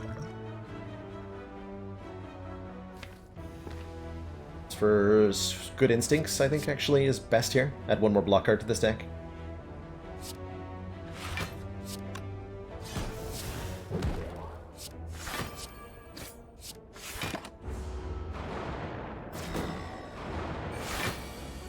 Is death? Ah, no, no way. Not with how much block I can do.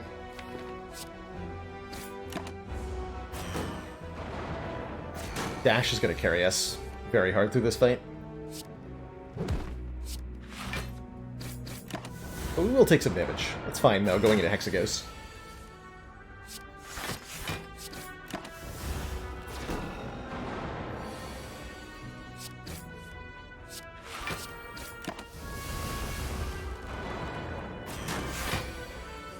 Rude to shuffle without Dash, Survivor, and Good Instincts. Yeah, that's super rude. That means we take 10 more damage. Oh, good odds that we don't. 1 more damage.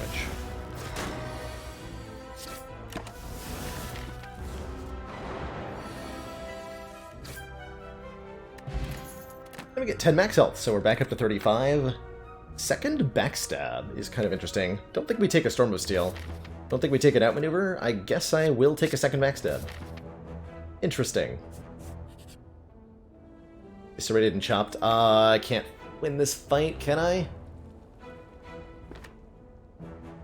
Cool. I'll just take the free relic then. Goodbye.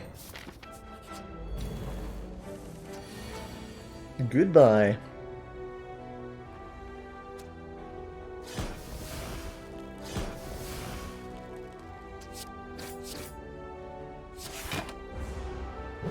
You can only get one relic from that event, that's right. If you get a relic and then provoke and fight the elite, you don't get a second one.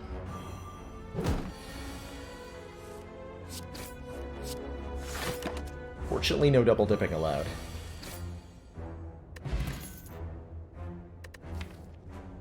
Sucker Punch feels okay. We need some more damage to beat Hexaghost. We are really bad at killing Hexaghost right now. Oh boy. Oh boy.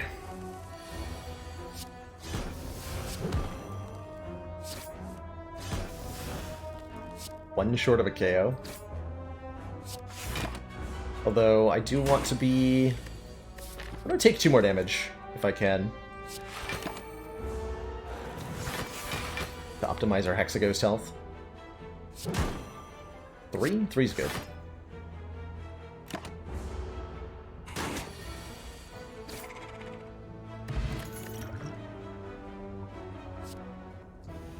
Adrenaline's good, but not what we're looking for. I think we're gonna use the skill potion and hope to get a poison card? Isn't optimal now at 35? Yes, but Blood Vial will heal us too. And we have to negate that.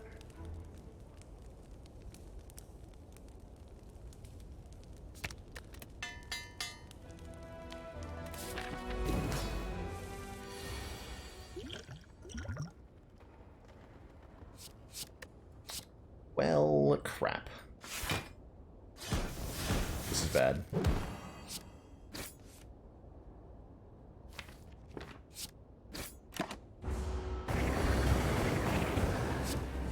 Just don't really have the damage to beat this fight in the first cycle, so we're going to be looking at burn pluses here. And I can't guarantee we're going to survive the experience.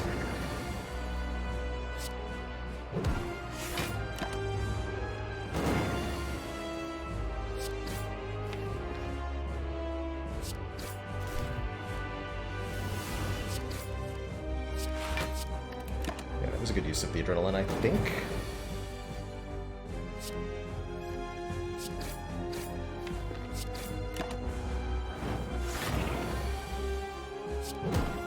Okay.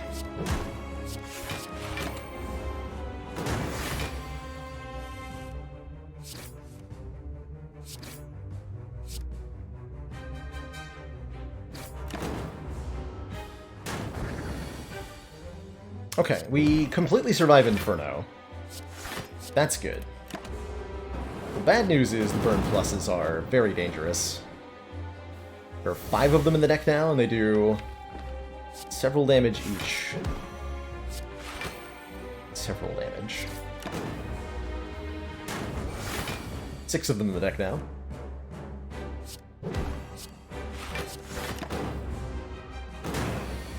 If we draw too many of them at the same time, we will simply perish.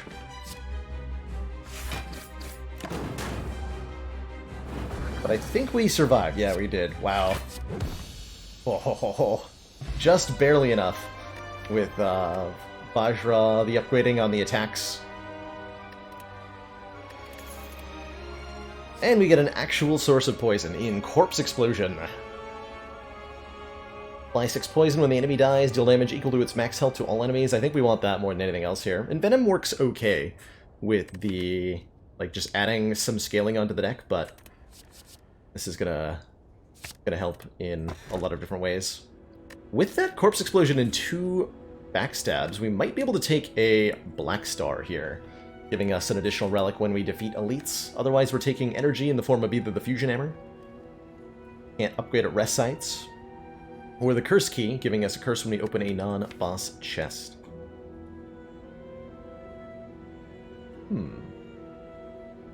Deck feels relatively capable on 3 energy. With the Adrenaline, with the 2 backstabs. We've got some upgrades, we've got some card removals. We can upgrade the Adrenaline. Corpse Explosion is going to help a lot. Let's take a Black Star. Get double relics from elites here on out. We have 363 gold, too, so if we can get an early shop, which, boy, can we ever, then we can, hey, aggressively fight some elites, and take on, ideally, 3 of them. Beautiful. I would like to do exactly this thing, please. Get one event for a chance at Bloody Idol. Bloody Idol would be completely bonkers in this deck right now. On so many levels.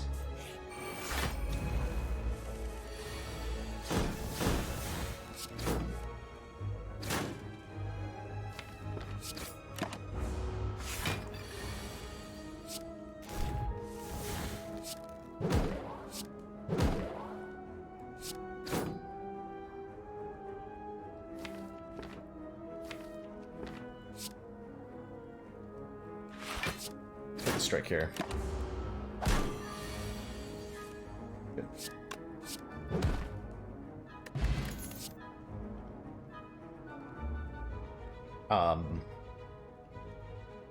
Want Catalyst, but I think Dash Plus is probably better at the moment.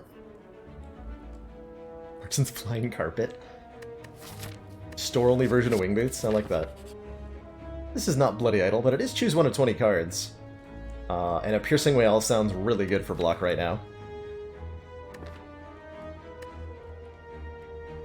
Yeah, let's take a Piercing Wail. Third Backstab. Die is good for elite fighting. Pantograph is very excellent, although isn't immediately useful. I think we do need at least this Fire Potion, possibly like all of these potions, just to make sure that we can win the next couple of fights without horribly dying.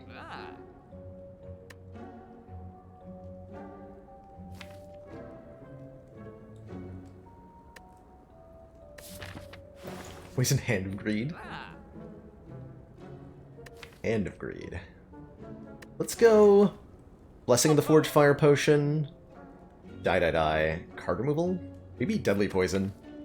Yeah, I think we need to take that Deadly as well.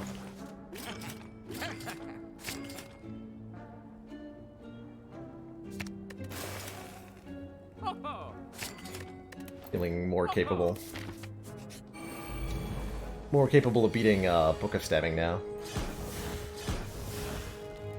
Where I was a little bit worried.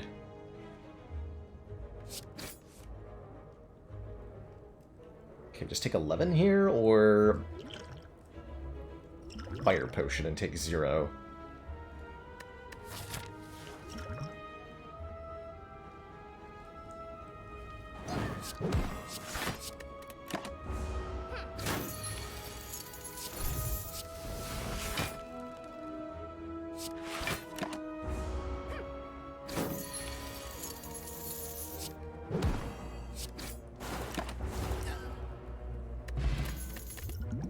Potion back. Bane is like okay. Prepared is like okay. Mostly feel like this is a skip.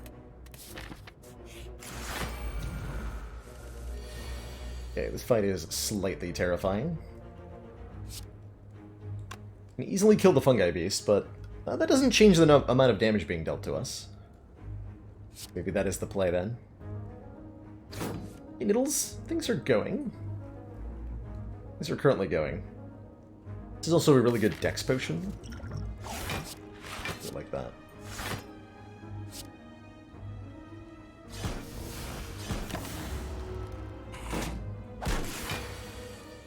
I think this will be a bit of a longer fight.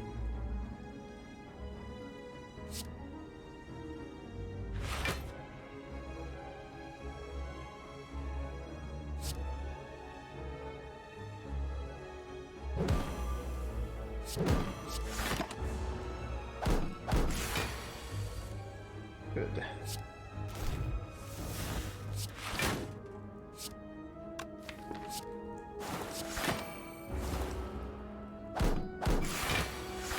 Doing really well for not effectively fighting without a boss relic currently. So I'll take it quite happily. 2 dashes are really, really solid for fights like this one.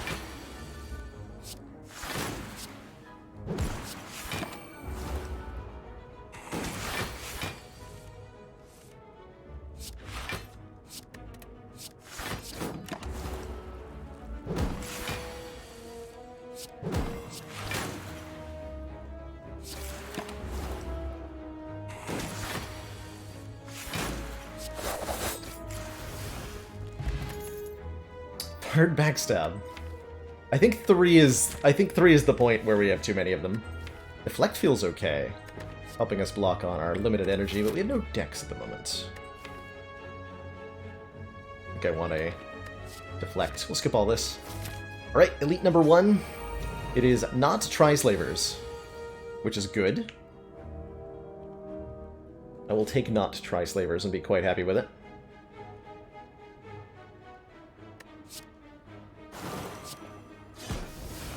Corpse Explosion will deal damage to the Sneaky Gremlin as well here. Taking that out. Remember, Turn to we have drawn will be watching. this stuff. Restona, thank you so much for the $10 tip there. Go fast and don't die. It was a great year. Heck yeah, it was.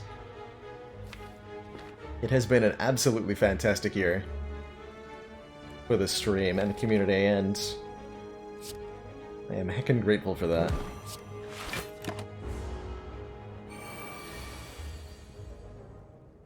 Boy, die. Really hoping we could get the poison on the leader. Maybe that was my Blessing of the Forge turn. Make the quick slash kill. Yeah, I think that was. Well, now it could be my Blessing of the Forge turn. Upgrade Die Die Die and Diddly. I need to.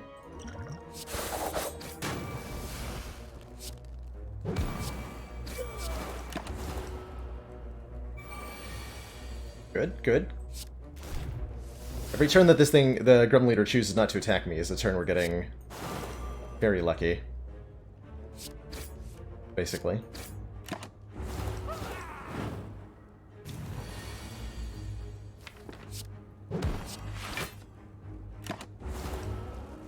In health. Good. Okay, flawless first elite fight. Beautiful. Got really lucky. Whoa, what? Paper Crane? And Tough Bandages. We have 4 turns a week into the deck, so Paper Crane's insane. Tough Bandages says whenever we discard a card from our hand, gain 3 block. And there, wouldn't you know it, there's an Acrobatics here with our name on it.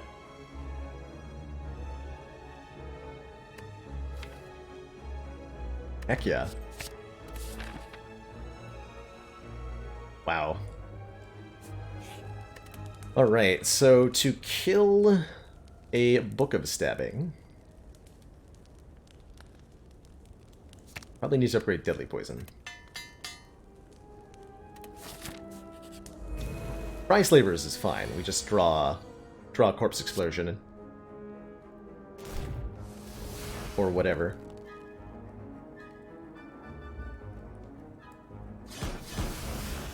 Or we just kill them on turn 1. Even better.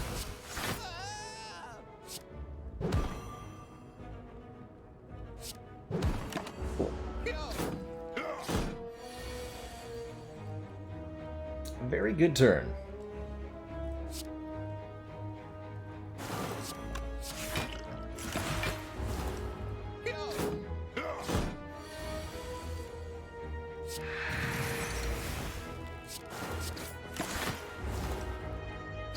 Could have just actually killed them both. Whatever. Good fight. Get a Weight Beast statue giving us a potion after every reward. I think we'll take the second Piercing Wail over the third dash. Singing Bowl lets me skip cards to gain hit points. And a Gurya lets us lift at rest sites to gain strength, which I'm going to take and use. Giving us 2 strength now. We can go up to 4 here, which is pretty significant.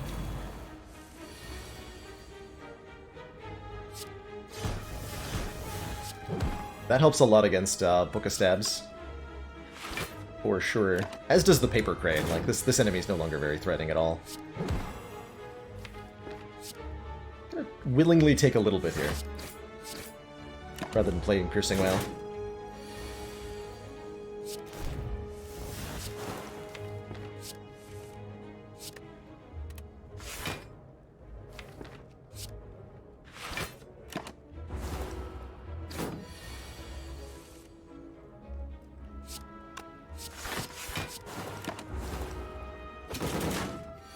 here's where we start blocking with piercing wells. Took to survive for a while in this fight. Reading Zonic Shadow. Nice piercing well drawing. Good job. Good job, Silent. Strawberry Smiling Mask, 7 max health and cheaper card removals at stores. Sure. Dex Potion's gonna help a lot. Another dash. Caltrops is kind of interesting as a way to scale up our damage. Didn't make a grunting noise, oh no. Caltrops Plus is pretty good, actually. Helps us win without needing a catalyst. Let's take one. Long line of hooded figures. Don't think we want a Ritual Dagger this late. So we'll take the money.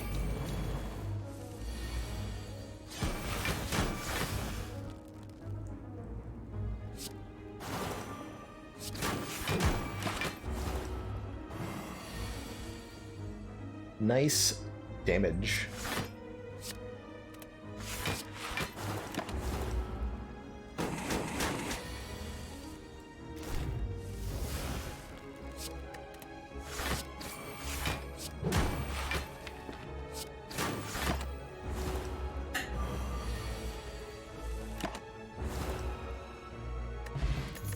Blessing the Forge is good. Dagger Spray with all this strength is probably pretty okay, right?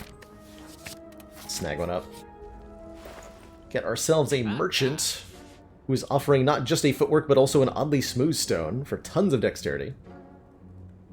How do we feel about Sling of Courage, giving us 2 additional strength in elite combats, so we would go to 5 points of strength against elites with a black star.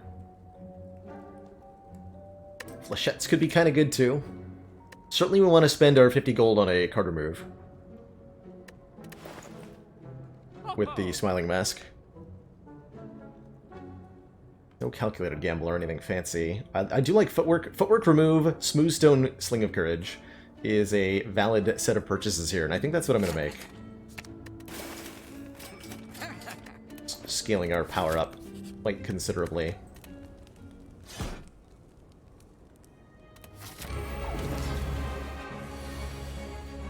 Nice, we strip all the artifact off Bronze Automaton here.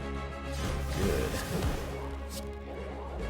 I'm going to use this potion in this fight, too. We have a White Bee statue, so we shouldn't be shy with our potions.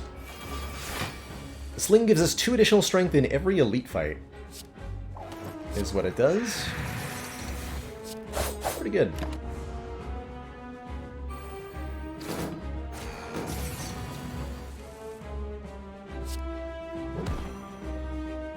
Just don't do that much damage, though.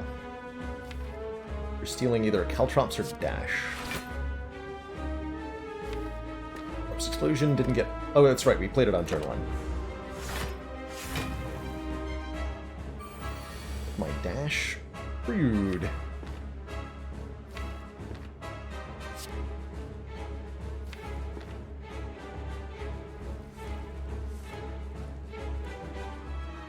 Super rude.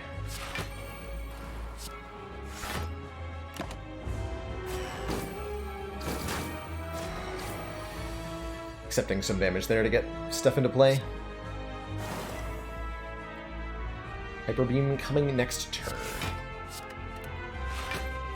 Guaranteed to be weak though, although we're not blocking much other ways. Kind of terrifying. So Paper Crane takes the 58 of Hyper Beam all the way down to 34. Pretty significant decrease there. And I get to do more besides.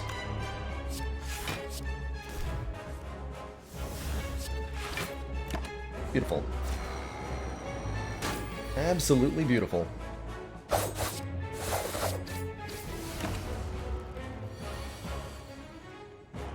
Jeez.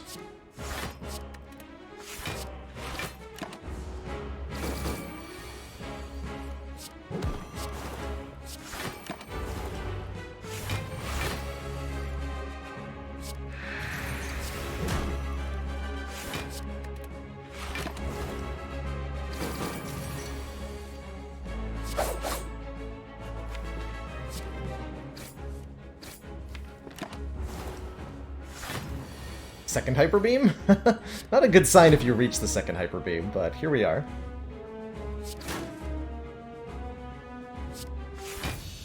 GG. 3 points of strength certainly made a difference there. Afterimage Glass Knife is strong as hell. Oh, or 1,000 cuts. Almost feels like max health is the correct choice. Do I have any pets? I only have a plant named Fernard. Fornard.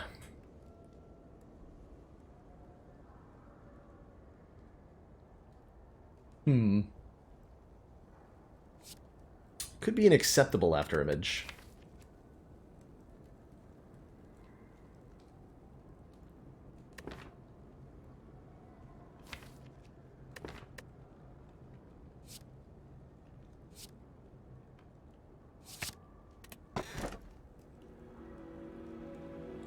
Sozu Whiteby statue?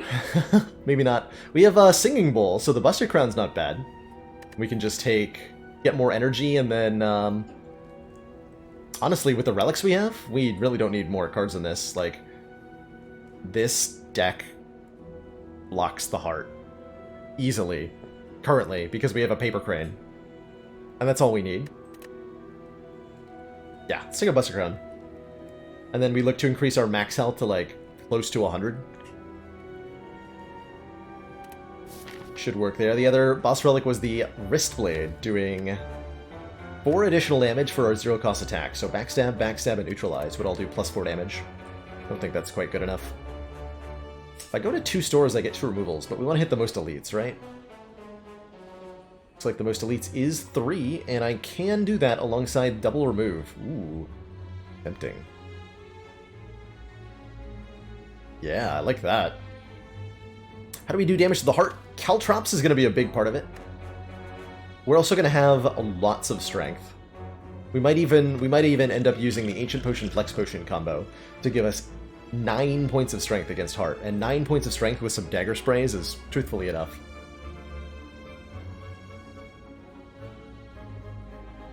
So we don't need poison whatsoever if we don't want to utilize it.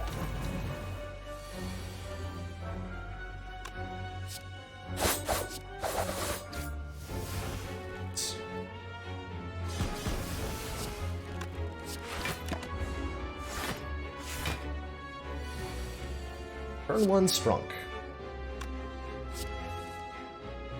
Turn 2, also Strunk.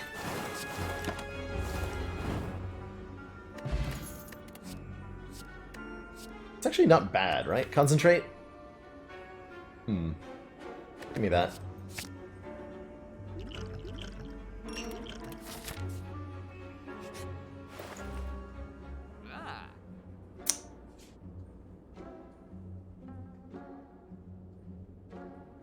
Well, this store is difficult.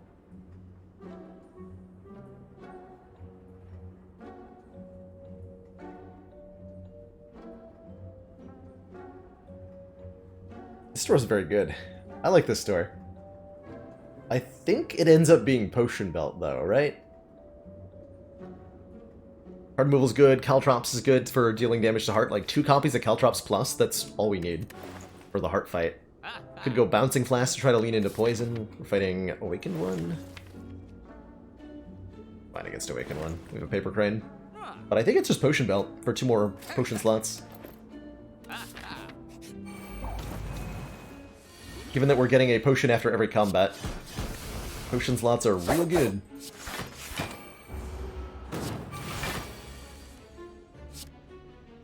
Why is Concentrate good? Partially because of the tough bandages. So it blocks for a lot. Most of the reason.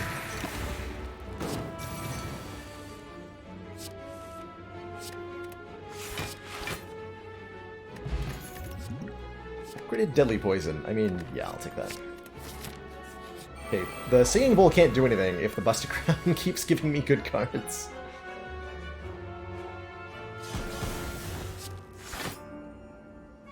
Acceptable.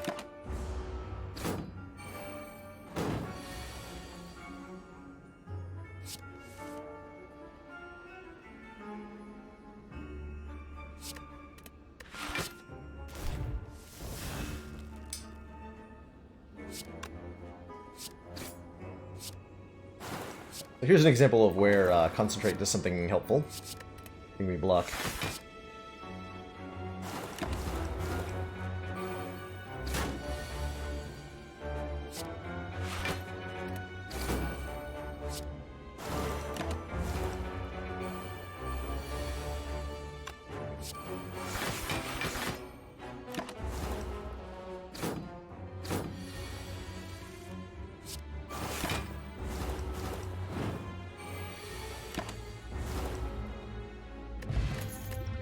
Double Flex Potion, Ancient Potion. Okay, that's all the damage we need for Heart. We're completely set. Hard to move or second footwork. Ooh. Second footwork's pretty hype.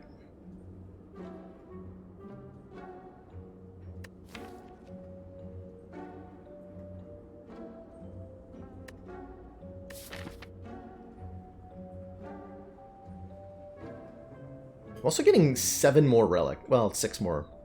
6 more relics. It's a lot of relics.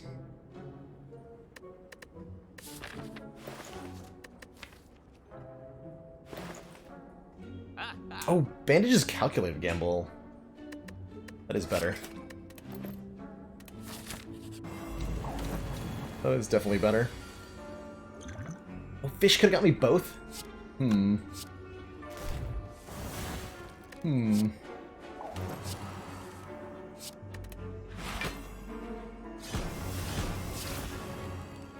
Tempting.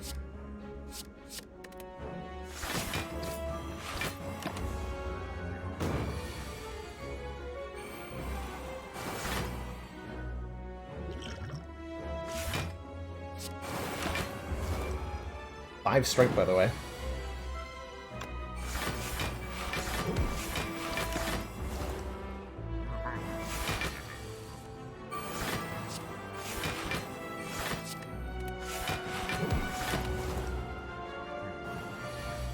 Only 24 damage from the big attack, because Paper Crane is a thing.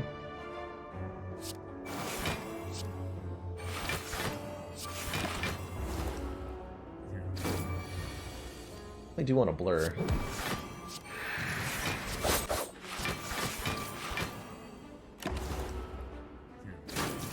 Is time. Is it?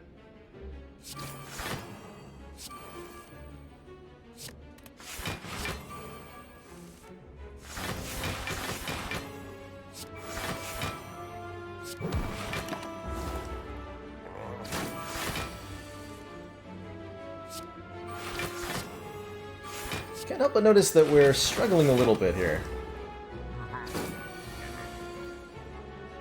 Slash a lot. We're struggling quite a bit.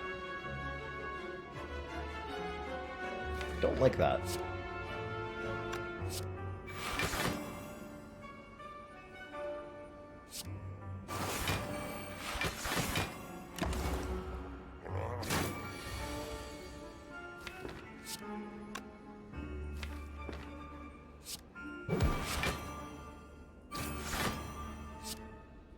Times 2. Hopefully we can kill it.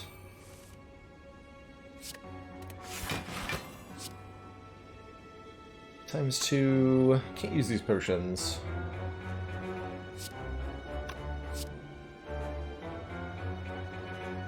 That's not enough. A little bit more then. Okay, very scary fight. That's not a good sign that the giant head fight went that way, but we got a tungsten rod. So whenever we take damage, take 1 less. And a catalyst is being offered alongside a poison potion. Well, I should probably take that, huh? Alright. We'll take that. Very well, game. I accept your offering of Catalyst Plus. Because I want to be able to beat Giant Head again. And I'm not completely convinced I can do that.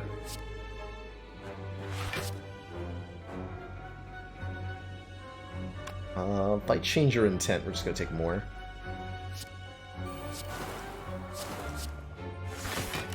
Block like this.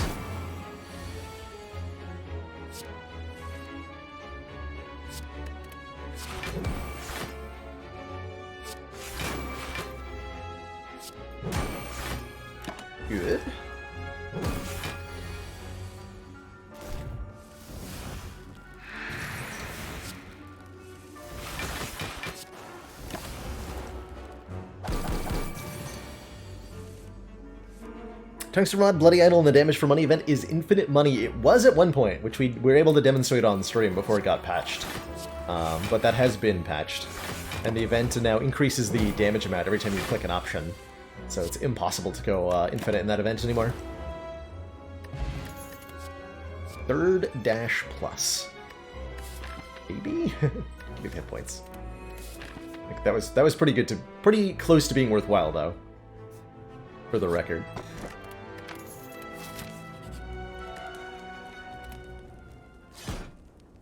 5 strength. And sorry, 6 strength in elite fights. Excuse me. 6 points of strength.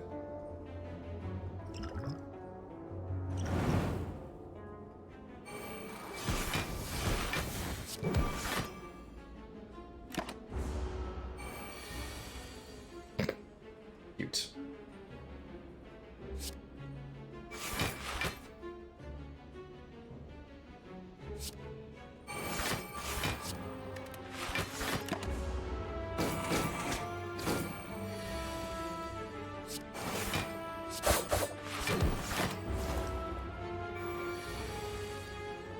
This is the Reptomancer, the one we all fear. Not looking too scary right now. The low ascension 1 dagger summoning is not too bad. Helps quite a bit. You're gonna die to thorns, which I think this is gonna work the way I want it to. Verify that. But she should summon first, and then the dagger hits and explodes, and the new summoned dagger dies. Yes, amazing. Or almost dies.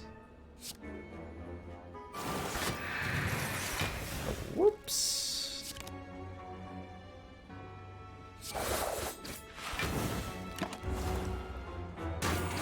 Nine.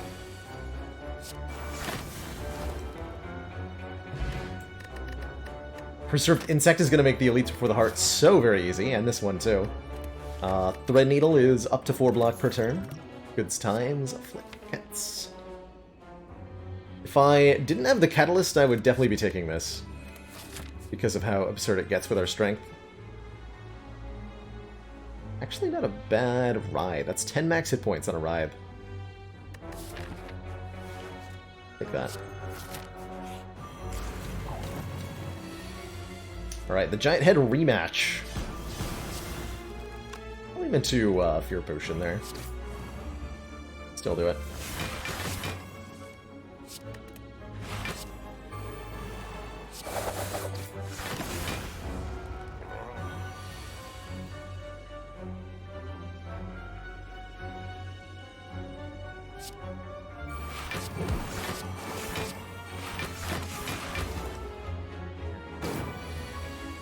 Almost a regular-sized head, even.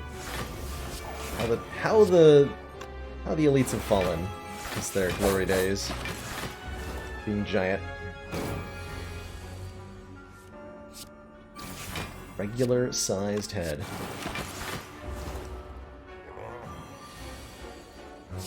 Oh God.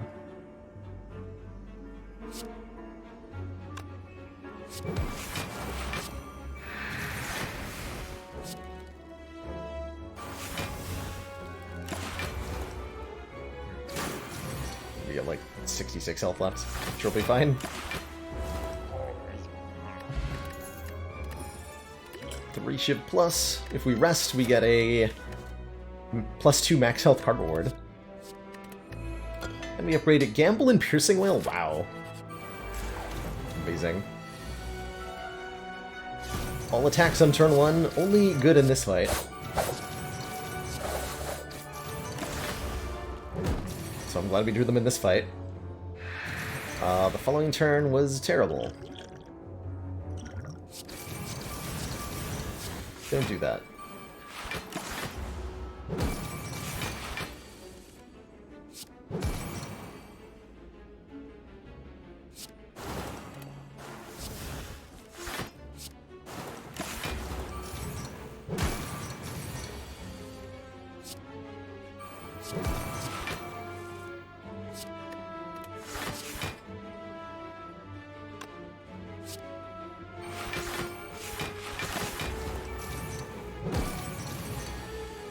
turn. Good. Double dash.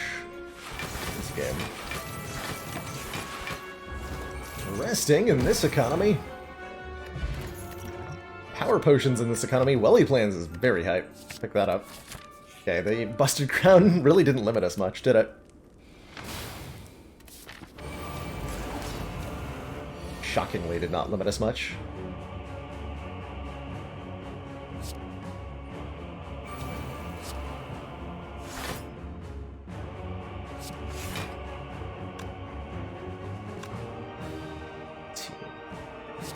Just shy of a kill here.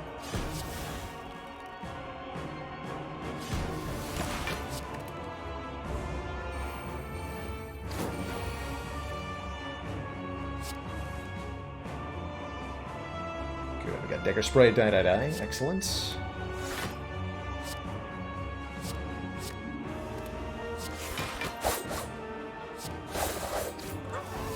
That's almost like I met that out. I totally did not, though.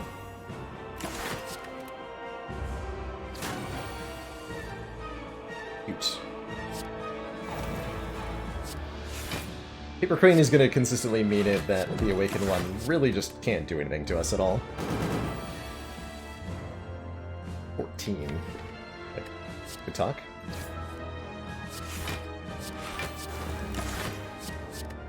And with Gamble being able to be played multiple times, things are looking good.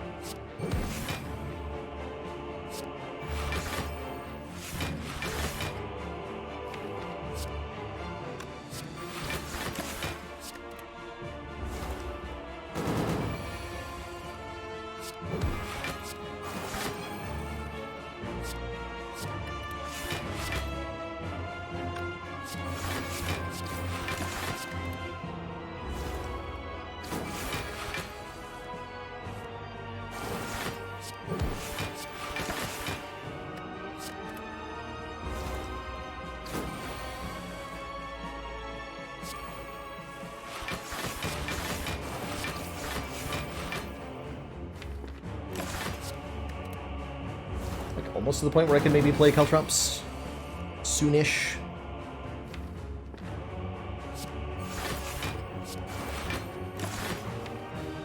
I'd rather hold on to Piercing Whale for the Piercing Whale trick? Yeah, I would. Pull the 5 strength off the Awakened One for the next phase. It would be extremely good. I bet I could have just hard cast the... Oh, I can do it now. Well, that works.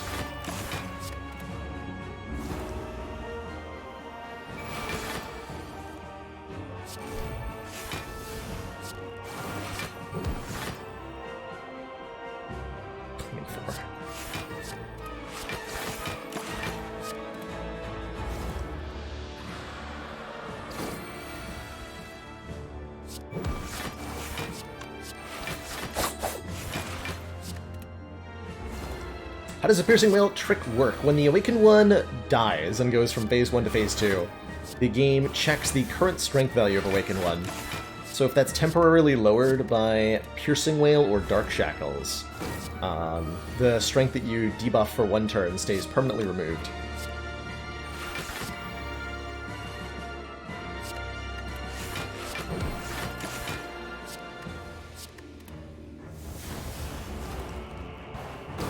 This also works on Champ and Time Eater on the turns they cleanse their debuffs.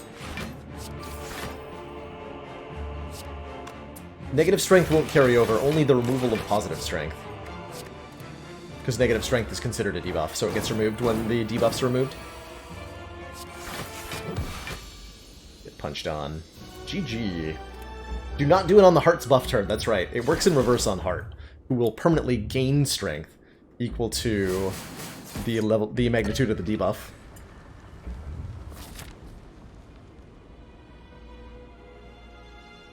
Kind of a side effect of the interaction between the shackled effect and several of the game's mechanics. Get plans upgraded. Shuriken for exactly all of our money? Really? I think I like Anchor card remove a little bit more. But that's quite a statement, right? It's a sign. Has to be.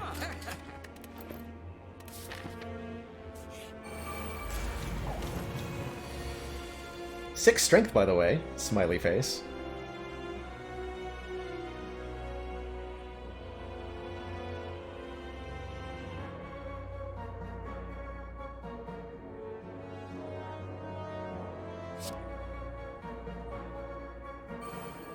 Can we just kill the Spire Spear next turn? We'll almost certainly kill Spire Shield next turn. We have Piercing Wells.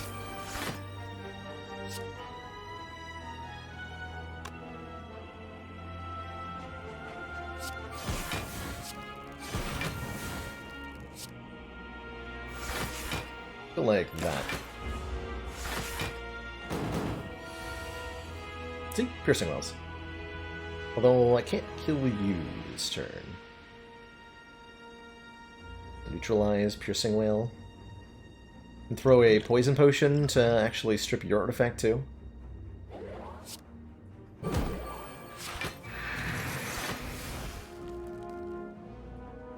Easy game.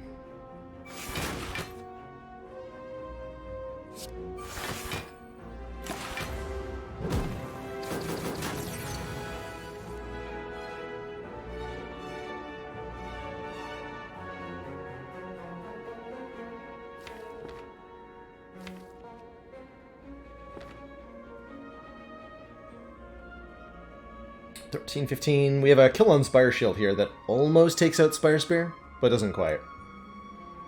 If we Acrobatics, I risk losing the kill, but I also risk gaining something better. If we strike Corpse Deadly on Spire Shield, I will take 4 damage. I'm pretty okay with that.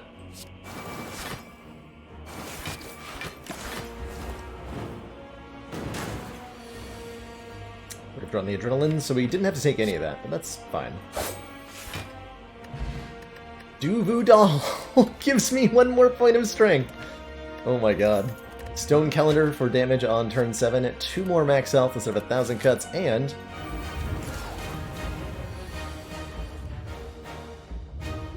a heck of a lot of strength. Begin the Ultra Strong. Drink both Flex Potions, then the Ancient Potion. Give me a second After Image? Yes.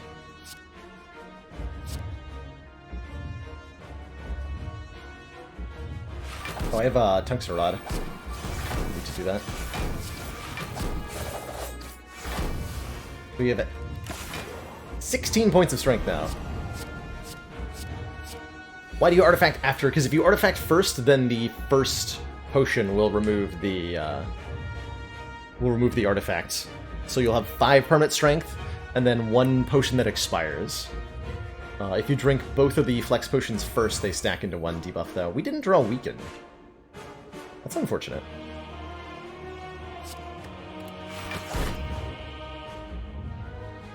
Ow.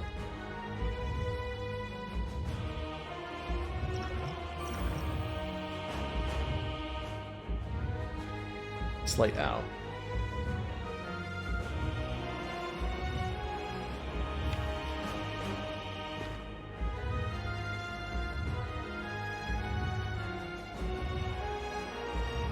Wondering how many of my hit points I try to save, or we could even just do Deadly Catalyst here. Put the heart on a timer. Not that long of a timer, but a timer nonetheless. Oh, then I can still play Concentrate. Yeah, that's going to be the best play.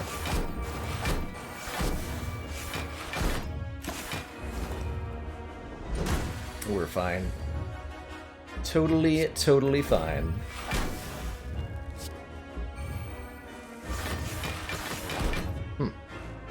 Okay, we drew Caltrops, but not any of the weakened sources yet, shockingly.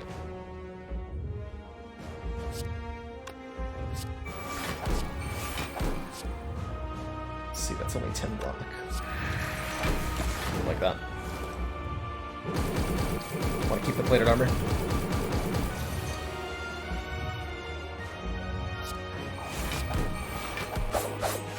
$40 damage dagger spray, by the way.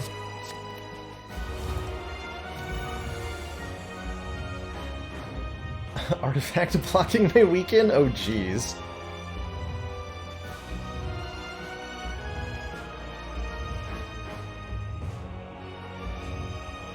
Rude. And we're not dead, though. Thank goodness. But rude. I think we neutralize, then quick slash, hold on to the Sucker Punch. Try to redraw the neutralize. I could improve my odds by playing both of these, but then I don't have any weaken after I draw, like, a poison card. So we do this.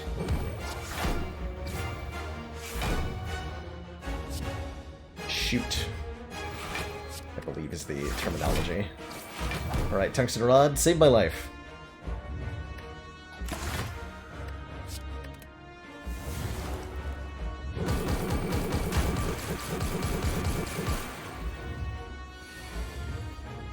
Good. Okay, we can remove the artifact from the heart, and then Sucker Punch should be enough block to not die here. Oh, I think I have to Piercing Wail.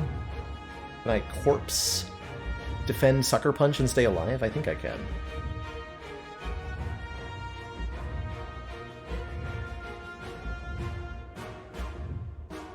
Let's Acro instead. Okay, so now I do have to Piercing Wail.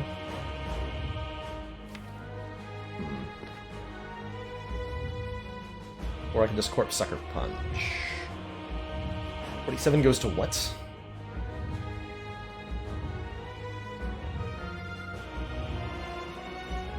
It's 6. 28. So we do survive. Yeah, using Piercing Wail on this turn is a shame. Is a good summary of the experience we're having. Also just like defend, dodge a roll. Is that better block? We're blocking for 9 plus 12 plus 8. 29. Yeah, that's better, actually.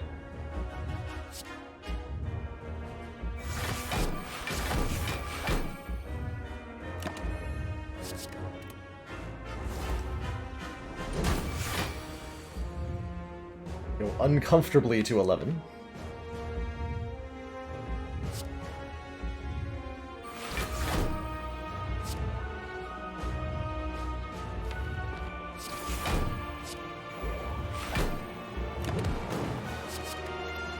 Stone Calendar.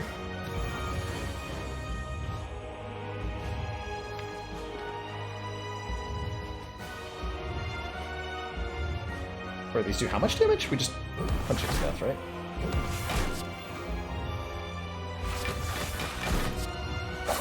GG. Okay. That was a little bit, a lot closer than I expected it to be, but we got there. With 17 points of strength. GG. GG.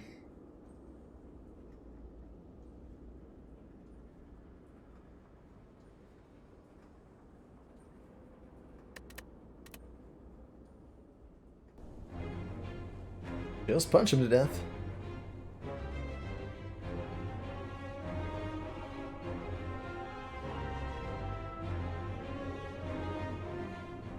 If only your Silent Winds went that smoothly. Wouldn't call that smooth exactly. But I hear ya. I hear ya on that. For sure. For sure. Man, great to have so many of you tuning in for the ladder streak, by the way. Really awesome to feel like the channel is doing well. So thank you everybody for being here. I'm not done yet, but I am going to take a really short break before we jump into our defect run on A10. This is when the ladder streak gets tough. The Ascender's Bane Curse. is added to defect. We are on a 10, right? Yes, a 10 with defects. Starting each run at Cursed.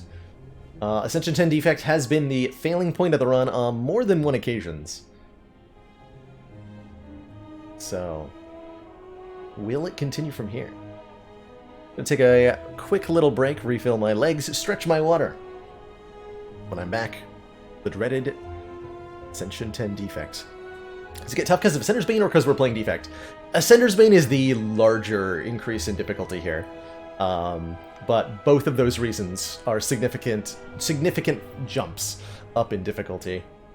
Having been up and down the ladder a few times, it is Ascension 10, I think, that makes the biggest change in the in how the game feels in terms of how difficult it is. That Ascender's Bane is really brutal, as it turns out. Anyway, I will be right back.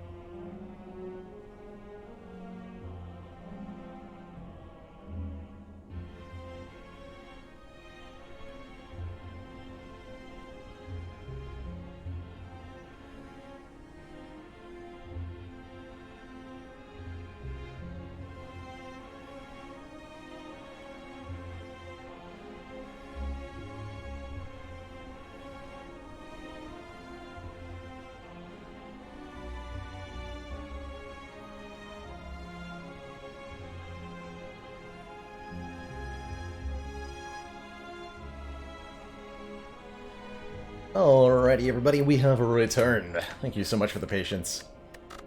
Taking care of your mind and taking care of your body are often the same thing, so it's always good to get up and stretch. Transform 2 to take 18. Pick a card, 7 max health. Interesting. Got a nice shop fire, elite fire sequence here to make for a safer route. And there's a burning elite up route as well. This is feeling like a boss relic swap. I like boss relic swap on defect quite a lot, especially as we get higher into the ascensions. Let's do it. Hey. This is our second Snecko Eye defect start of the ladder, I think. Or at least our second Snecko Eye start of the letter. Snecko Eye says, start of your turn, draw 2 extra cards. Start each combat confused. This allows us to pick up really high power, high value cards on defect. And should allow us to become unstoppably powerful after a couple of things become true. 1 Meteor Strike and we're golden. But I would take a number of things. Wow, nice turn 1. Good job, Snecko. Good showing. Playing 5 cards there on turn 1. Somebody did the math in Discord earlier and found that you play, on average, more cards per turn with your starting deck with Snecko Eye than you do without. So it's an immediate upgrade in power, despite the randomness.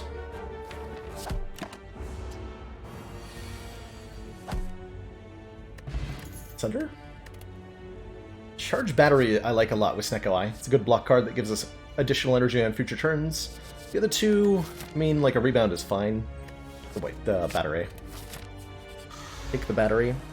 Variance is bad, yes, but the thing to recognize with the Snecko Eye is that your variance, once you get a more developed deck, your variance, you're trading one kind of variance for another. You give up variance in energy in order to, or gain energy variance in order to reduce the variance of your card draws. You're more likely to draw cards on the turn you need them. You're more likely to draw them earlier. You're more likely to draw them in the order you need them. And that, as it turns out, makes a huge difference.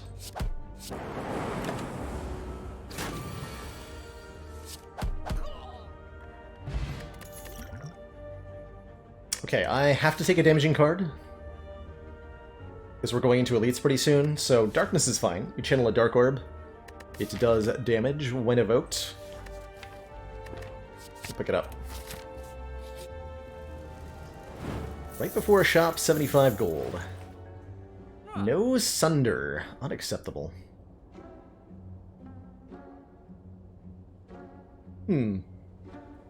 That's a pretty good Hand of Greed, though. The other option is to pick up a Defragment and a Cool-Headed and start doing orb scaling stuff, which is pretty good. It's actually extremely good, especially with the Darkness.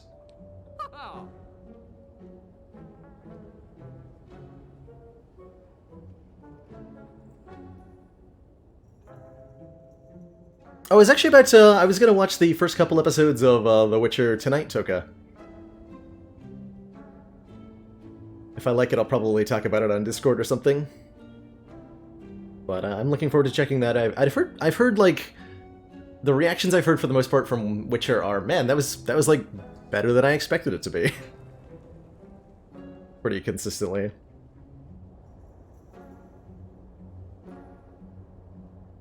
What about Scrape? Scrape does potentially draw cards with Snecko Eye. It is good. It's definitely good. Defragment Cool-Headed. How often does that beat Gremlin Knob? You know what? Give that Hand of Greed. I think we'll find that Hand of Greed is quite powerful in the current deck. Doing oodles of damage, but not letting us block, apparently.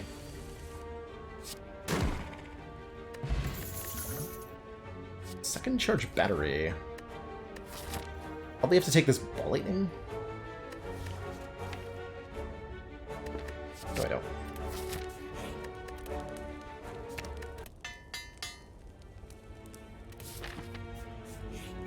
Cool, not even Gremlin Knob. Easy game.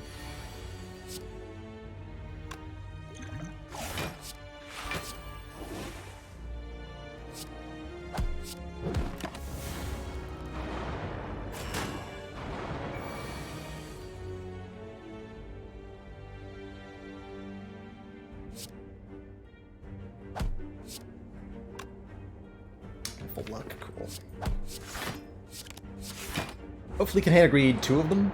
Actually, might only be 1 of them.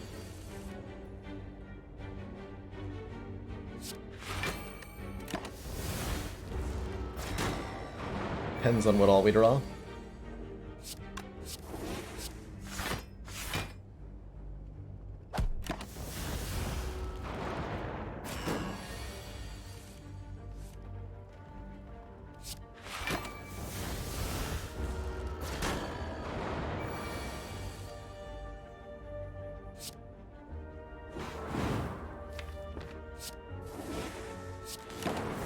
Let's go for 1.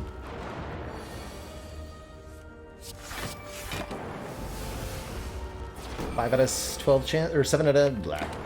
None hand agreeds. That's all right. We got ourselves a Vajra. I like Seek, even with a Snecko Eye. Seek is pretty good. Could also take Recursion to go with our Darkness. Let's grab Seek. Let's me grab something at the current cost out of the draw pile, which can be quite good even after a Snecko shuffle. And we're gonna go, I think, this way. Yeah.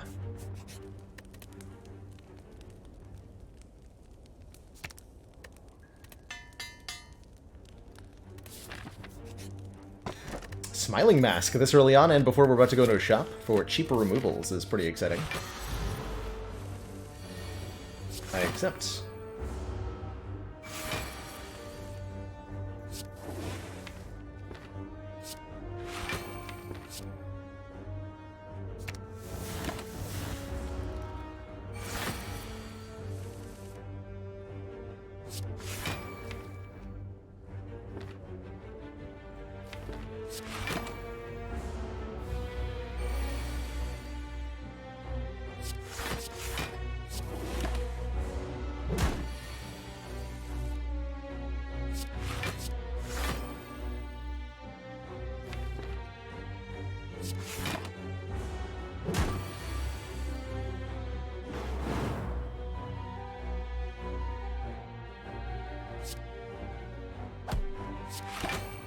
Hopefully we can get a hand grenade kill here.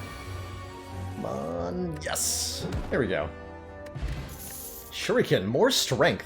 Every time we play 3 attacks in a turn, gain... become strong. Take a cool-headed here. Ball lightning's a little bit better. Go with the ball lightning. Okay, there's another defrag. Could take orange pellets to remove the confusion effect from ourselves, which is kind of weird. We wanted to, but I like defragment card removal quite a lot right now. Get Zap out of the deck? Of all things? Zap, really?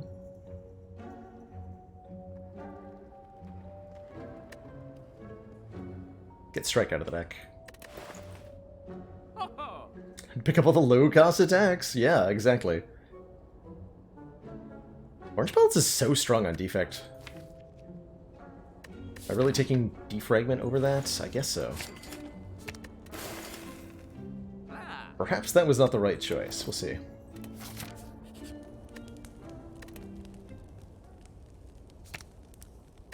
Yeah, they can definitely be bad, the pellets, removing that confusion.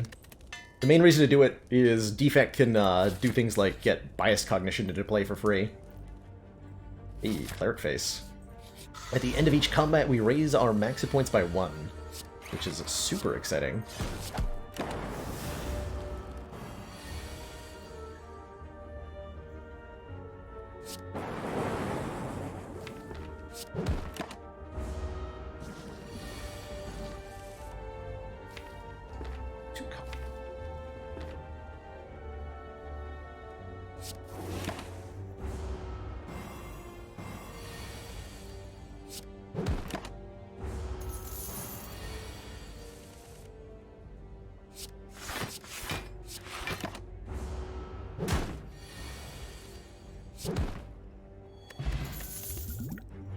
Reinforced Body, that's the kind of block card this deck wants.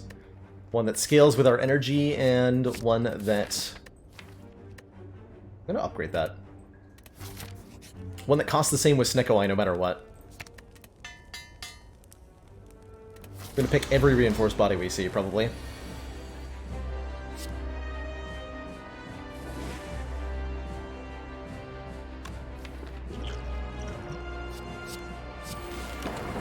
Electro seems pretty good.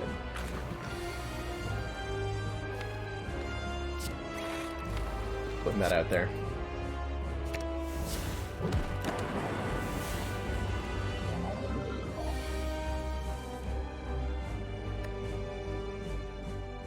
So I can elect to reinforce body here to mostly block this, or I can play Ball Lightning Strike Zap.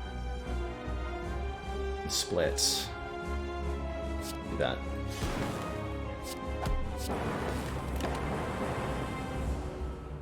.42 with Electro and 3 orbs is a decent enough split, I think.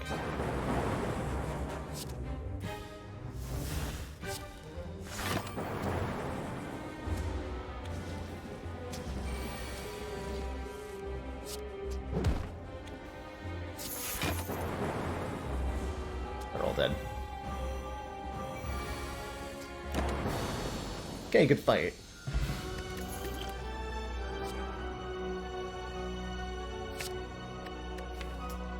Don't need to think hard about that. So we have Meteor Strike Reinforced Body now? Oh my god. That's crazy. Yeah, here we go. Here we go. Here we go. Am I strong enough to take a Coffee Dripper now? I might be, right? 4 energy Stecco Eye defect with a Reinforced Body and a Meteor Strike. And we're gaining 1 max health at the end of every combat, so we're going to have at least 90 max health in Act 3. This Chain Relic is the Slaver's Collar, which gives us an extra energy, but only during boss and elite combats. And that would be okay. But I think the Coffee Dripper's got to be better. On Meteor Strike, where is the energy coming from? Magic. It's going to cost 0, 1, 2, or 3 with the Snecko Eye. So we'll always be able to play it.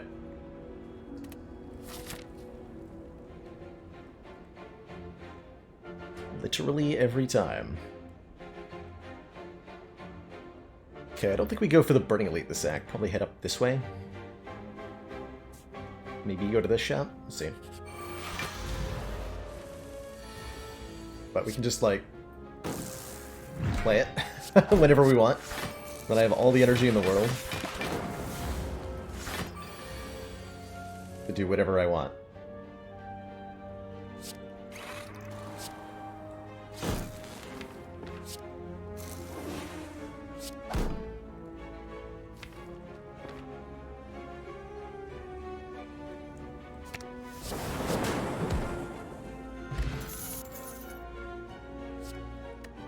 Compile Driver is tempting. Yeah, I like Compile Driver a lot here. It's card draw with Snecko Eye. It's upgraded for free. It's an attack. It works well with the Meteor Strike thing. Pick that up. Not interested in more... We're gonna remove Zap now. Not interested in more... Focus until we have Frost. And a giant book open, riddled with cryptic writings, which we super rate. It's the Enchiridion, giving us a free 0-cost power on turn 1 in every combat. Okay. Okay.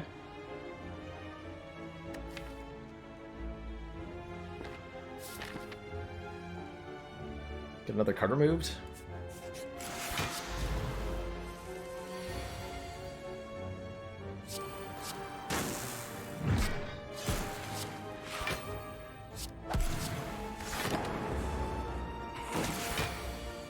Won't give us self-repair ever. Unfortunately.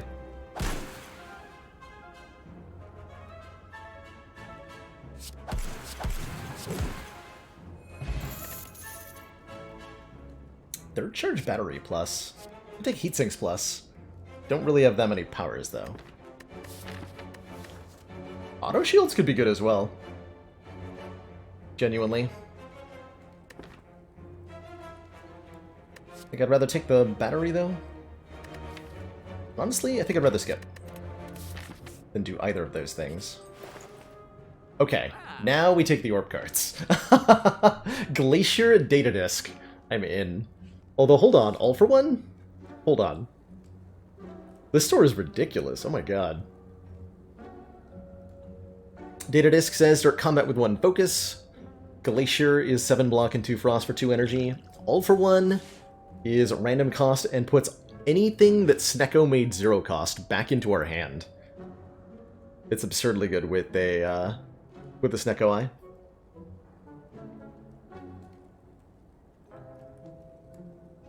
I think I take Glacier over... Glacier over Data Disk here. Glacier cargo move. Yeah, with Compelled River? Yep.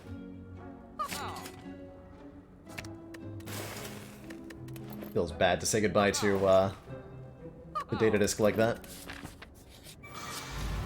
0 cost Echo Form. Well, that doesn't seem fair. That doesn't seem fair at all.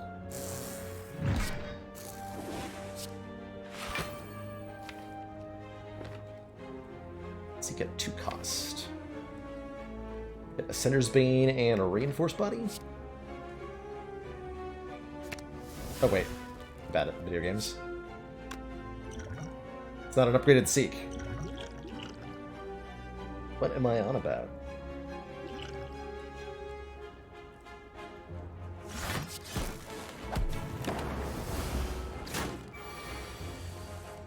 But now I can draw a Reinforced Body. Hooray! Hooray.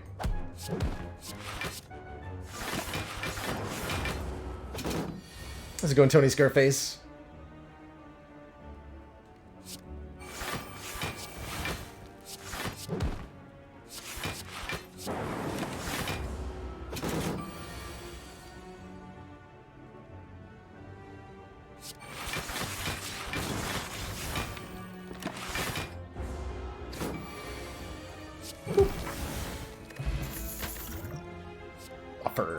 That the next time we would lose health is a super no-brainer take and immediate upgrade.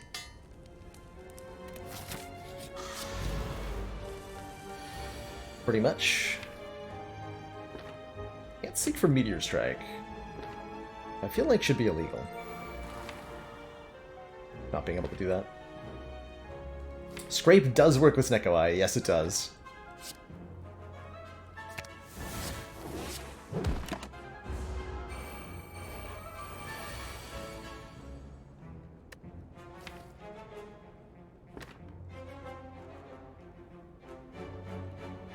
Sad face.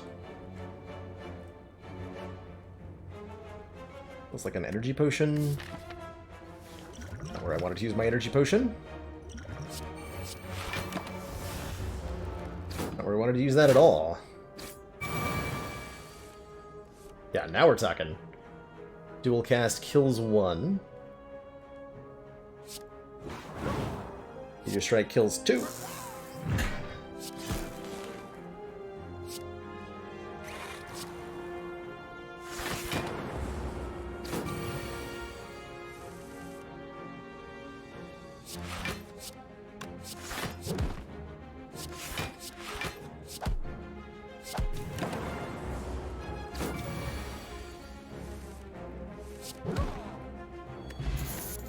Tropic Brew will fill all of our potion slots with empty potions. Thinking about maybe a cool-headed here. Second Compelled River is an option, too. Let's take it. Singing Bowl. We can skip cards for even more max health, which will super take. We'll be skipping a lot of cards. With Snecko, you can be pretty discriminating about what you add to the deck. As a general rule.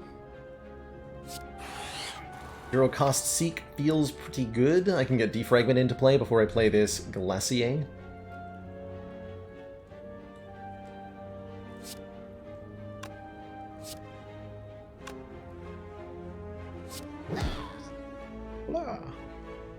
Or after. Actually matter. Block 15, take 3. I'm done with that.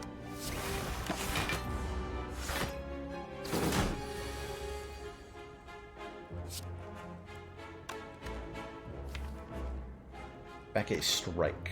If I play all for 1. I guess I will do 2 strikes, actually.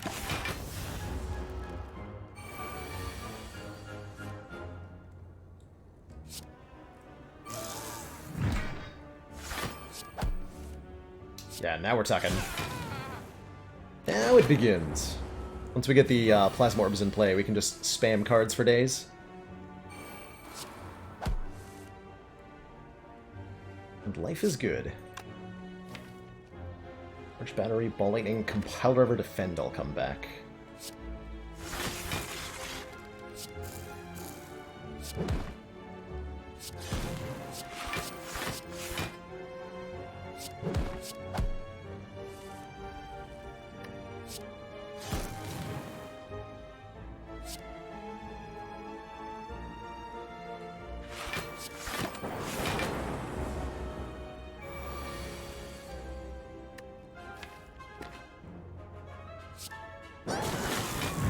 Okay, we might accidentally kill the leader. Nope.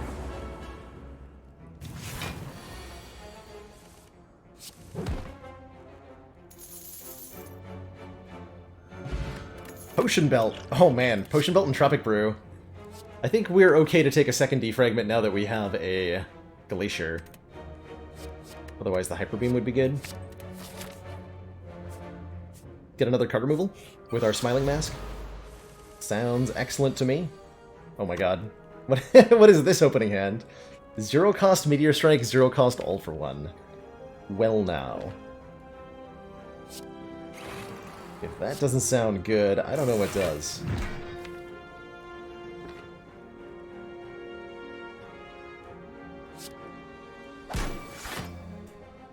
Actually want to draw a hand of greed there. It's fine though, right?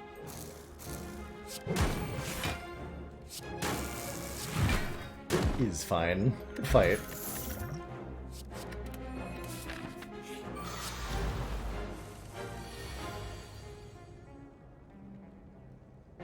It says, if fatal. Fatal is a new keyword that got added. And the fatal keyword specifically says, triggers whenever this card kills a non-minion enemy. So they cleaned up the wording a little bit. And made all cards that do something when they kill an opponent use this keyword. So fatal with a capital F does require a kill. Heck is, yeah, degenerate. Degenerate's a good term for this. It's definitely that.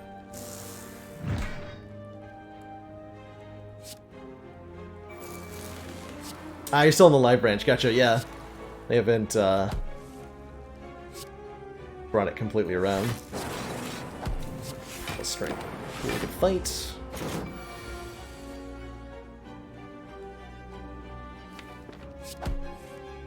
Oh my god.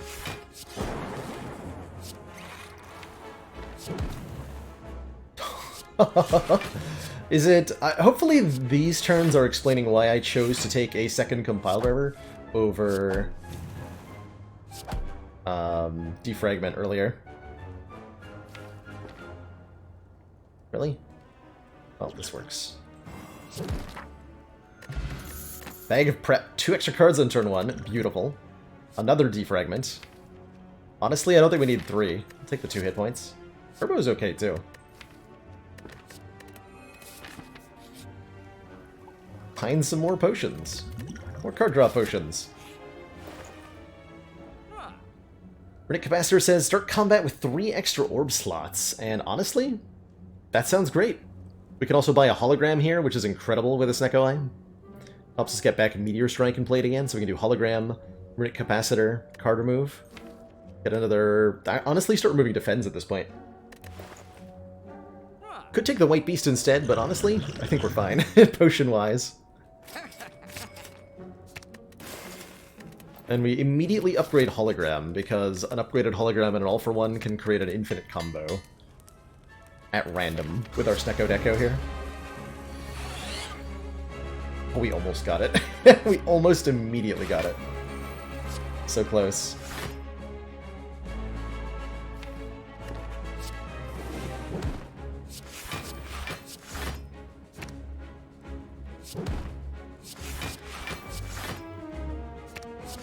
Be 4 additional energy next turn, please. Thanks.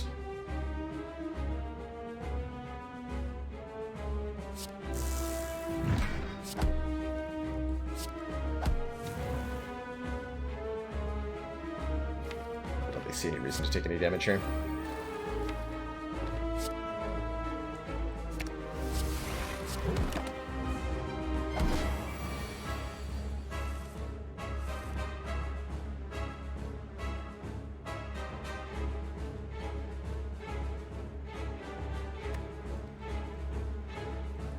Do Streamline, Hollow, Streamline. Reinforce body, take a little bit, lose the buffer. You just played the Streamline and then the Reinforce?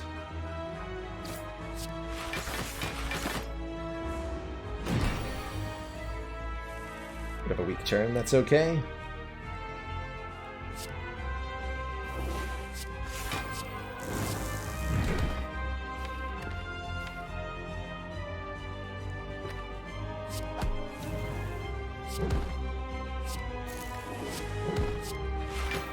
I could have put Time Eater below half health. Or not Time Eater, Champ. Excuse me, Time Eater.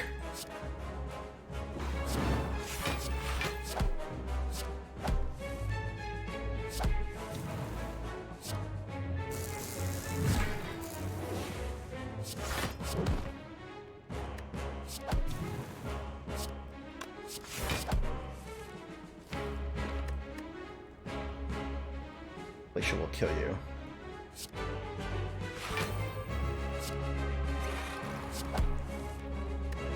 Easy game. Ugh. GG.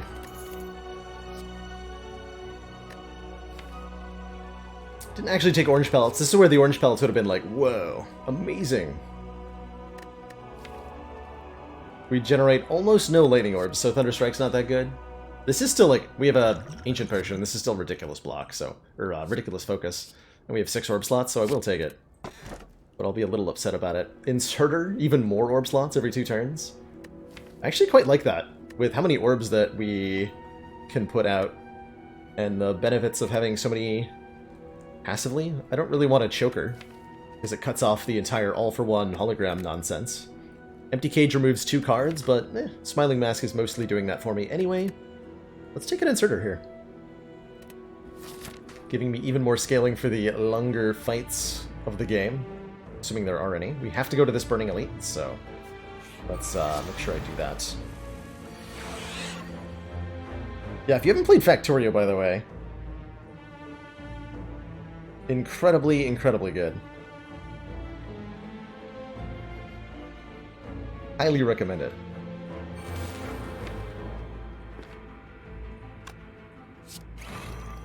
Sorry, we do have a reason to kill them all.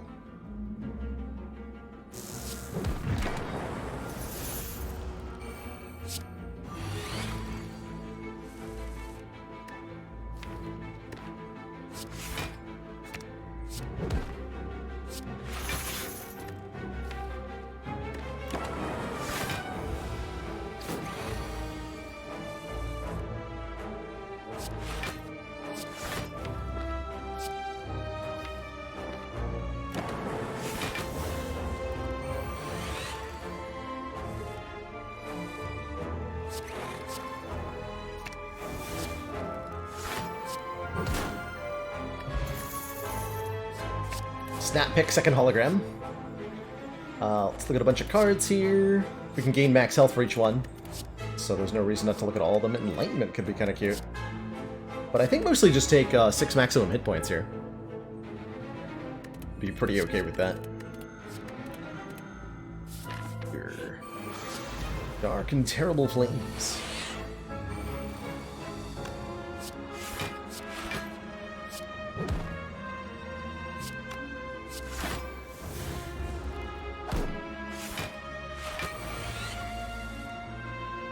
Yikes.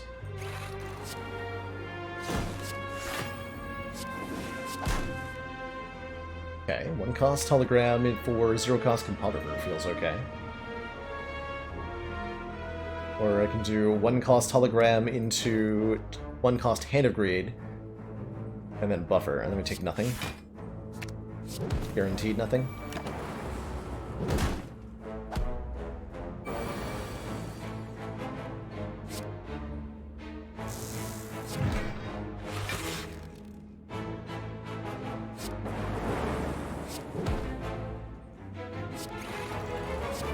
pretty good all for one. Pretty good all for one.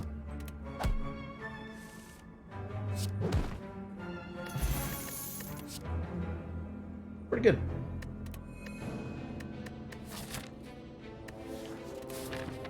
Here.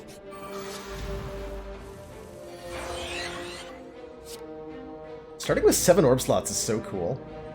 Not sure I've had this combination before.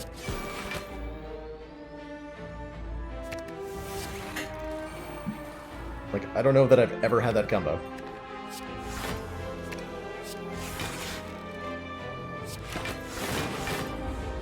Do you think anybody could balance a PvP Spire game? I always like, back when I played Magic the Gathering, I really enjoyed the drafting mechanics of that game. My favorite way to play. It's difficult to balance, but you can just keep releasing card sets so the balance changes constantly. But I think it would be really cool if someone were to create a multiplayer PvP game, card game, where there was an emphasis on deck building. I guess you could play Dominion online. Honestly, Jaso Man, if you want to talk PvP Spire games, the closest thing that does exist to that is Dominion, or the various other competitive deck building physical card games that exist. I don't know of any digital ones, but there's a lot of board games that meet that description pretty well.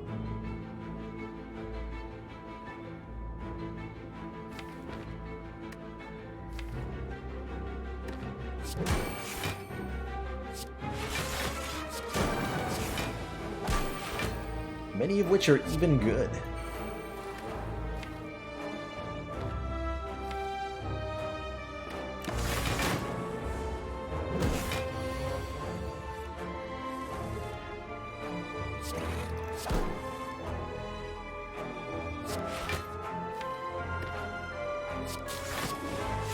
Component version I draw 4? Oh god. That's absurd.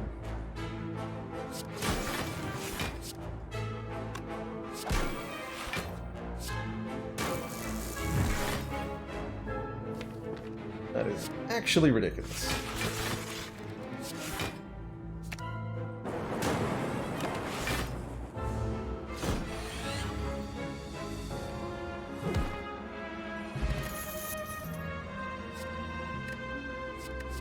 Third hologram is probably actually worth it. Just because the chance of infinite goes higher and higher the more of those we have. What I think about the new auto battle genre doesn't interest me personally, but seems like a lot of people enjoy it.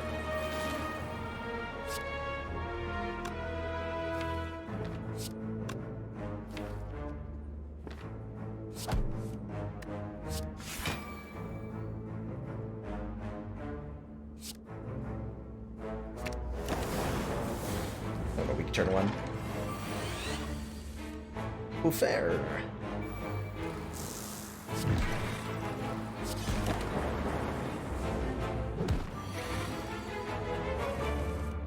Munchkin. I have memories of Munchkin I'd like to unhave.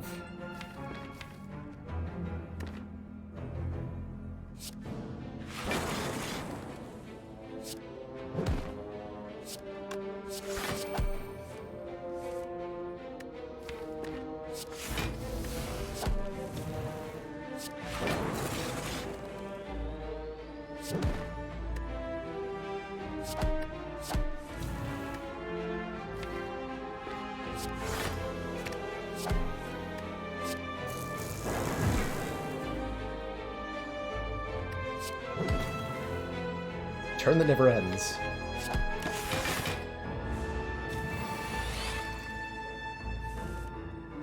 I have a friend who's super into Netrunner. Likes that card game a lot. I enjoyed it when I played it. Seemed like a pretty good take on the genre.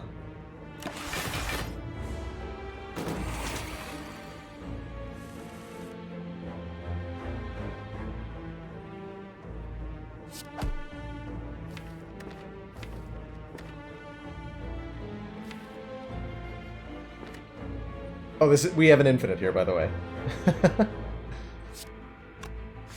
Hologram, Hand of Greed, All for One gets me... Wait, no it doesn't, because there's too many zero cost stuff in the discard pile. No!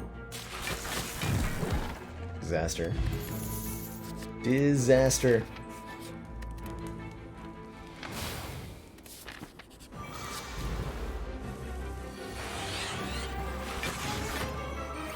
Oops. A little bit too quick there. Too fast for my own good. Fastest fingers in the West. Yeah, I would scale Giant Head pretty easily with Inserter here. That is zero cost? Yes, that was a zero cost. We also just, like, have a decent chance of randomly going infinite.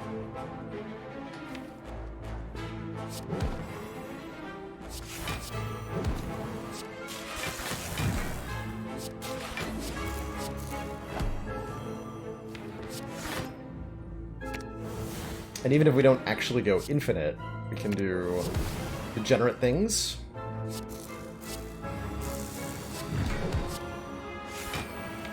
Wait, this is gaining me energy.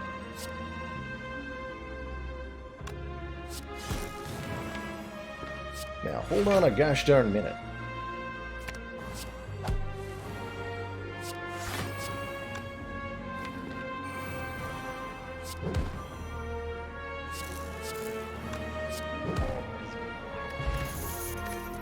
Easy game. Toy Ornithopter heals us for 5 when we use a potion, because that's a necessary relic. This is like 50 additional health in the hard fight. Your Bottle is great, especially with our huge max health. Because we have an Entropic Brew, though, I'm not going to take it. Let's take an Equilibrium. Let's take an Equilibrium.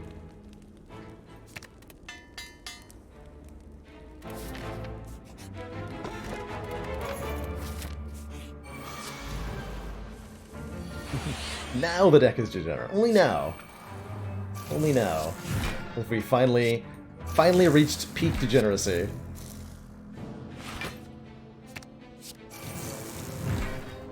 Or have we?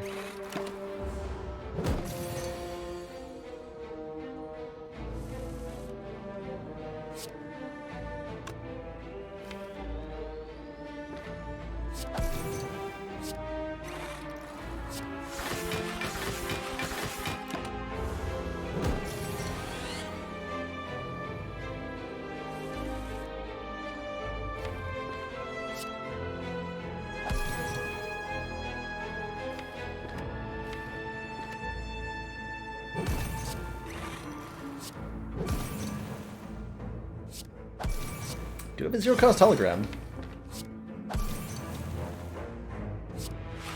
Incredible.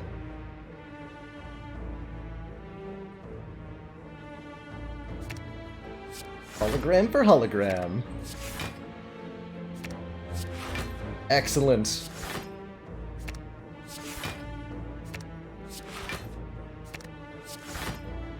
Actually, I think that is actually infinite. If I get the All for Ones back.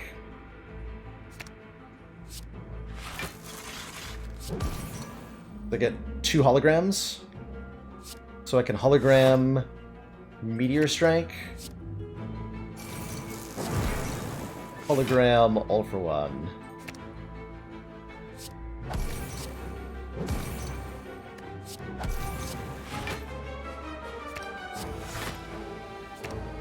That's generating energy.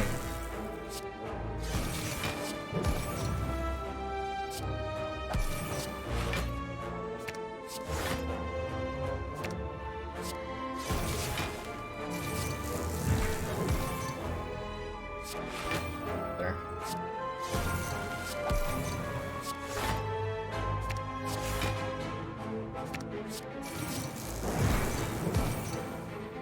Beautiful.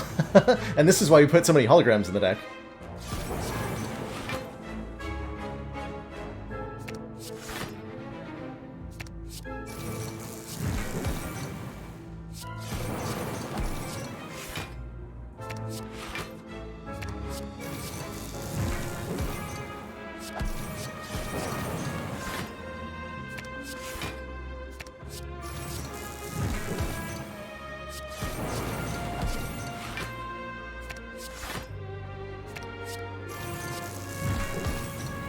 Stop, wait.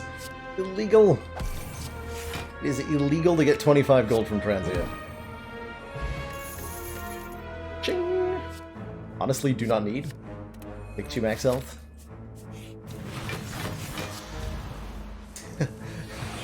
Hello, Spire Police. I'd like to report a murder in progress. I'm actively watching a Transient's existence end.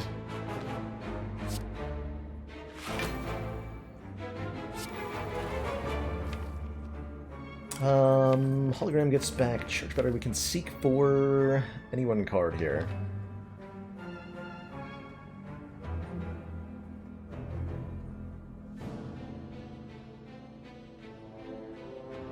Let's do Glacier.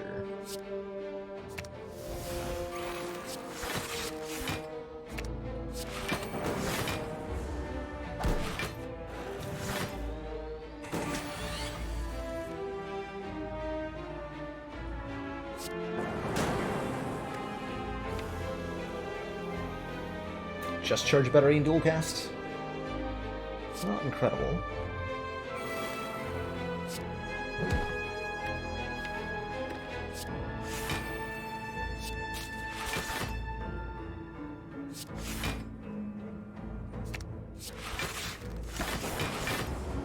I'd like to land 3 hand greeds here if I can. That's 1.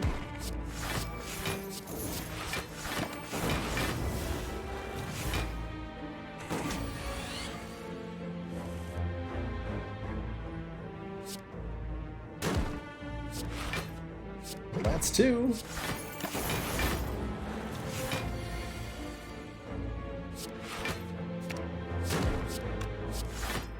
That's 3. Cycle. The cycle makes this deck kind of degenerate too. Give me that. Could actually take this for the first time in almost forever. Won't though. Will not do. But thought about it for like half a second.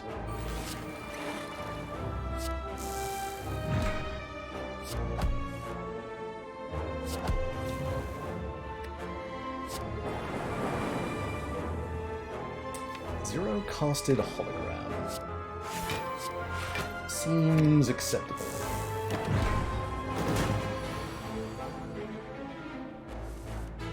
Cool, I have infinite block.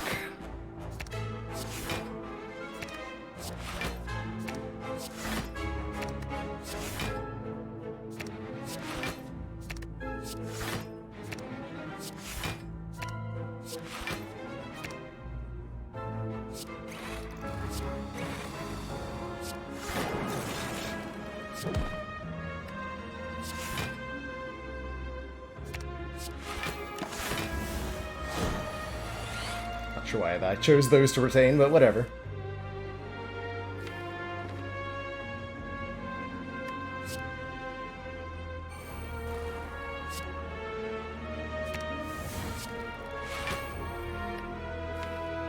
Two, 3, 4, 5 cards I have to make a room for. Can't do that. Good enough.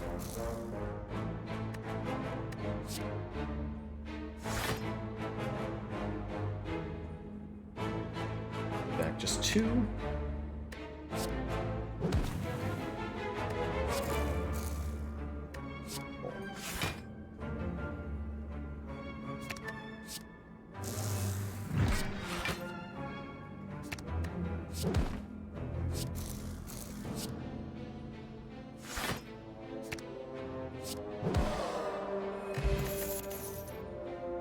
Or Surge to go with our bias cognition. Let's do it.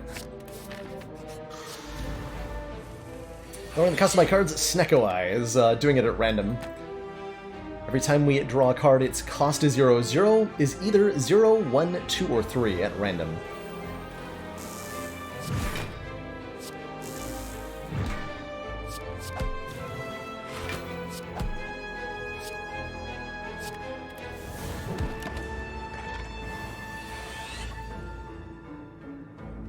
And they're all equally probable, yes. Yes, they are.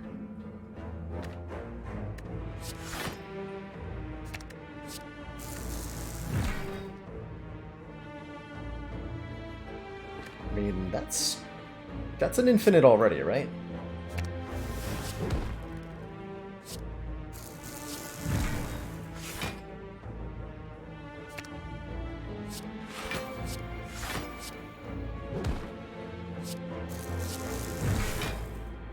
Infinite containing a meteor strike.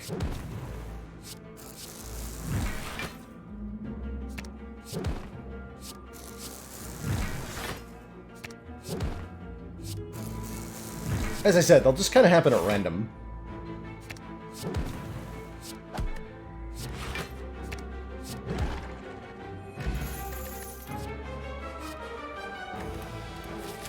Blood River was like, okay.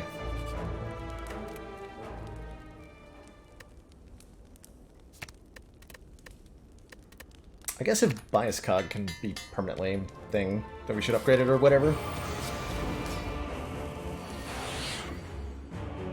Zero cost all for one. Hey.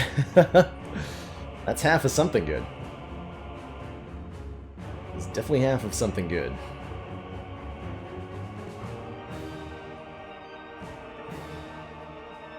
Might play this buffer just to block on this turn.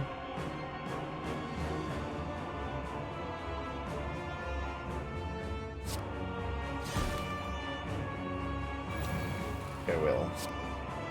We have ways to scale.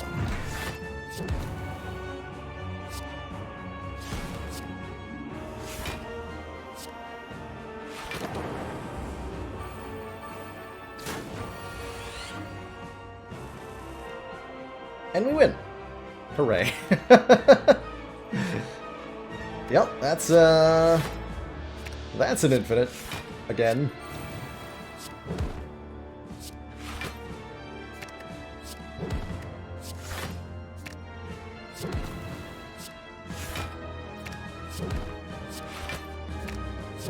Infinite buffer. I wish. This is infinite strength procs until I misclick on something, which will eventually happen. 100% chance.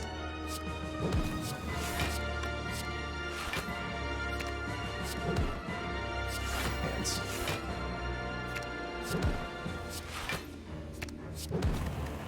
Yo, Jin, good to see you.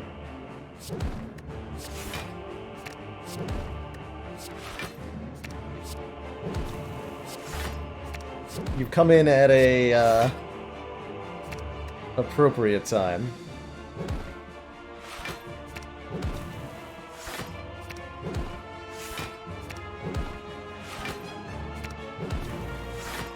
See, whatever this is.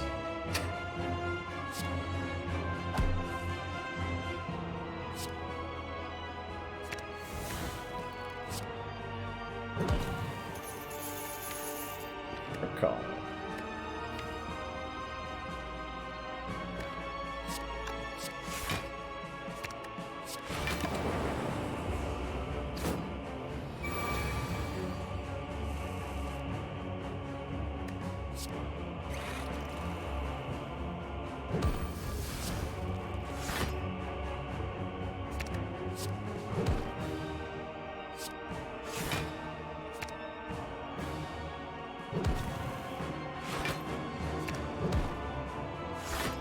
Do that again.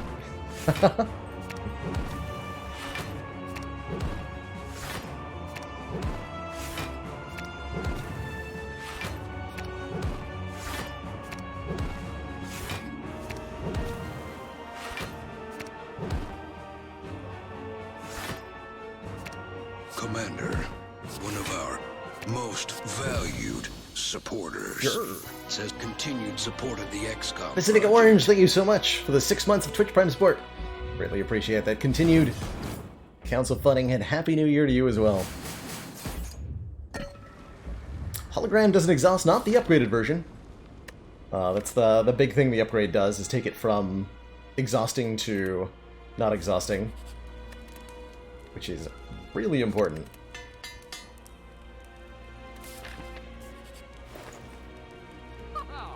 Okay, so I can kind of buy whatever I want here. Happy Flower's great for extra energy. Gold-plated cables makes our rightmost orb trigger 1 extra time, and that's good.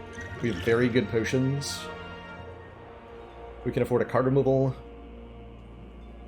Cold Snap's okay. Probably do want a Cold Snap for the final fights here. Certainly taking these 2 relics.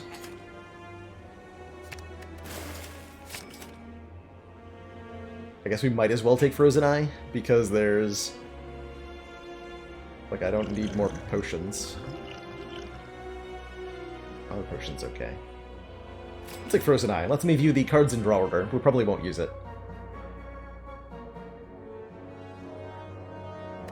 What kind of potion do I want?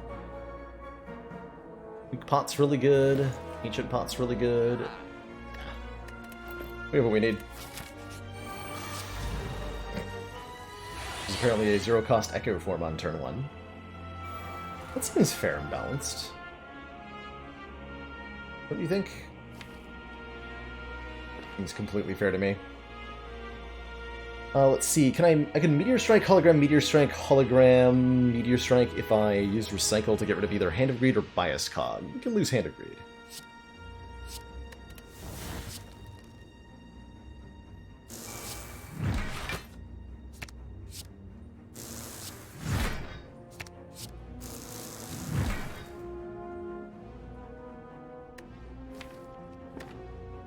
That I can seek for hologram and do that again.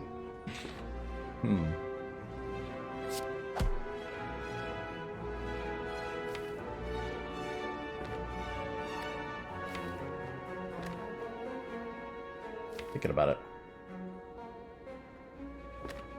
Seeking all for one would be terrible. Seeking Compounder is mostly uses. Seeking Equilibrium is kind of weird. More cards to look at next turn. We have all the energy in the world. Go this way.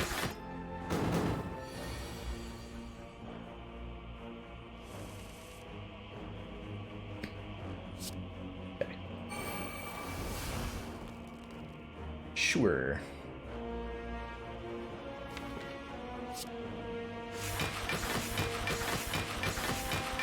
I block. Your turn.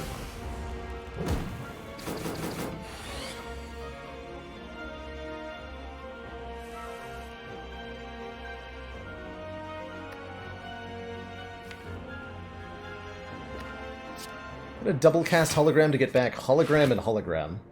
And if that doesn't immediately put off alarm bells for you, then you haven't been watching this deck.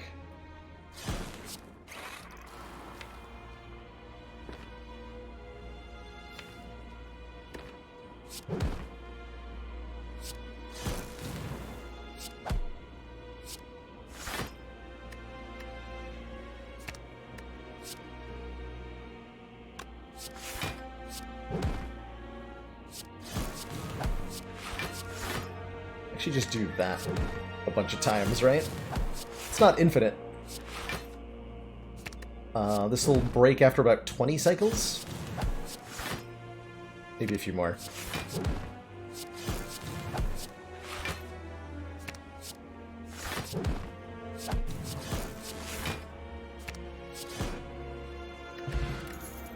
Potion of Capacity for 2 more orb slots. I don't think we need that. Truly, we don't need that. Second Glacier, on the other hand, I think we do need. Welcome to the deck, Glacier Plus. Nice to have you. Alrighty, Heart Fight. A Storm. An Ancient Potion, this Biased Cog. Which I think I want to do. Actually, we have Core Surge for that. We can seek for the Core Surge, too.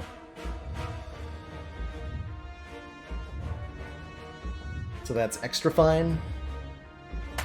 Yeah, that's extra fine. So we Glacier first. And also use this 2-cost Recycle to just get rid of Defend. Our points are what now? We are Thick Defect. The thickest.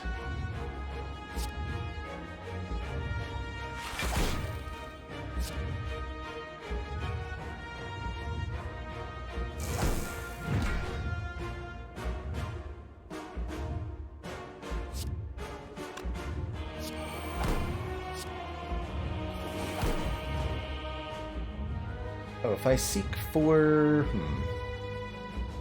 If I seek for Core Surge, I can't do the thing.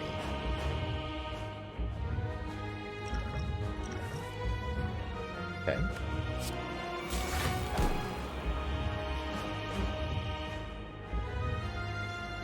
Now I can.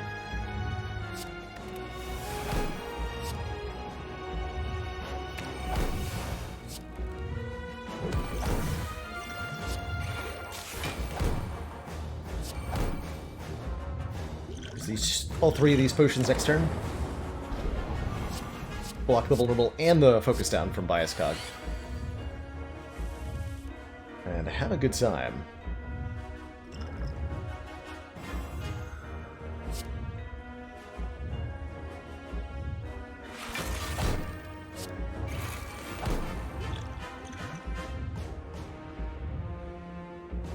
Three Beat of Death, so it should be safe to distill Chaos here. Let's do it.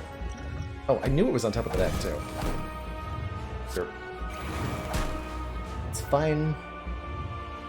We're gonna hologram Meteor Strike.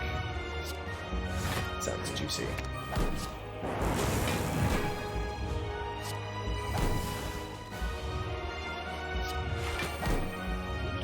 What's in the potion? X potion, Blessing of the Forge, Vulnerable Potion, Skill Potion, Gambler's Brew. Good stuff.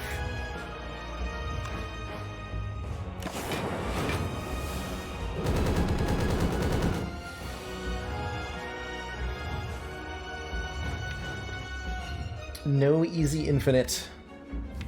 How unfortunate. In fact, everything costs like 2 or 3 in the hologram line. That's okay.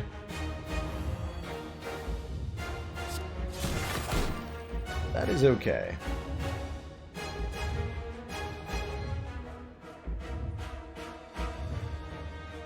Hello there, Jaso Man. If I upgrade dual cast, it'll be 0 cost for the turn. That's probably pretty good.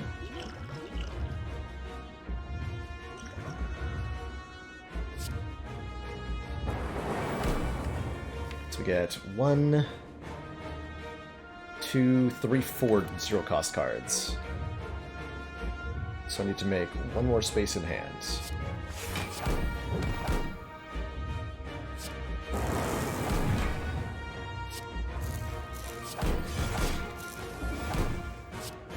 Do that a couple times.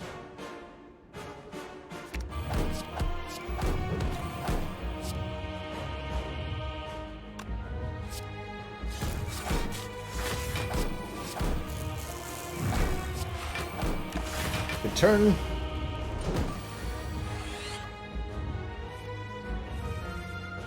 Dare I say, great turn?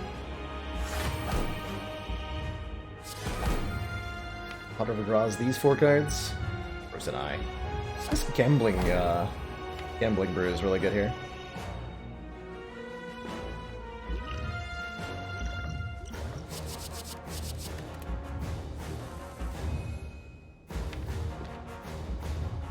Draw 4.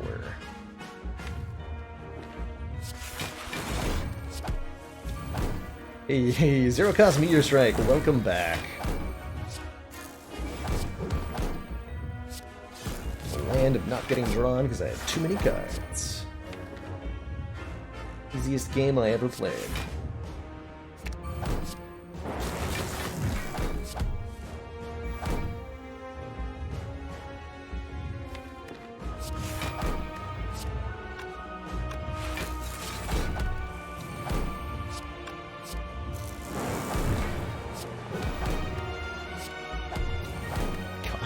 God. He's already dead. Just stop.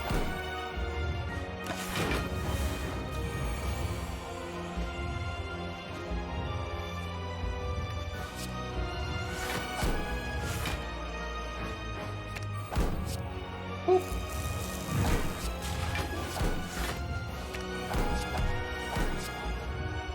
GG. Just this one card on Defect plus Neko Eye makes an entire deck, pretty much. Blunk. GG.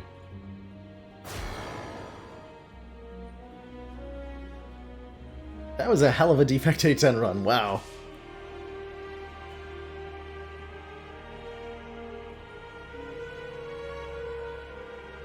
The kabunketing, as it were.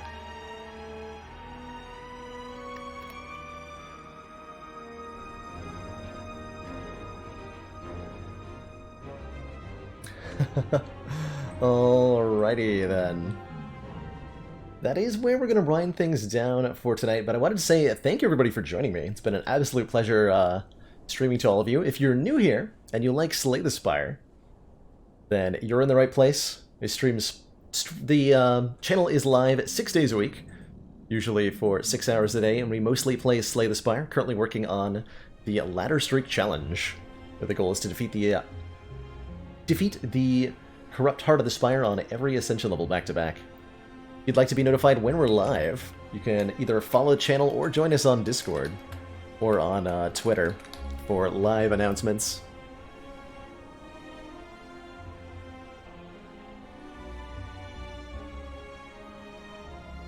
Still confused how Meteor Strike fits into the Defect's theme.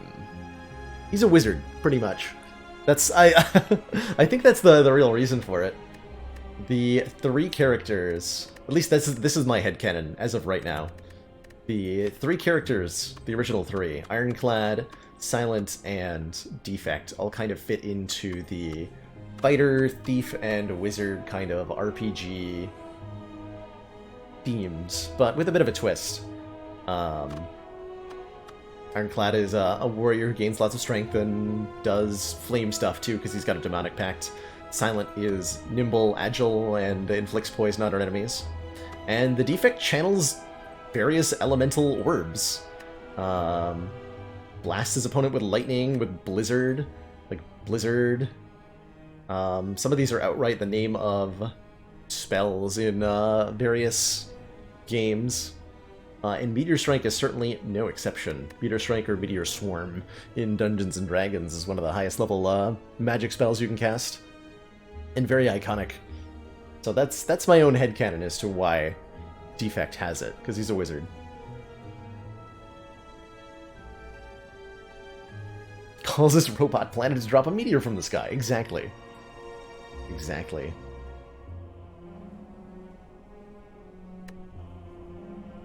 Exactly. Alrighty, well, thanks everybody for the follows, by the way. As well as everybody who hung out today. We'll be back tomorrow, not later than 4 p.m. Eastern Standard Time, New Year's Eve, with probably some more Slay the Spire. Maybe more of this ladder climb as we go up into Ascension 11. In the mid to high Ascensions, things are going to get a little bit spicy. So hope to see many of you there. Thanks for watching, everybody. Ta-ta for now. I'll see y'all next time.